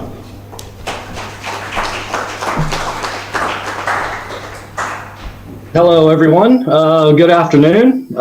Thank you for taking the time to listen to my talk today. And I'd like to thank the Society for the opportunity to speak to you a bit about this. It's something that's pretty close to my heart. I've been involved with this project since I started at the National Maritime Museum back in 2015. So, yeah, there's been a lot of work that we've done since that time, and we're getting there. I can't say that we've actually confirmed the identity of the wreck site of Endeavour, but we have made some progress, and I'll tell you a little bit about that today. All right. Uh-oh. Doesn't seem to be advancing. Oh, here we go. Sorry. Okay, everyone should be on a slide that says Endeavour. So I'm not going to talk too much about Cook's voyage today, and I'm not going to really delve into that very much. My interest will actually be the vessel stuff and talking a little bit about the vessel's life after Cook's voyage and how it ended up on the bottom of Newport Harbor in Rhode Island in what is today the United States. But quick refresher for those of you who don't know, and I'm sure everyone here does. The vessel that we know as HMB Endeavour was actually built as the Earl of Pembroke in 1764 in Whitby. It was a Whitby collier built by Thomas Fishburne. So the thing about this vessel was it was never intended to do a global voyage of exploration and discovery. It was intended to haul coal. And consequently, the way that the vessel was built was sort of helpful for that purpose, because colliers, and particularly was built in Whitby, robust, and they were designed to what was called take the ground. You could take them into shallow water. The tidal water would drop around them literally down to the seabed to where it was dry, and then drovers with carts full of coal could come out to the ship and load it on, or could offload it. So they were designed for this. And most ships during that period were not. They were not designed to sit on the hard, completely exposed. So they were very strongly built. And that would, of course, prove quite critical later on during Cook's voyage when they grounded at Endeavour Reef. And in fact, the fact that the vessel was so strongly built is probably what saved it, if we really sort of consider that. The vessel was selected by the Admiralty in 1768 for Cook's voyage, renamed HMB Endeavour, and of course Cook had a familiarity with Whitby colliers. He had served on them. He had been the master of Whitby colliers, and so it was a vessel type that he was very familiar with, and he could get the most out of it. Now, I'm going to jump, as I said earlier, I'll jump beyond Cook's voyage, and we'll get into the vessel's life after Cook. So it was used as a store ship by the Royal Navy after coming back from its global voyage. And following that, it undertook 3 voyages to the Falkland Islands. There was a British garrison down there, and the Royal Navy needed to resupply that garrison, bring in fresh troops, bring in munitions and artillery and other things. And so Endeavour did that, made 3 voyages down there. Very difficult, of course, Southern Ocean, South Atlantic, very rough, brutal area to operate. And not surprisingly, after 3 voyages down there, the vessel was starting to show its age. It had been beaten up pretty severely by this point. And as a consequence of that, the Royal Navy sold the vessel out of service in 1775, at which point it was procured by a man named James Mather, and he renamed it Lord Sandwich. And it was used at least for 1 voyage, and possibly others in the Northern European trade, operating primarily in the Baltic. But around that time, the American Revolution broke out, and the Admiralty needed to get its hands on as many ships as quickly as possible. So there was a general call out for vessels, merchant vessels that could be procured through what was called the transport service. They would bring them in, they would refit them or convert them as need be, and they essentially became troop carriers and carriers of munitions, armament, supplies, everything that needed to go to North America for the conflict. And the vessel Lord Sandwich was one of these ships. Now, the connection between the Endeavour and Lord Sandwich actually appears in Lloyd's Register. This is the Lloyd Register entry from 1775, and where I've highlighted it there, you can see the Lord Sandwich, and underneath it is the inscription Endeavour. If you look at where it was built, its tonnage, all of these other things add up to what we know about Endeavour. So that was the connection that was made between the Endeavour and this ship, the Lord Sandwich. And that's important because the Lord Sandwich, after being commissioned into the transport service, went to continental Europe almost immediately, picked up a contingent of Hessian troops, and then sailed to New York, where those Hessian troops were discharged. And from that point, it then sailed up to Newport, Rhode Island, because there was a coming battle. The British were going to attempt to capture the city from the Americans, which they successfully did. And Lord Sandwich was involved in that battle. Once the city was taken, Lord Sandwich was brought in and converted into a prison ship for American POWs. And that is pretty much what its last active role was. In August of 1778, the Americans decided to try to retake Newport, And by this point, the French had joined the conflict on the side of the Americans. So it was a two-part pincer movement where the Americans were going to come towards Newport over land, and the French were going to send in a very powerful fleet of naval warships to attempt to take the city by sea. The British realized the predicament they were in, and so they decided to scuttle or completely destroy a number of ships that were in the harbor. Accounts vary, but the numbers are probably somewhere around 30 total. So Lord Sandwich was one of these vessels, and it was scuttled. A number of those vessels were refloated after the battle. It turns out the French and the Americans were repulsed. The British held the city, and they refloated some of those ships. But Lord Sandwich was considered unfit, not worthy of the trouble, and so they never refloated it, and it remained on the bottom of Newport Harbor. And here's a map. Now, the area of interest to the right, there's a small island there that's called Goat Island. It's still called Goat Island to this day. And you'll notice where the big red arrow is pointing, that was the general area where a number of transports were scuttled. There are actually 5, and I'll describe that a little bit more here in a second. Now, the first concerted effort to try to find these wrecks occurred in the 1990s. An American group called the Rhode Island Marine Archaeology Project, headed by Dr. Kathy Abbas, began to bring in volunteers, professionals, to try to locate these wreck sites. The National Maritime Museum that I work for got involved in the late 1990s because by this point it had been determined that Lord Sandwich was the ex-Endeavour, and of course the National Maritime Museum had a very strong interest in locating and studying the wreck of the Endeavour. And that's how the museum got involved. So over the course of 2 decades, 10 shipwreck sites of these 13 that we know that weren't refloated have been found and have been investigated to varying degrees. Now, for the purposes of the wreck site that I'm about to tell you about, there was a very lucky break in 2015 where some archival research revealed that location of the Lord Sandwich. There was a report called the Knowles Report. He was the head of transports in Newport, and he identified generally where transports were scuttled to block the French ships. And the Lord Sandwich was included among 5 vessels that were scuttled between the north end of Goat Island and the North Battery.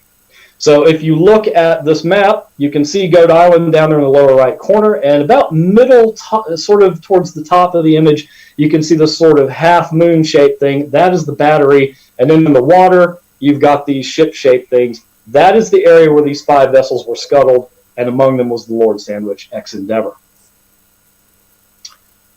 So, in conducting remote sensing surveys within this area, the remnants of 4 historic shipwrecks were found. They did investigations of these sites, and they determined they were of 18th century vintage. So this, of course, was quite compelling and very exciting. Now, I should point out there were 5 vessels that were sunk there. There is some indication from the historical record that one of those 5 was refloated later, and that's a vessel called the Earl of Orford. Of the 4 vessels that we think are remaining, the Lord Sandwich was the largest of the group by at least 100 tons, so it was fairly significant in size and a very significant difference. And interestingly, from the historical accounts, we have a 5th vessel potentially being refloated. Well, we've only got 4 wreck sites, and that's quite interesting. And the one we're interested in, if you look at that image to the far right, you have what's called a multi-beam echo sounder image. That's a 3-dimensional sonar image. You've got these circles. They are circling wreck sites, and the one that we're particularly interested in is the second from the top, just above the one that's circled with the red ring. So these are the shipwrecks that we're interested in. And the one that we're particularly interested in is the one in the middle. Now, these site plans, I've arranged them so that they look very nice, but in fact, they're not to the same scale. The one on the left that's predominantly stone ballast, that is much smaller than the one in the middle. And the same goes for the wreck site to the right. It too is smaller than the one in the middle. It is the clear winner in terms of size. And it is a wreck site that we call RI 2394. That is the Rhode Island State Archaeological Site number, but our nickname is the Carey site because it was found by Dr. Carey Lynch, who is a member of RIMAP. She discovered the site, and so it was named for her. Now, a couple things about this site. Its visible overall length is about 21.3 meters, so fairly long. The timber dimensions, or the scantlings that we could see where it was exposed, are pretty comparable to what we expect for Endeavour, Lord Sandwich, Earl of Pembroke. Interestingly, this site also has 4 small caliber 18th century cannons. Now, that's interesting because, and at this point, they're still concreted. They have heavy marine growth on them. It's very hard to get detailed measurements on them, but generally, they look to be about the size of a 4-pounder cannon. And we know that Endeavour was armed with 4-pounder cannons, and that 6 of them were discarded during Cook's voyage on Endeavour Reef, on the Great Barrier Reef, and that 4 were retained.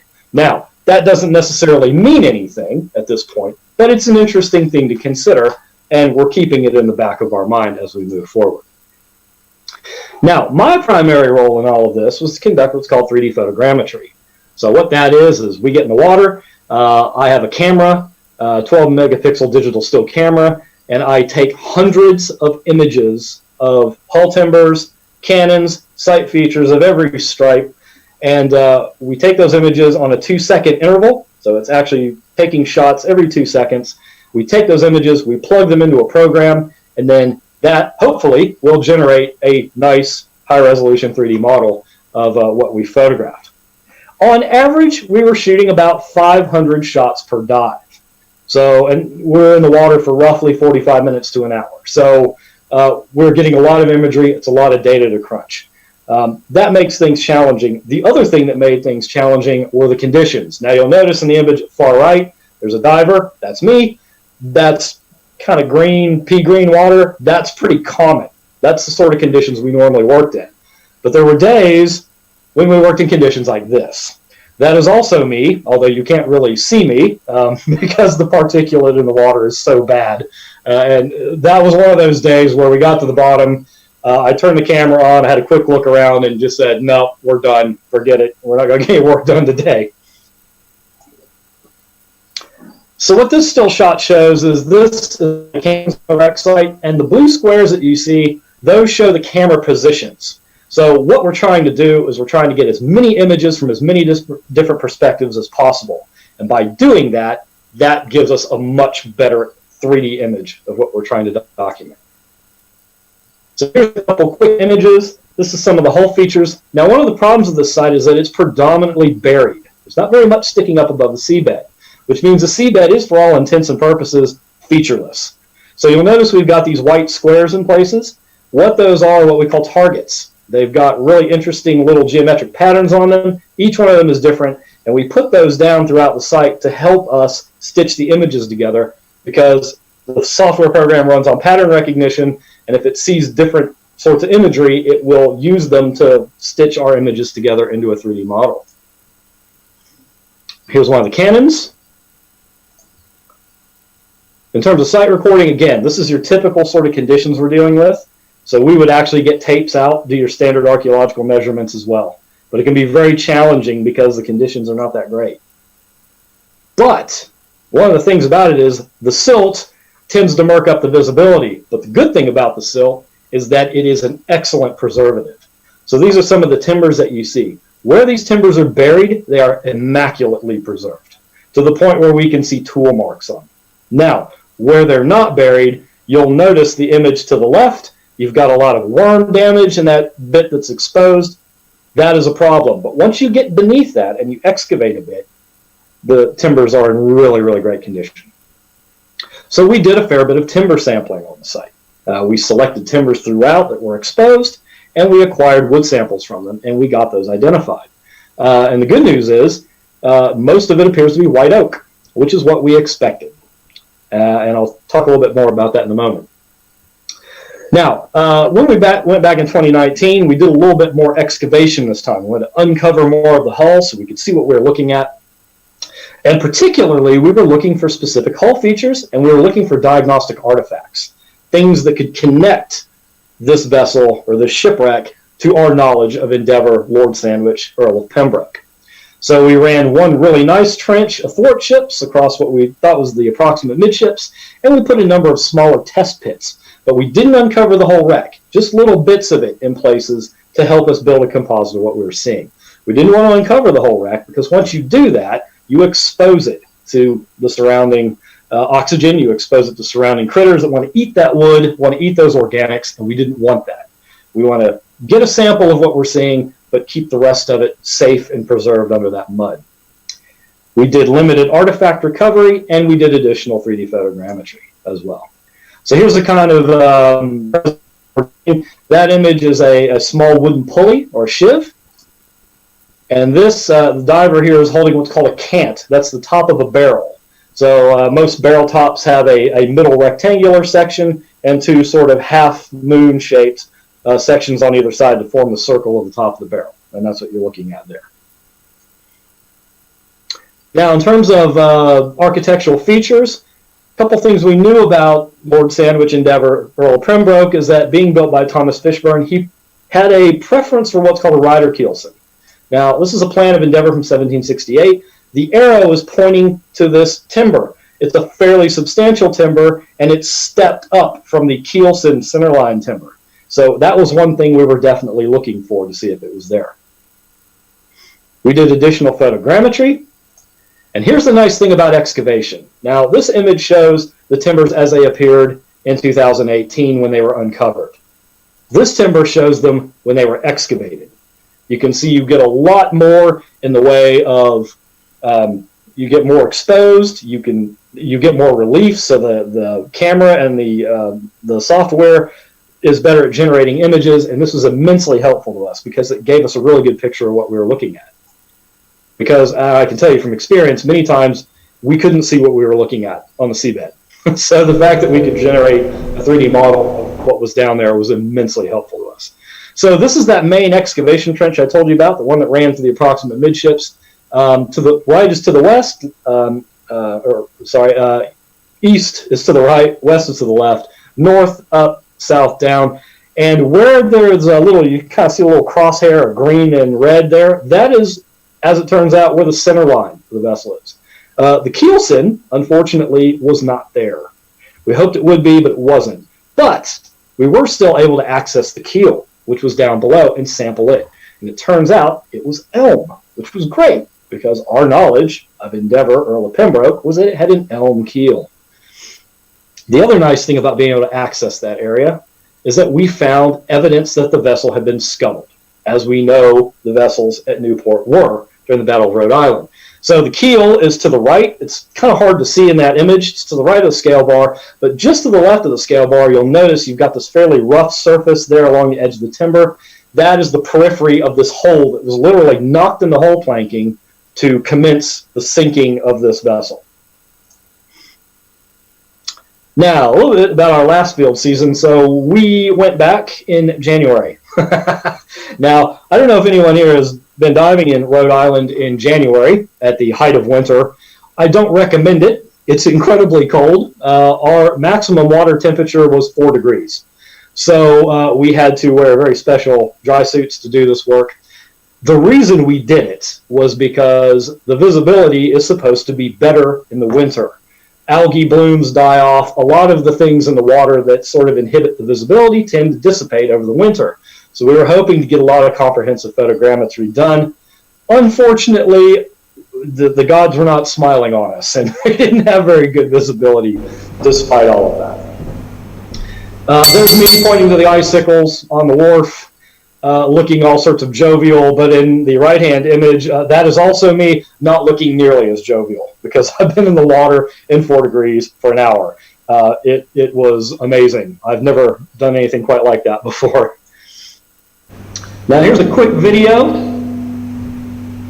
and this is just to give you an idea of the conditions we're dealing with. So visibility is not great, a lot of particulate in the water, we've got things moving through, we've got current that we work with, and also that makes it challenging, as you can imagine. Now what this diver is doing is he is installing what's called a sacrificial anode on one of the cannons. And we did that because these anodes help inhibit the corrosion process, and in many respects actually can reverse the corrosion process. So we've done this as a means to sort of experiment with this and also to potentially prepare one or two of these cannons for recovery later on.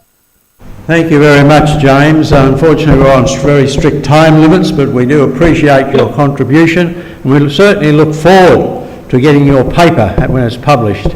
It'll be most interesting indeed, and this is the most fascinating aspect of this whole Cook story. So thank you very much indeed, as we must keep moving on to keep to our schedule today. To thank James Hunter.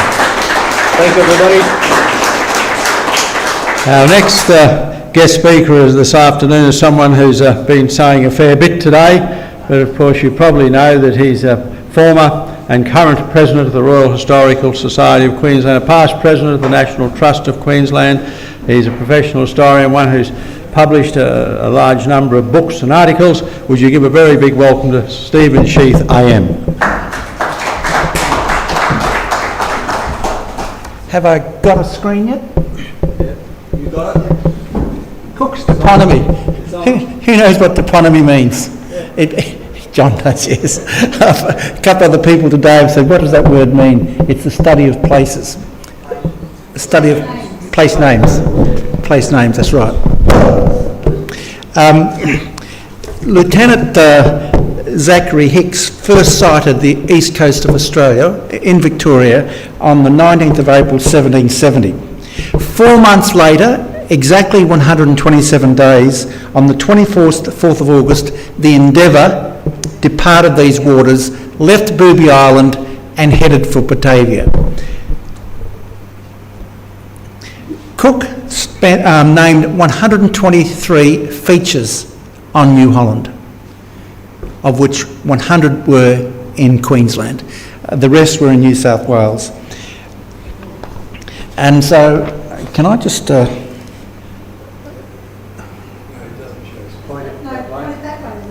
way. Have I got that right, have I?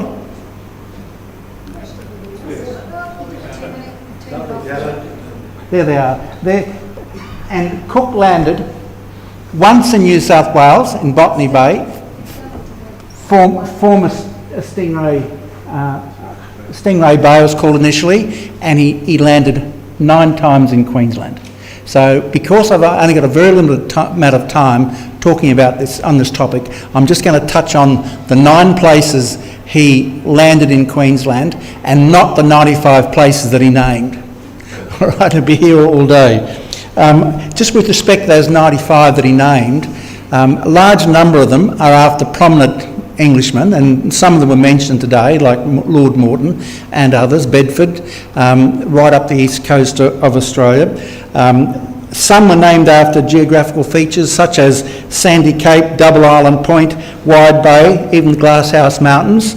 Some after birds and animals. We've got Booby Island, Busted Bay, Lizard Island, Eagle Island. Others after religious days. They had the Whitsunday Passage. We had Pentecost Island and Trinity Bay, which is Cairns, which I think is where Michael White showed that image before, near Cairns. I think that's Trinity Bay. Some were really after his state of mind as he sailed north, like Cape Tribulation, because that's the point where he realised after that time that he was going to have his troubles. Hope Island, he was having hope after the vessel was released from the reef. They passed Hope Island and then Weary Island because it started getting to them, and then Cape Flattery, which is a little further north than Cooktown. These are after some of these expressions and the way he felt at the time. Providential Channel's another one, whereas mere Providence, that they could find a passage through the reef back behind into safety, back behind the main ocean to safety. Others were warnings to future mariners, such as Point Danger. And there was even others. I think there's only one that was named after Aboriginal people, and that was Indian Head on Fraser Island. He was named by Cook. I think there's only one. So with respect to those, they're the places that he landed in any event. But before I come to those, I just wish to say something about a couple of other places. You've all been to Point Danger, on the border between Queensland and New South Wales. You all think you know that was named by Cook. when he sailed past, and he did name a place called Point Danger, but it wasn't that place. That place is named and it's the wrong site. As he left Byron Bay, Point Byron, it was named after the famous mariner, he headed north.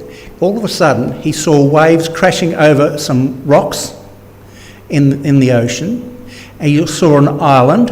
He looked to the west and he saw Mount Warning, and he said that's a sign for the future mariners of these dangers. So he called it Mount Warning, and then he named a little peninsula sticking out from the coast, Point Danger, and that is Fingal Head, modern day Fingal Head. So the Point Danger that we know is not the Point Danger that Cook said. There's even been some movement in New South Wales to name Fingal Head, change the name to Cook's Point Danger. But I don't know whether that'll ever happen. But so Cook got it wrong. No, he didn't get it wrong. Somebody else got it wrong. But then he come to Moreton Bay. He continued north. Moreton Bay after Lord Moreton, as we've heard today, Morton. An E was added later by I think Flinders. And so the spelling is changed to Moreton, and more importantly, when Cook sailed past, he named outside the islands, which he didn't appreciate were islands, Moreton Bay. And when Flinders went inside, he said, "Oh, if Cook had come inside, he would have realised the bay's actually inside the islands, not on the outside." So he called Moreton Bay inside the islands. Cook named them outside. So that's how that all happened. And Cook just sailed north. He named the peaks after glass houses or something like glass houses. I heard someone else say today that it was actually the making of glass. I always thought it was glass houses as such, but obviously I was wrong about that. But they sailed further north, and the first place they landed was at Bustard Bay. And it's mentioned here, first place in Queensland, 23rd of May 1770, which is where 1770 is. A lot of these names that are there now were named later, like the town of 1770 is right on the edge where Cook landed. In fact, there's a plinth that was put there by the Historical Society many decades ago to commemorate the fact that Cook landed on that site. It's 4 minutes left, so I've got much time. So Cook landed there. They saw busted birds were shot. They saw evidence of Aboriginal folk, but they didn't see any Aboriginal folk. Then they left that island and continued north. The next island is near part of Shoalhaven Bay. I've got a lot of these are on maps. I've actually got maps.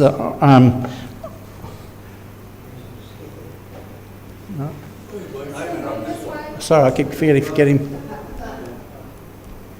See there's a map of most of the places on the coastline you can see. It's pretty hard to see them there. But I just want to show you that they're just continuing up.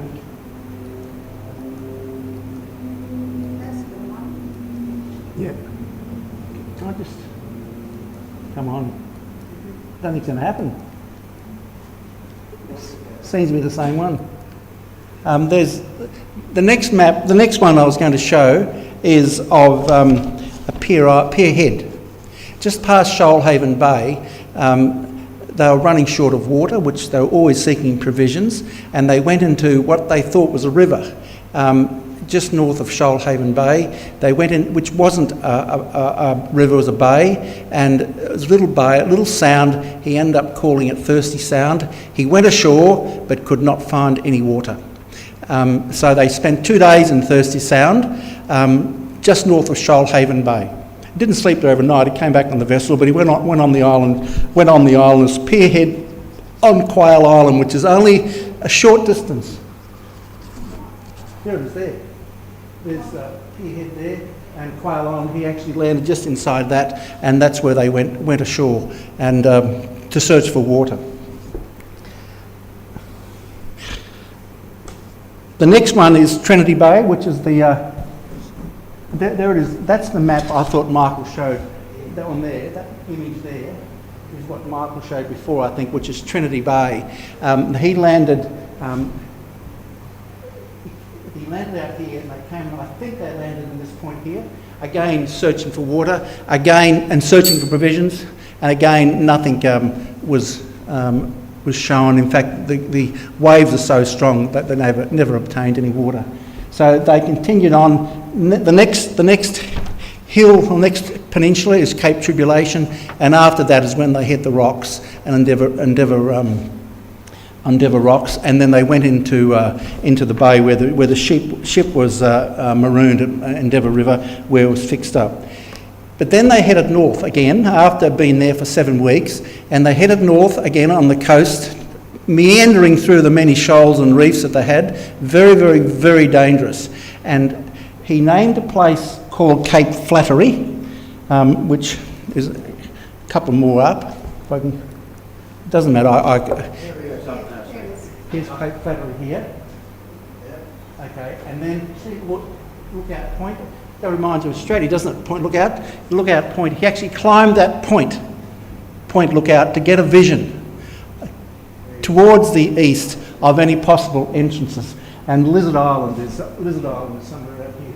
So he climbed that point, Lookout Point. So that's another place where he landed. He went towards Lizard Island, moored the vessel somewhere there and rowed to Lizard Island, climbed Lizard Island, stayed overnight, in fact, trying to find a route through the outer passage, which they could see further out. He found a passage just on the map from Lizard Island, and then he headed back to the vessel. On the way back to the vessel, they landed on another island called Eagle Island, and the reason why it was called Eagle Island is there were eagles on the island. That's very, very ambitious.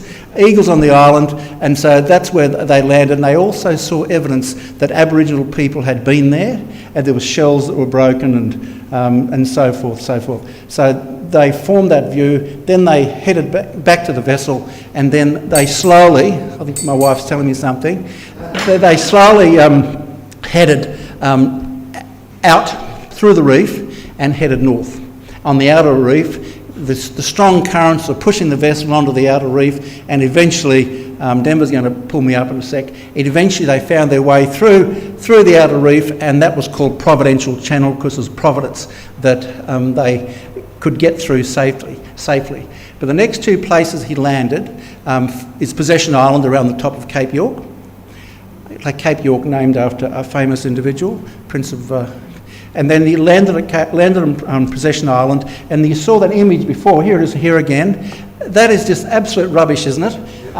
You look at the image of when they had the battle in America of the guy that lost Quebec City, and they had the Battle of Quebec. That image there had Indian people, General Wolfe. All those images are just so fabricated. It's just imagery gone crazy. There was only 2 or 3 people on top of the hill. They fired a gun. Correspondingly, the Endeavour fired their cannons, and apparently Cook made some statements. However, what he wrote as to what he said was not what he said, because he changed it later. But certainly he then took possession of the east coast of New Wales, it was called then, in favour of King George III. So that was just imagery gone crazy. He then continued on his trip through Cook Strait, and then he wind me up, Denver, come on. And then he landed on Booby Island, and that's where he caught some booby birds. And then he left and headed towards Batavia. Thank you very much, Denver. Oh yeah, there's 96 places names, and if we go on, they're all listed there. So I think it's a project to go and try to understand why he named them.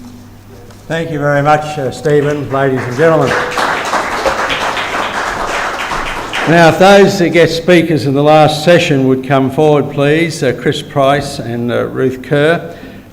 2 of the guest speakers by Zoom, of course, and we'll send their medals through the mail system. And a photographer would kindly come forward, please, get the photographs.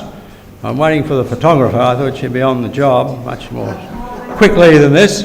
And the other thing is that the President of the Society, the Royal Historical Society of Queensland, Stephen Sheaf, will present the medals. Thank you, Stephen. Look, No, this is not one at the end. This is the one right at the end of the day. We're going to give one of the. Oh, we have the photograph here. So I'll present the medals first, John. I'll present the medals first. Yeah. Yeah. Can I just say, but we'll do that after I present the medals. It gives me pleasure to present the medals to the speakers in this last session, and our good friend Dr. Ruth Kerr, who's just a stalwart to the Historical Society. Ruth is just an absolute dynamo and has been there for a long, long time. This place wouldn't operate without Ruth. And secondly, same with here. Thank you very, very much. We really enjoyed that. And it'll remind me of the panels in the Catholic Church here that was funded by Patrick Mayne. So that's another one that is of interest to me. So thank you very, very much. So now we need a photograph of us people.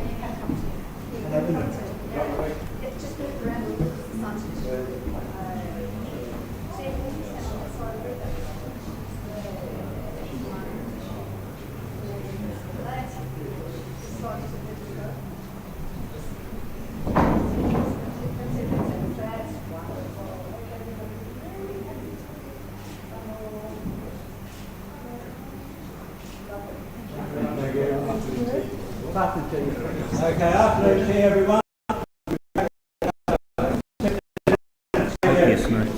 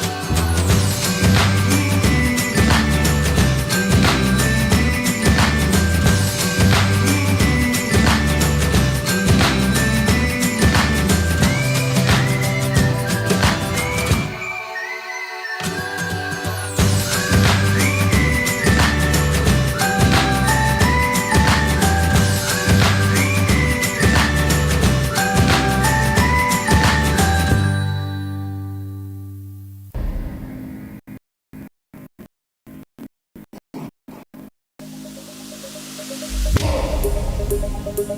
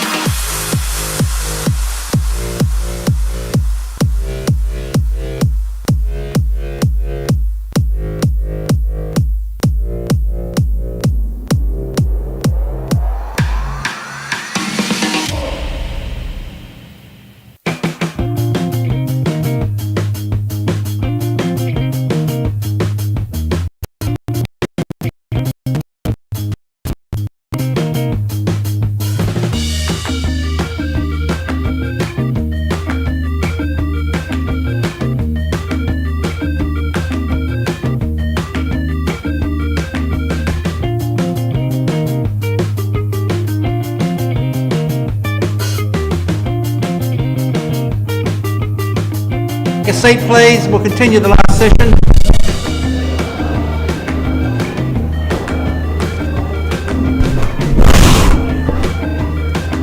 Welcome.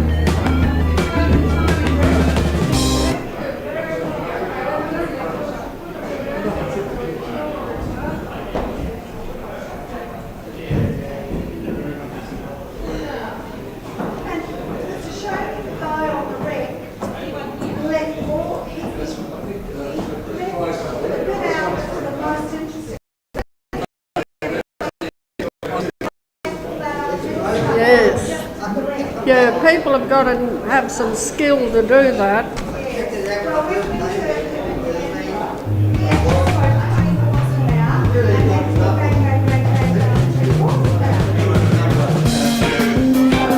Could everybody please take their seat promptly so that our speaker can commence? Mr. James McCourt is the next speaker.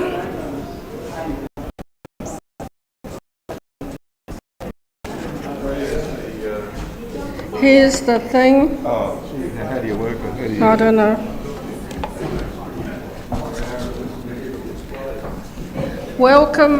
Welcome everybody. Thanks for your attention in taking your seat and listening. Our speaker, James McCourt, has degrees in history and law and has been a book collector for over 50 years, lives in Brisbane and a special interest in books relating to Cook, and is speaking today on the publication of Hawkesworth's edition of Cook's Journal, which has been mentioned by several speakers. Thank you, Jim.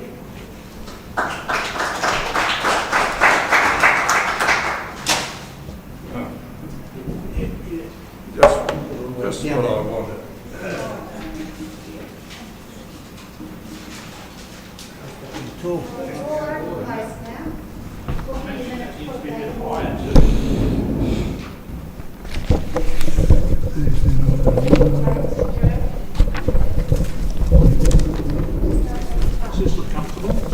Yeah, that's fine.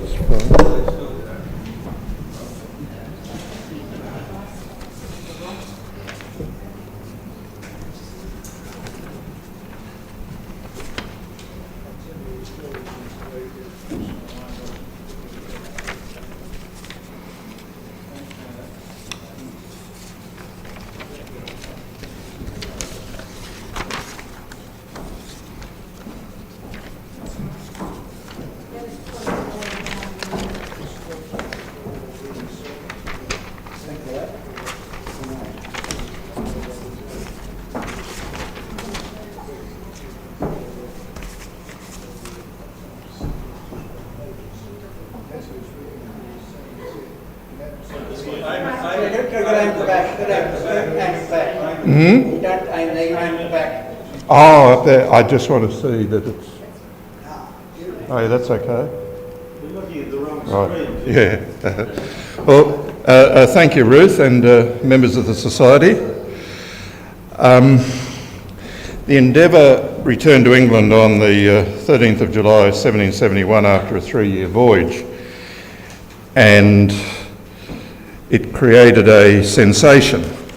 The British public had long been obsessed with the achievements of its navigators, as evidenced by the vast number of publications of voyage books, and the achievement of the Endeavour voyage far eclipsed those of previous voyages on account of the discoveries it made in the South Seas of lands and people, and brought to the knowledge of an eager public a fourth part of the world which had been virtually unknown. Within 2 months of the return of the Endeavour, an anonymous account of the voyage was published. This has already been mentioned by Simon. It's believed to have been by a midshipman on the Endeavour called Magra, who had been an American loyalist. At the same time, a decision was taken to publish an official account of the Endeavour voyage, as well as the preceding voyages of Byron, Wallis and Carteret in the 1760s.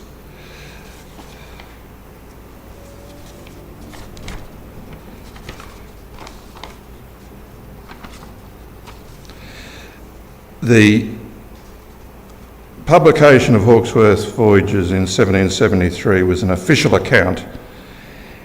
It was commissioned by the government on the authority of Lord Sandwich, the First Lord of the Admiralty.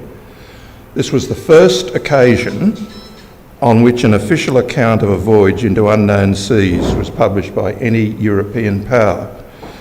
For centuries, the voyages of Portuguese and Spanish navigators had been guarded as state secrets, and their disclosure was punishable by death.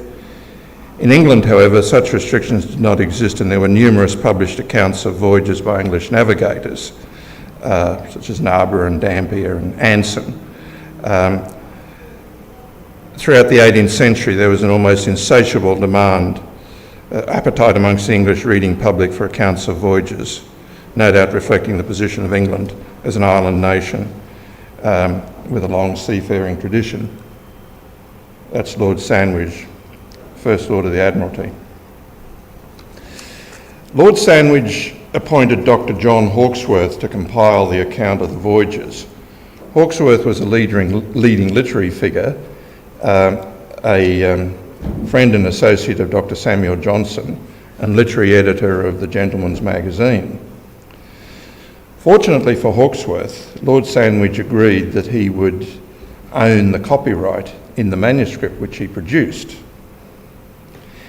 In addition to the official logs and journals of the voyages which Sandwich passed to Hawkesworth, Hawkesworth also obtained from Joseph Banks a copy of his journal, kept during the voyage in the Endeavour.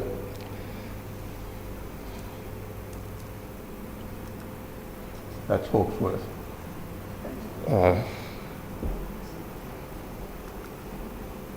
And that's a famous portrait of Banks, which was done the year after he returned from the Endeavour voyage.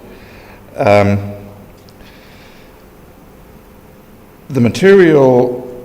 model which Hawkesworth used for his work was Anson's 1748 publication of his voyage in the early 1740s, which was basically a disaster. Over 1,000, he had set out with 5 ships, returned with 1. Over 1,000 men died of scurvy. The only achievement of the voyage was that he captured a Spanish treasure galleon and returned with something like £400,000 in bullion, of which he got £90,000, which he then used to publish this book.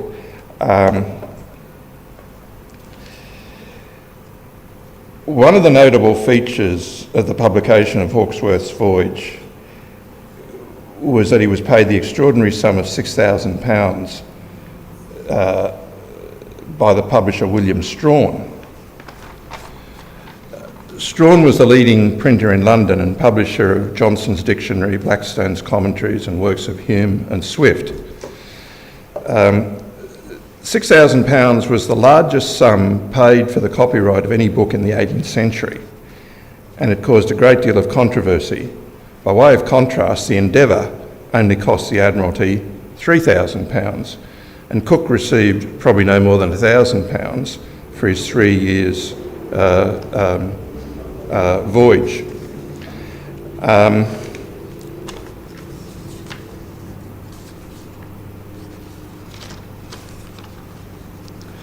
Hawkesworth produced his account of the Endeavour voyage, which would comprise volumes 2 and 3 of the published account, before those of the voyages of Byron, Wallis and Carteret, which comprised volume 1.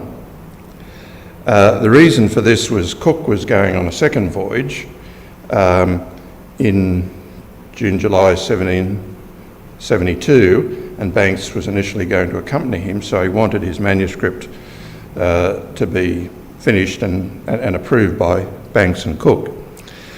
Banks ended up not going.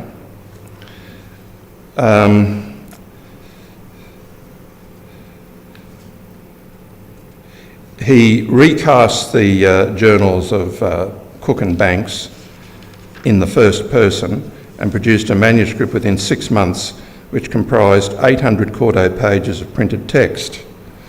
Now, whether he employed others, such as his wife, or in the process is not known, and in the absence of any original manuscript, we don't know whether he had an amanuensis or even more than one to assist in the transcription and production of the final manuscript. But it was a remarkable achievement.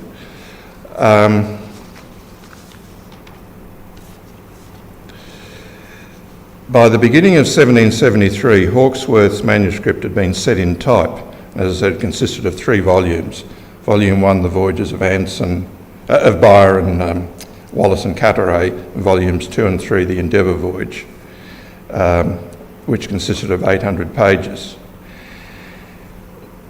At the beginning of 1773, Hawkesworth and Strahan faced a major problem with the news that Stansfield Parkinson, the brother of Banks's deceased artist, Sidney Parkinson, was about to publish his brother's journal of the Endeavour voyage, illustrated with 27 views and maps. Hawkesworth sought an injunction to prevent the publication of Parkinson's voyage, and that injunction went through the court system, took about 6 months to go through the court system, so it effectively prevented the publication of Parkinson's book. Hawkesworth's voyage was finally published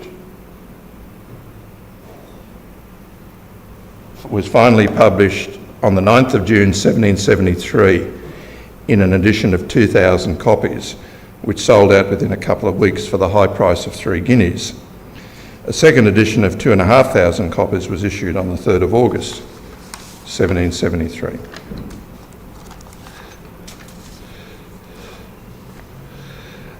Apart from Hawkesworth's text, a notable feature of the voyage was the inclusion of 29 charts and coastal views and 23 engravings to illustrate the text.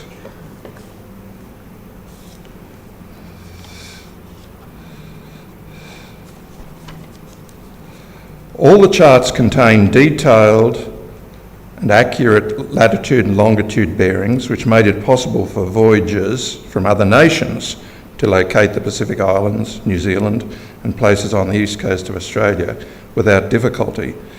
This was in marked contrast to the policies of other European nations, which I suggested before, kept all this sort of information secret.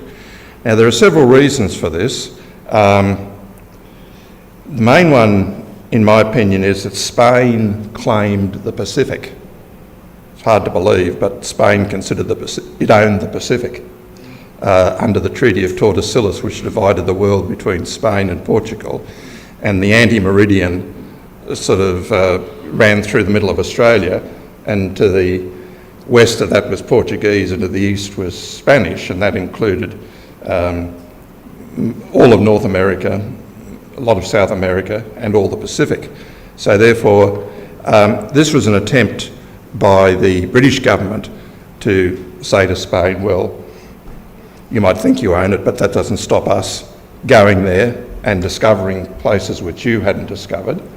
And here we're disclosing to the world exactly where they are, so that others can find them as well. There was also a bit of a controversy with Bougainville, who'd sailed through the Pacific 2 years before and spent a week at Tahiti and made various claims that when he denied that Wallace had been to Tahiti before him, and then he tried to claim that he'd discovered it, and therefore the French were entitled to claim it. And then Cook and Banks spent 4 months in Tahiti, so they had an interest in disclosing to the world as much about it as possible.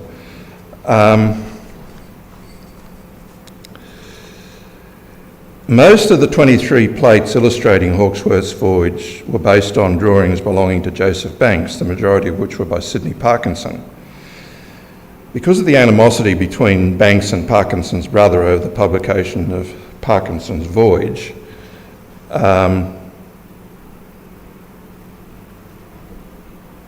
before I mentioned maps, how they publish so many maps. Well, this is the famous map of the east coast of New Holland, which they call New South Wales. The first publication of the east coast of Australia with the names which Cook gave all these places. That's the detail of the map. That's the entire map from Point Hicks to Possession Island. It's remarkable that such a thing like this should be published in 1773. Now, in addition, most of the 23 plates were based on Parkinson drawings, and because of the animosity between Banks and Parkinson's brother, Sidney Parkinson's name as artist was not engraved on the plates, which were based on his drawings. A few of them are topographical scenes in Tahiti and this sort of thing, but one of the famous, or I've included this, is the famous breadfruit plate, which was based on a Parkinson drawing. It's one of his better known drawings. And this was the first plate which Banks had engraved of the botanical specimens he brought back, and then he spent 8 years engraving another 740 of these plates. And this was the first one, and this was included in Hawkesworth's voyage, but it's not in the Florilegium because the plate disappeared. We don't know what happened to it. The plate isn't with all the other 743 plates which are now in the Natural History Museum, so it's never been republished.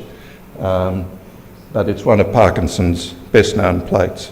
Another well-known plate by Parkinson is the Endeavour being repaired at the Endeavour River.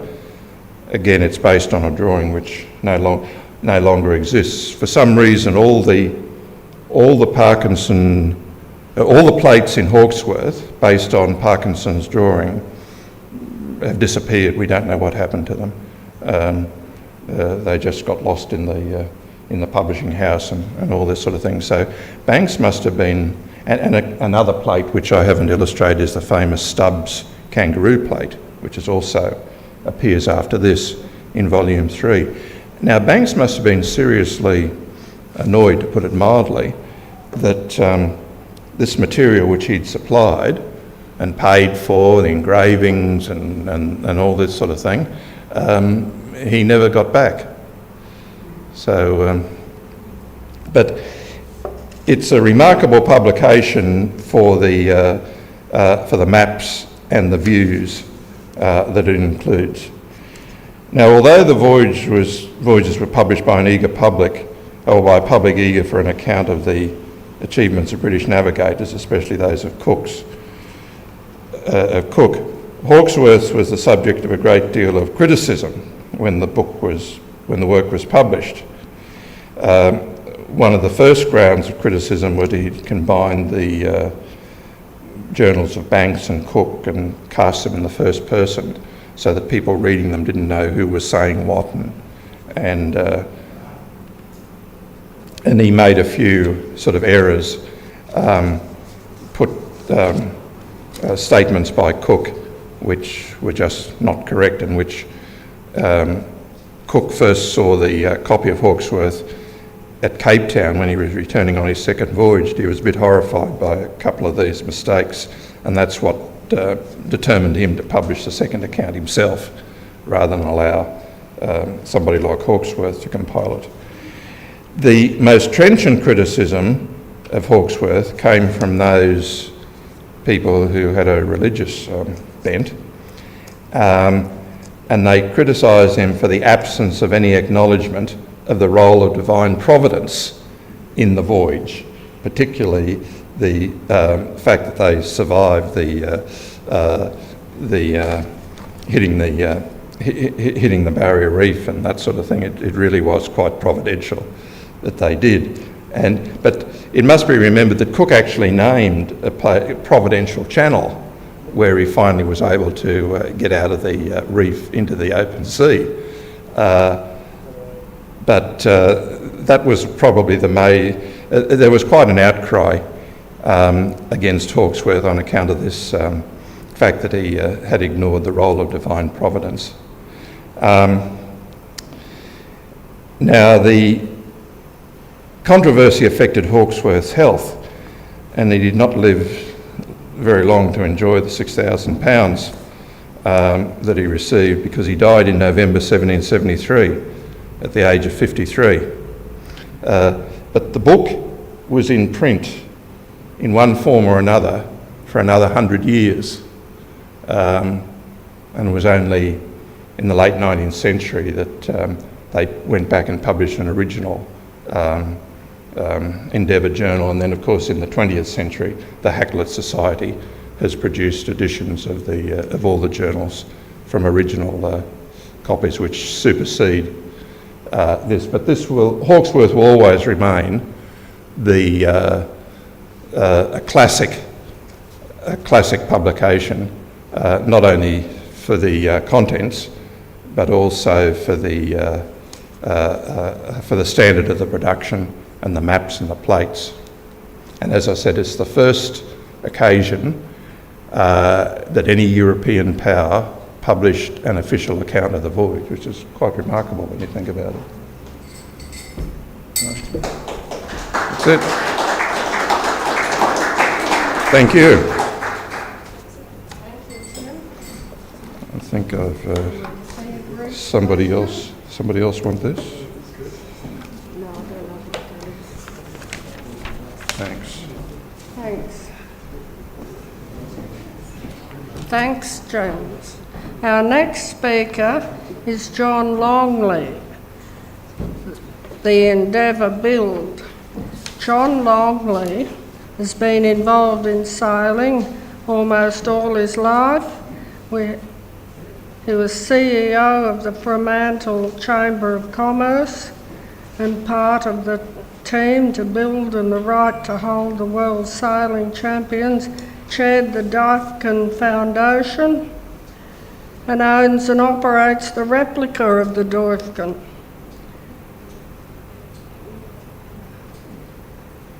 Are we ready, Sophie? Not quite. Thanks.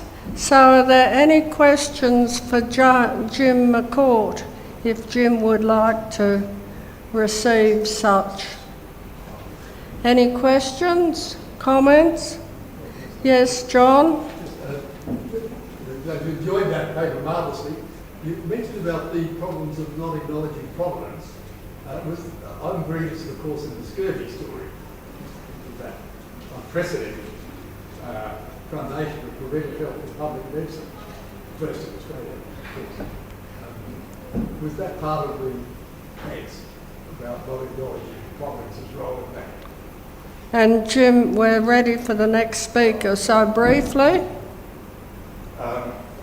Possibly, but for some reason it was a lot more people interested in religion in the 70s than there are now. It just was the only thing people talked about. Thank you, Jim. And Sophie, and the next speaker, the Endeavour build is ready. Please go ahead. Oh, hi everybody. And also speak clearly, slowly and loudly. Yes, Thank Ruth. you. Can you all hear me nice and clearly? Yes. Jolly good. Pleasure to be able to speak at this conference. I'm speaking from Wajak land, from the mighty Noongar nation of the southwest of Australia. And you can see on the screen there the Endeavour, and this is from a drawing that was done by Ross Shardlow, the great Australian maritime artists. We commissioned this painting when we were first started the project, so we had some idea of what we were building, and it's an extraordinary thing that Ross was able to do such an incredibly accurate painting before all of our research had come to be. So that was what we intended to build, and this is what we built. Here she is, Endeavour, doing 11 knots, approaching Hawaii on the 28th of October in 1999. With everything up, she's doing 11 knots.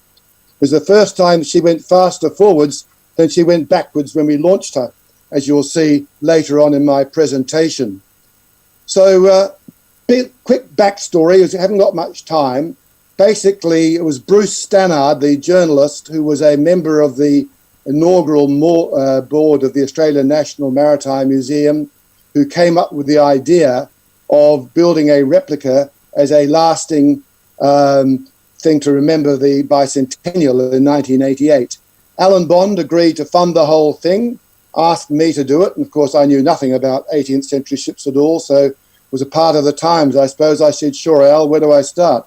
Anyway, what I did was I went to Greenwich and found some wonderful key documents, which of course some of we have already seen today. We came back, we worked, formed a team, made some key policy decisions, some of which I'll talk about later, and we laid the keel in 1988. But unfortunately, in 1991, Bond Corporation collapsed. We formed a foundation, and in December 1993, we launched the ship and commissioned her in April 1994. I was talking about the documents that we found in Greenwich, of course, well known by everybody. This is, of course, is a draft of the Earl of Pembroke. This is not Endeavour. Of course, she became Endeavour, and you'll notice that she's different. If you can see here, the Earl of Pembroke had a quarterdeck and then another little deck, and then she came down. And later on, of course, she was converted so that this deck was carried the whole way through. But there's a huge amount of information on these drafts. And surprisingly, when she returned from her voyage with Cook, the British, God bless them, put her up on the slip again and he made another draft. And there we have, this is the as-built drawing of Endeavour. And you can see the enormous amount of information, the lines plans, the bodies plans. Some of it was added later, like this stern drawing, which has actually been criticised as not very accurate. But one of the great things about it, as you can see, this was done in October 1771, so it listed the actual lengths of the spars on Endeavour, because as the collier, she would have had a much shorter rig than Endeavour had, because they re-rigged Endeavour as a naval vessel and put a naval rig on her. So also on that draft, we saw how they had allocated the spaces down below. So here you've got the Cook's great cabin, Cook's cabin here, Banks's cabin here, Parkinson was over here, Green was here, and so forth, officers' mess. Down below, you've got where the poor old officers were kicked down after the gentlemen came on board. And these areas are only 4 foot high. And you've got this great space here is the lower deck, created by planking in and creating a deck on what was purely structural pieces before. You've got here the carpenter's captain and the sailmaker's captain and so forth. Of course, these areas down in the lower holds, we didn't recreate because we needed those for the 20th century bits and pieces like freezers and showers heads, galley, engine rooms and so forth. So when we got going, of course, we had to find somewhere to build the ship. So we built a brand new sparkly ship shed in the Fremantle Fishing Boat Harbour. Interestingly, you can see here where the ship was to be built. And that sloping floor, which is the part of the launching ways at 17 degrees. You can also see how we had planned to build so that public could come and watch the ship. So they would come up from below. There's a viewing gallery here. They'd come up. They'd look at all the material along here. And then they'd go up and over and out through the shed and down to the sail loft and the blacksmith areas and so forth. Here's our blacksmith, the two wonderful Danes, Jan and his son. We also had a sail loft, Peter Petroff there, who was the chief sailmaker and also the rigger of the ship and so forth. One of the major decisions we had to make was what to build her out of. Of course, as has been explained earlier, the original ship was built out of white oak with an elm keel. Well, we're going to have about 600 tons of wood, so to get that out of England wasn't really going to be easy. So we decided we would use the local timber, Eucalyptus marginata or jarrah. And of course, back in those days, in 1987, they were still harvesting native forests in the southwest. And we were able to go to Bunnings, yes, Bunnings, and order the timber. Here's Carl d'Oliveira, one of our West Indian shipwrights with an adze, helping to shape that inner keelson that we talked about earlier. So one of the very first things we did was to build a trial section. And this is one of the first of the, I think, some 300 drawings that we made of Endeavour. All of those drawings done by hand, not by computer, and are all stored in the archives of the Australian National Maritime Museum. So this is just a section through the midships. There it is, being brought down to the ship construction shed, the build shed, and there you can see it over here on the left here as a display piece externally to the build shed. So the next thing to do was to lay the keel, and there you can see the whole centre line of the ship. This was October in 1988, and the governor came to Professor Reid and we got him to ceremonial drive in a copper rod there. It's an interesting photograph because it shows one of the policies that we did, and that was that we would be as faithful as we possibly could to the ship's construction, but we wouldn't create maintenance nightmares. And so that rod that Professor Reid is driving in there is copper. On the original ship, it would have been soft iron rust, although soft iron slowly. But copper has about the same malleability as iron. So we're being faithful, but we're not actually compromising the maintenance of the ship. Later on, we can see that the centre line has been developed. Another area here where we went away from absolutely being correct to the ship was this deadwoods would have all been made up by pieces of timber, oak, then bolted together. And we decided this is one area the ship had to be super strong, and we decided that we would laminate these deadwood sections. You can see also here all of the cutouts in the keelson. Here's the keel here. Here's the inner keelson, which of course is now about to be crossed. Well, this floor, which I'm going through here, has already been crossed with a floor that crosses the keelson, and what they're lowering in here is a half frame, and that doesn't cross. That is simply bolted to the floor.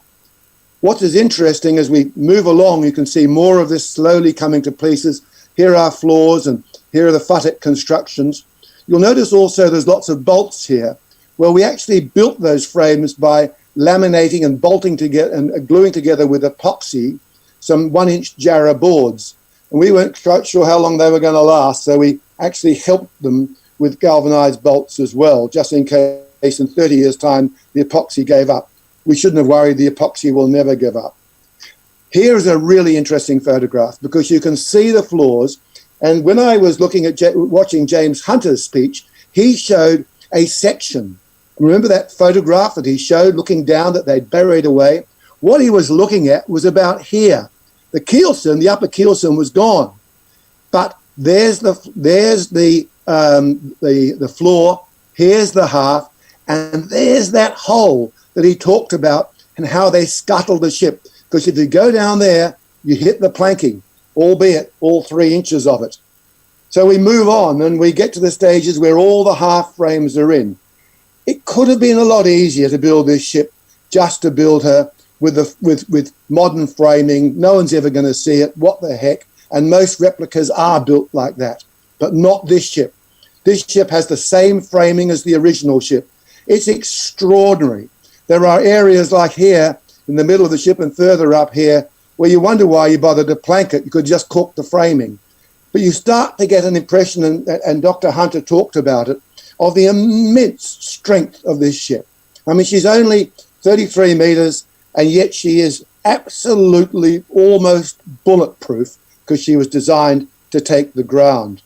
Moving on, we're now starting to develop the stern, and here's the living national treasure, Bill Leonard, who built both Endeavour and Diveken, and he's working there. He's standing on the keelson and working on removing a couple of lifting pieces from the wing transoms, the fashion pieces out here, and then the 7 transoms that form the stern under the water.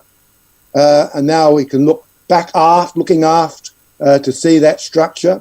And you can start to see here also, if I can find things, here, these are what they call the cant frames, and they don't go through. They're not square frames. They're just wedged into the keelson. Here's a lovely photograph of the stern now being developed. Once again, here's the cant frames here, the transoms I was referring to, and more fashion pieces here that develops the stern. Looking forward, now we're starting to do the cant frames in the bow. Interestingly, you can see that where these futtock constructions, these were chopped onto the floors. We could have moulded them all up, but we did it right. We chopped them as well. Here's the bow coming together. These are the cant frames here. Finally, we get where we can't put any more angled frames on, so we fill the rest of the bow in with these massive hawse timbers. And there's an internal photograph of the bow. You can see the cant frames here, right here, the hawse timbers going up. And this, of course, is where the bowsprit goes through later on. Later on in construction, there are also massive breast hooks, huge pieces of timber that are bolted in across here. So we've also got to start to get the longitudinals in place. So the way to do this was to make plywood patterns of where we thought the longitudinals will go, because they weren't on the drafts, and then to cut out carry. We use not cowrie, but carry, another West Australian timber. Why didn't you use that the whole way? Well, because the old white ants and the worm loves it, so you can only use it inside a ship. But it has the advantage of being able to get huge balks of it, and also, so it was also really good to steam.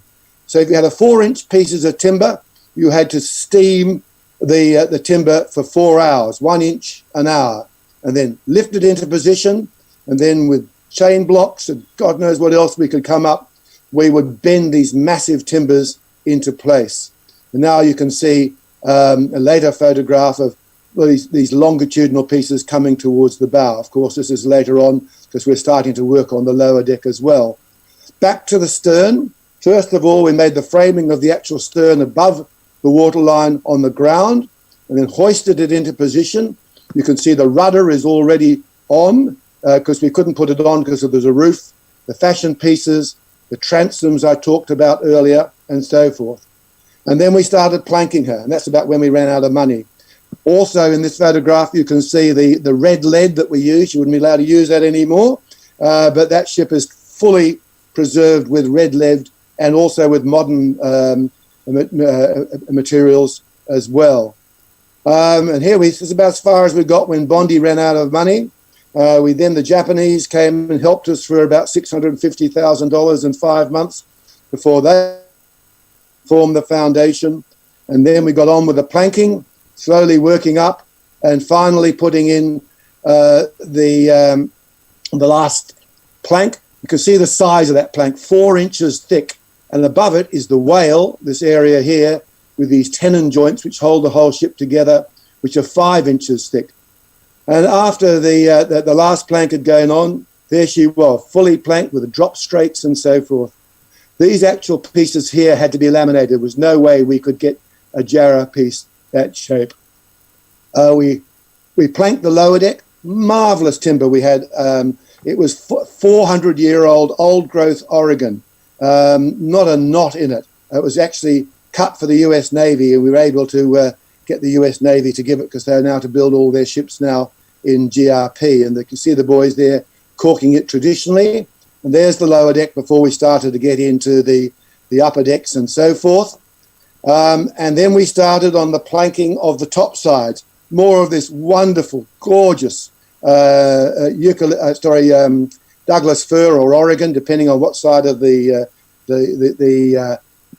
Rockies you're looking at. And you can see that this was trannelled in, these wooden pegs that held the planks on in the correct manner.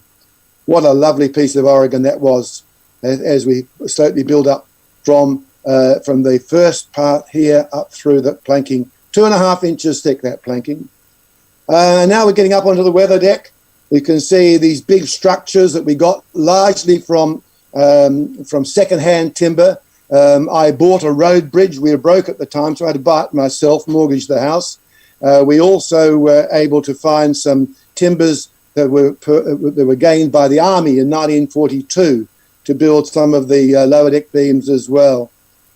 We also needed knees. At that time, the Pacific Highway north of Sydney was being lengthened and straightened, and these incredible spotted gum trees had been taken down, and we've got these incredible fellas who worked for wages, that means the basic wage, to cut out these incredible knees. And here are some of them, and there they are in position. We also had to get some smaller knees, and we went into the Jarrah forests where there'd been some clear felling for bauxite mining. We weren't allowed to take any vessels or animals in there to drag these knees out, so we made human harnesses, got all the shipwrights out there and dragged them out with human power. More photographs of the knees, and down below now the lower deck, and the very, very light structures here, because that's all they were of the, I think that's the sailmakers, or was that the carpenter's cabin? I can't quite remember now. Now we're getting pretty close. You can see the ports through where, and these aren't gun ports, these are where the coal was shoved in through the side. The lovely quarter badge window going into the great cabin. And these pieces we also got out of the reclaimed from the army shed, which is actually part of an overhead crane. To get pieces of Jarrah that size and thick enough so we could curve them was extraordinary. The carving done by Jenny Scrayer, and you can see her there in the window, a lovely Danish woman, done by laminated timber so that it wouldn't fall apart later on in its life, because it was all going to be painted. More of all of the structures coming in, and finally the fitting of the wheel. Bill Leonard on the left there, and Danny McDermott, one of our great shipwrights from Scotland, on the right. And the ship is just about ready to be launched. And you can see that the dead eyes here are ready to receive the rigging. And ho, ho, ho, there we go. 11 knots going backwards.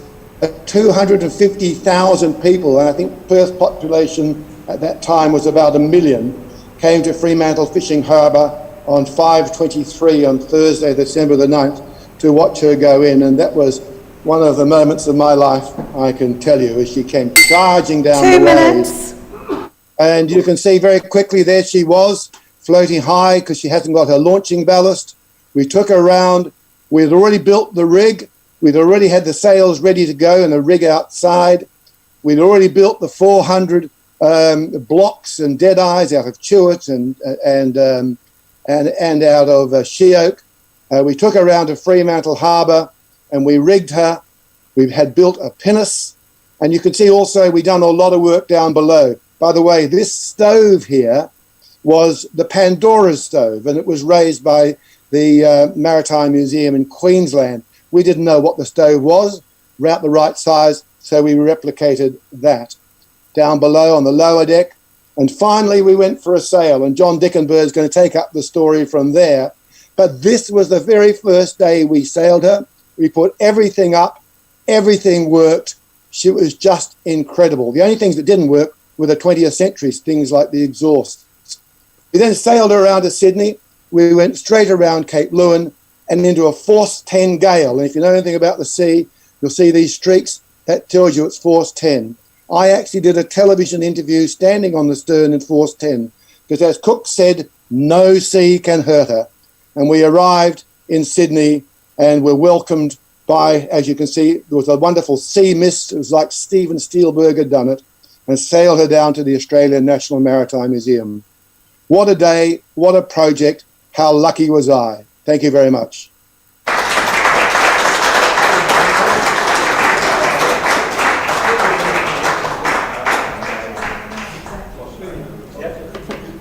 Thank you, John. That's added enormously to our day and understanding of the current situation of the Endeavour.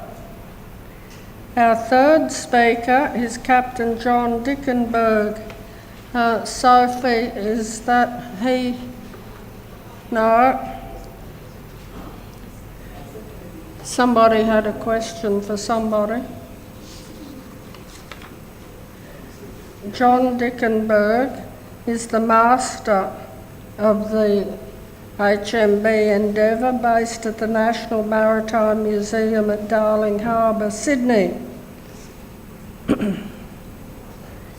He's one of the masters of the James Craig, the original 1874 bark of the Sydney Heritage Fleet, and a number of other great achievements.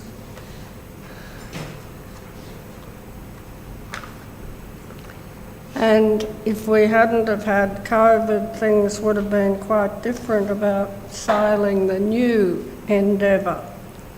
Sophie.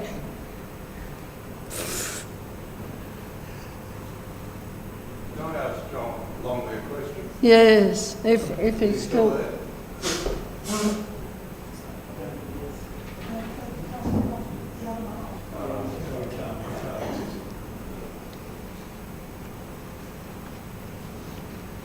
It's a bit of a shame that COVID, when we had this conference organised on the 23rd of May, the rapporteur was going to be here, and John Longley is the captain, is going to be here.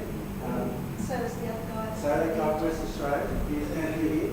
They would walk over the library, would walk into the collection, would all went out to dinner that night. So it's unfortunate that COVID intervened, but this is a great conference. I went on it, I think 20 years ago, and until you've been on it, you cannot imagine or visualise or understand what it must have been like. Yes. It's so small, also, particularly with you between the dead. Neuchen, yeah, it was here in 2006. It's up at the Customs House. So... The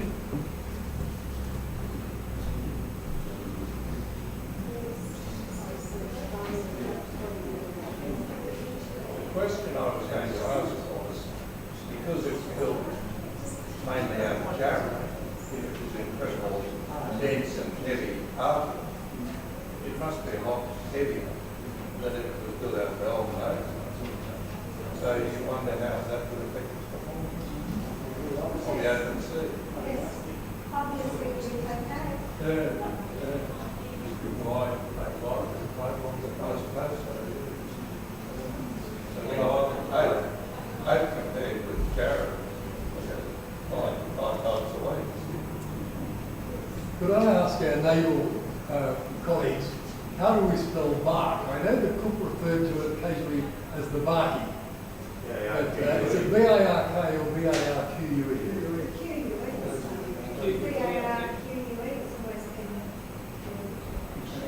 Unfortunately, most people call it HMS, managed ship Endeavour, but it was never HMB bark, which was a recognition that it wasn't a sort of like a battleship and a properly built Royal Navy ship.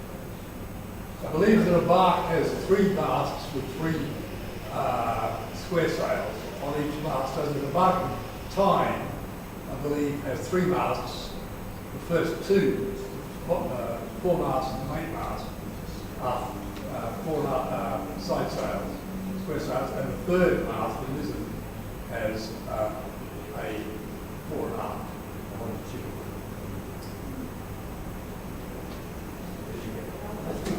The RN records I saw, that's the Navy, whether it's Royal Navy, was B-A-R-K. Yeah, that's how most It's from the French, isn't it? That's the French. So the civilians can make their own choice. Most of the other vessels that were sent on exploration, even Dagger, Narborough, Byron, Hanson, they were all Royal Naval vessels. The Centurion had 60 guns. This was the first non-Royal Naval vessel, which is why it was so successful. This was able to get it close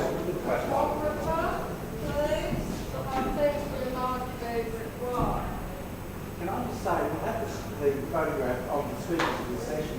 There were 3 speakers, only 1 local, the other 2 on so you will take that photograph out of the way. So, yeah, I'm looking forward to getting this better. Photographer. Oh no, we're not giving you a minute. We don't get the last one. Go ahead. Go. I've got a few of them. I've got a lot of them. Okay. Can I just... Because while we're waiting, we don't want to waste time. If there's difficulties with the speaker, well, we'll call the day to an end. But on behalf, no, we'll just give On behalf of the Royal Historical Society, I'd just like to present this centenary medal to you, thanking you very much for your wonderful paper today. So thank you, and we'll take a photograph.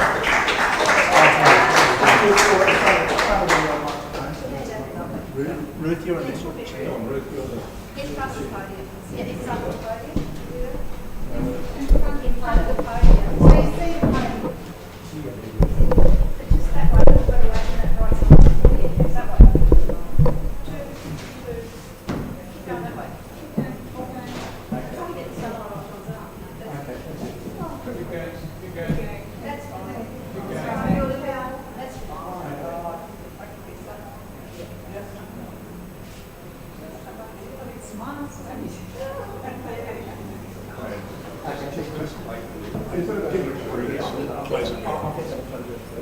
We want to take a couple of photographs, or one other photograph, and present a couple of others in the middle. So I'd like to invite Kate and Sophie.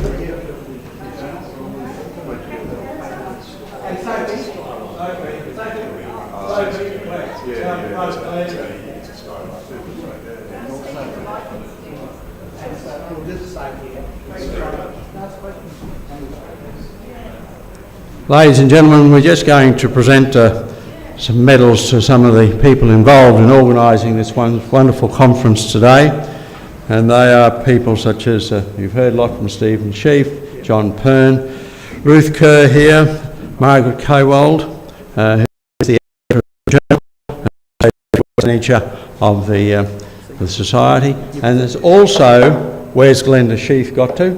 Come on, Glenda Sheaf. Yes, you're the timekeeper, you're also on the list here. So, all right, I'll start with Margaret because she's right here. Now,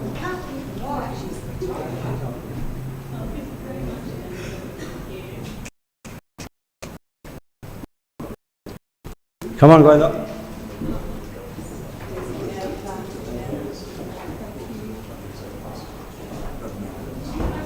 The only person who won't get another one is someone called who picked up one of these.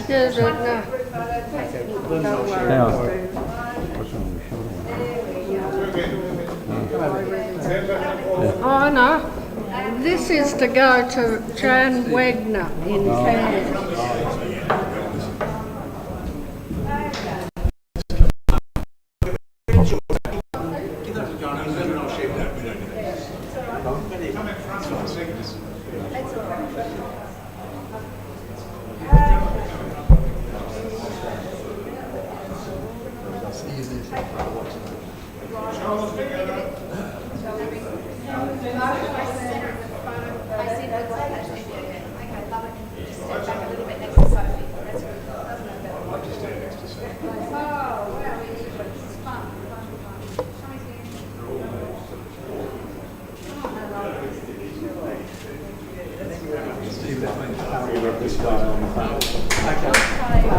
So if you just check, see where the ring is.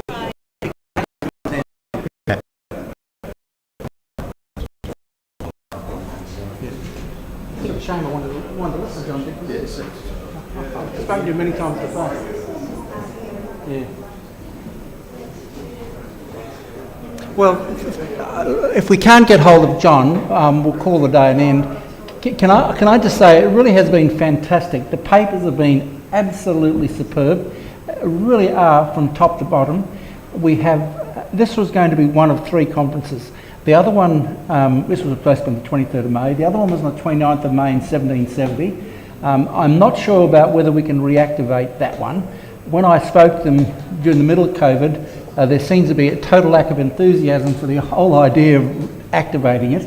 But now that COVID's sort of coming to an end, and we've had this conference, I might just put the heat on them the next week to see how they go. But the other conference in Cooktown will go ahead. So it's all been the venue's not booked, but the date's been booked. All the people that were delivering papers then, I haven't contacted them since, but a lot of them were referred to before, but it's on the 19th of June. So put that date in your diary, and Glenn and I will be going up, and John Pern will be going up, and others will too. but I will probably be, I'm not sure, probably flying up to Cairns and driving, or you'd even fly all the way to Cooktown. So, but I would suggest you book fairly soon, because the accommodation in town is fairly limited. Yes? There are buses. 4 hours. Well, did I? Didn't know they had one. That wouldn't be bad, actually. I'd like that. That's a good idea. Took about 4 hours. Did it? Oh, I see. It takes 4 hours to drive. It's very interesting because we talked about Providential Channel and the routes.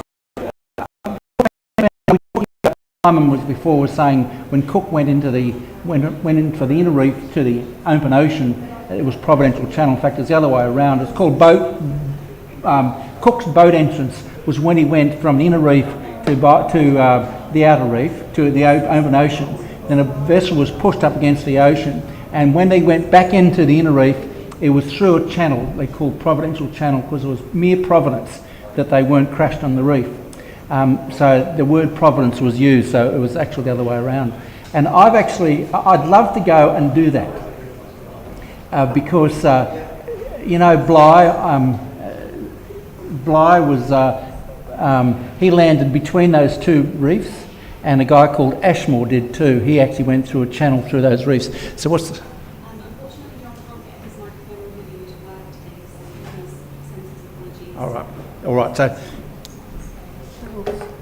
All right. So John has been contacted, and he can't get his computer to work, and his phone and those types of things. So there's been technical issues. So he sends his apology to us. So in his paper, which is about management, he's the current captain, or he was, maybe not current, Michael, but he was captain of this vessel for a long period of time. So he could tell us about managing this vessel in recent times. So we hope to get a paper from him that can be published. So, ladies and gentlemen, thank you very, very, very much for your attendance today.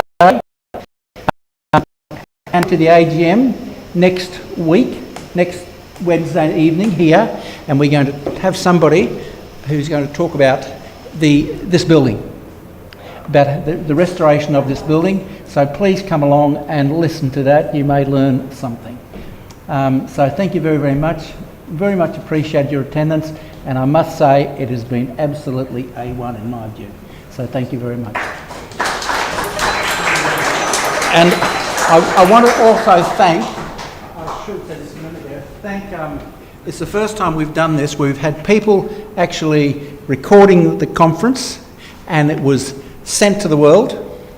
So it's been done. So Renee, thank you very, very much for your work today and yesterday setting up here today. And I thank all the members of the society, the volunteers who came yesterday and set up the chairs and set up all things. And Noel Fawkes was no doubt there doing that. In the shirt, Torquay's shirt. Thank you very much for your contribution. Noel is one of the stalwarts of the society. He's a machine. So thank you all very much, and I look forward to seeing you all at the next event next week. Thank you. Next Wednesday. Oh, you don't want to photograph me. Oh, the front.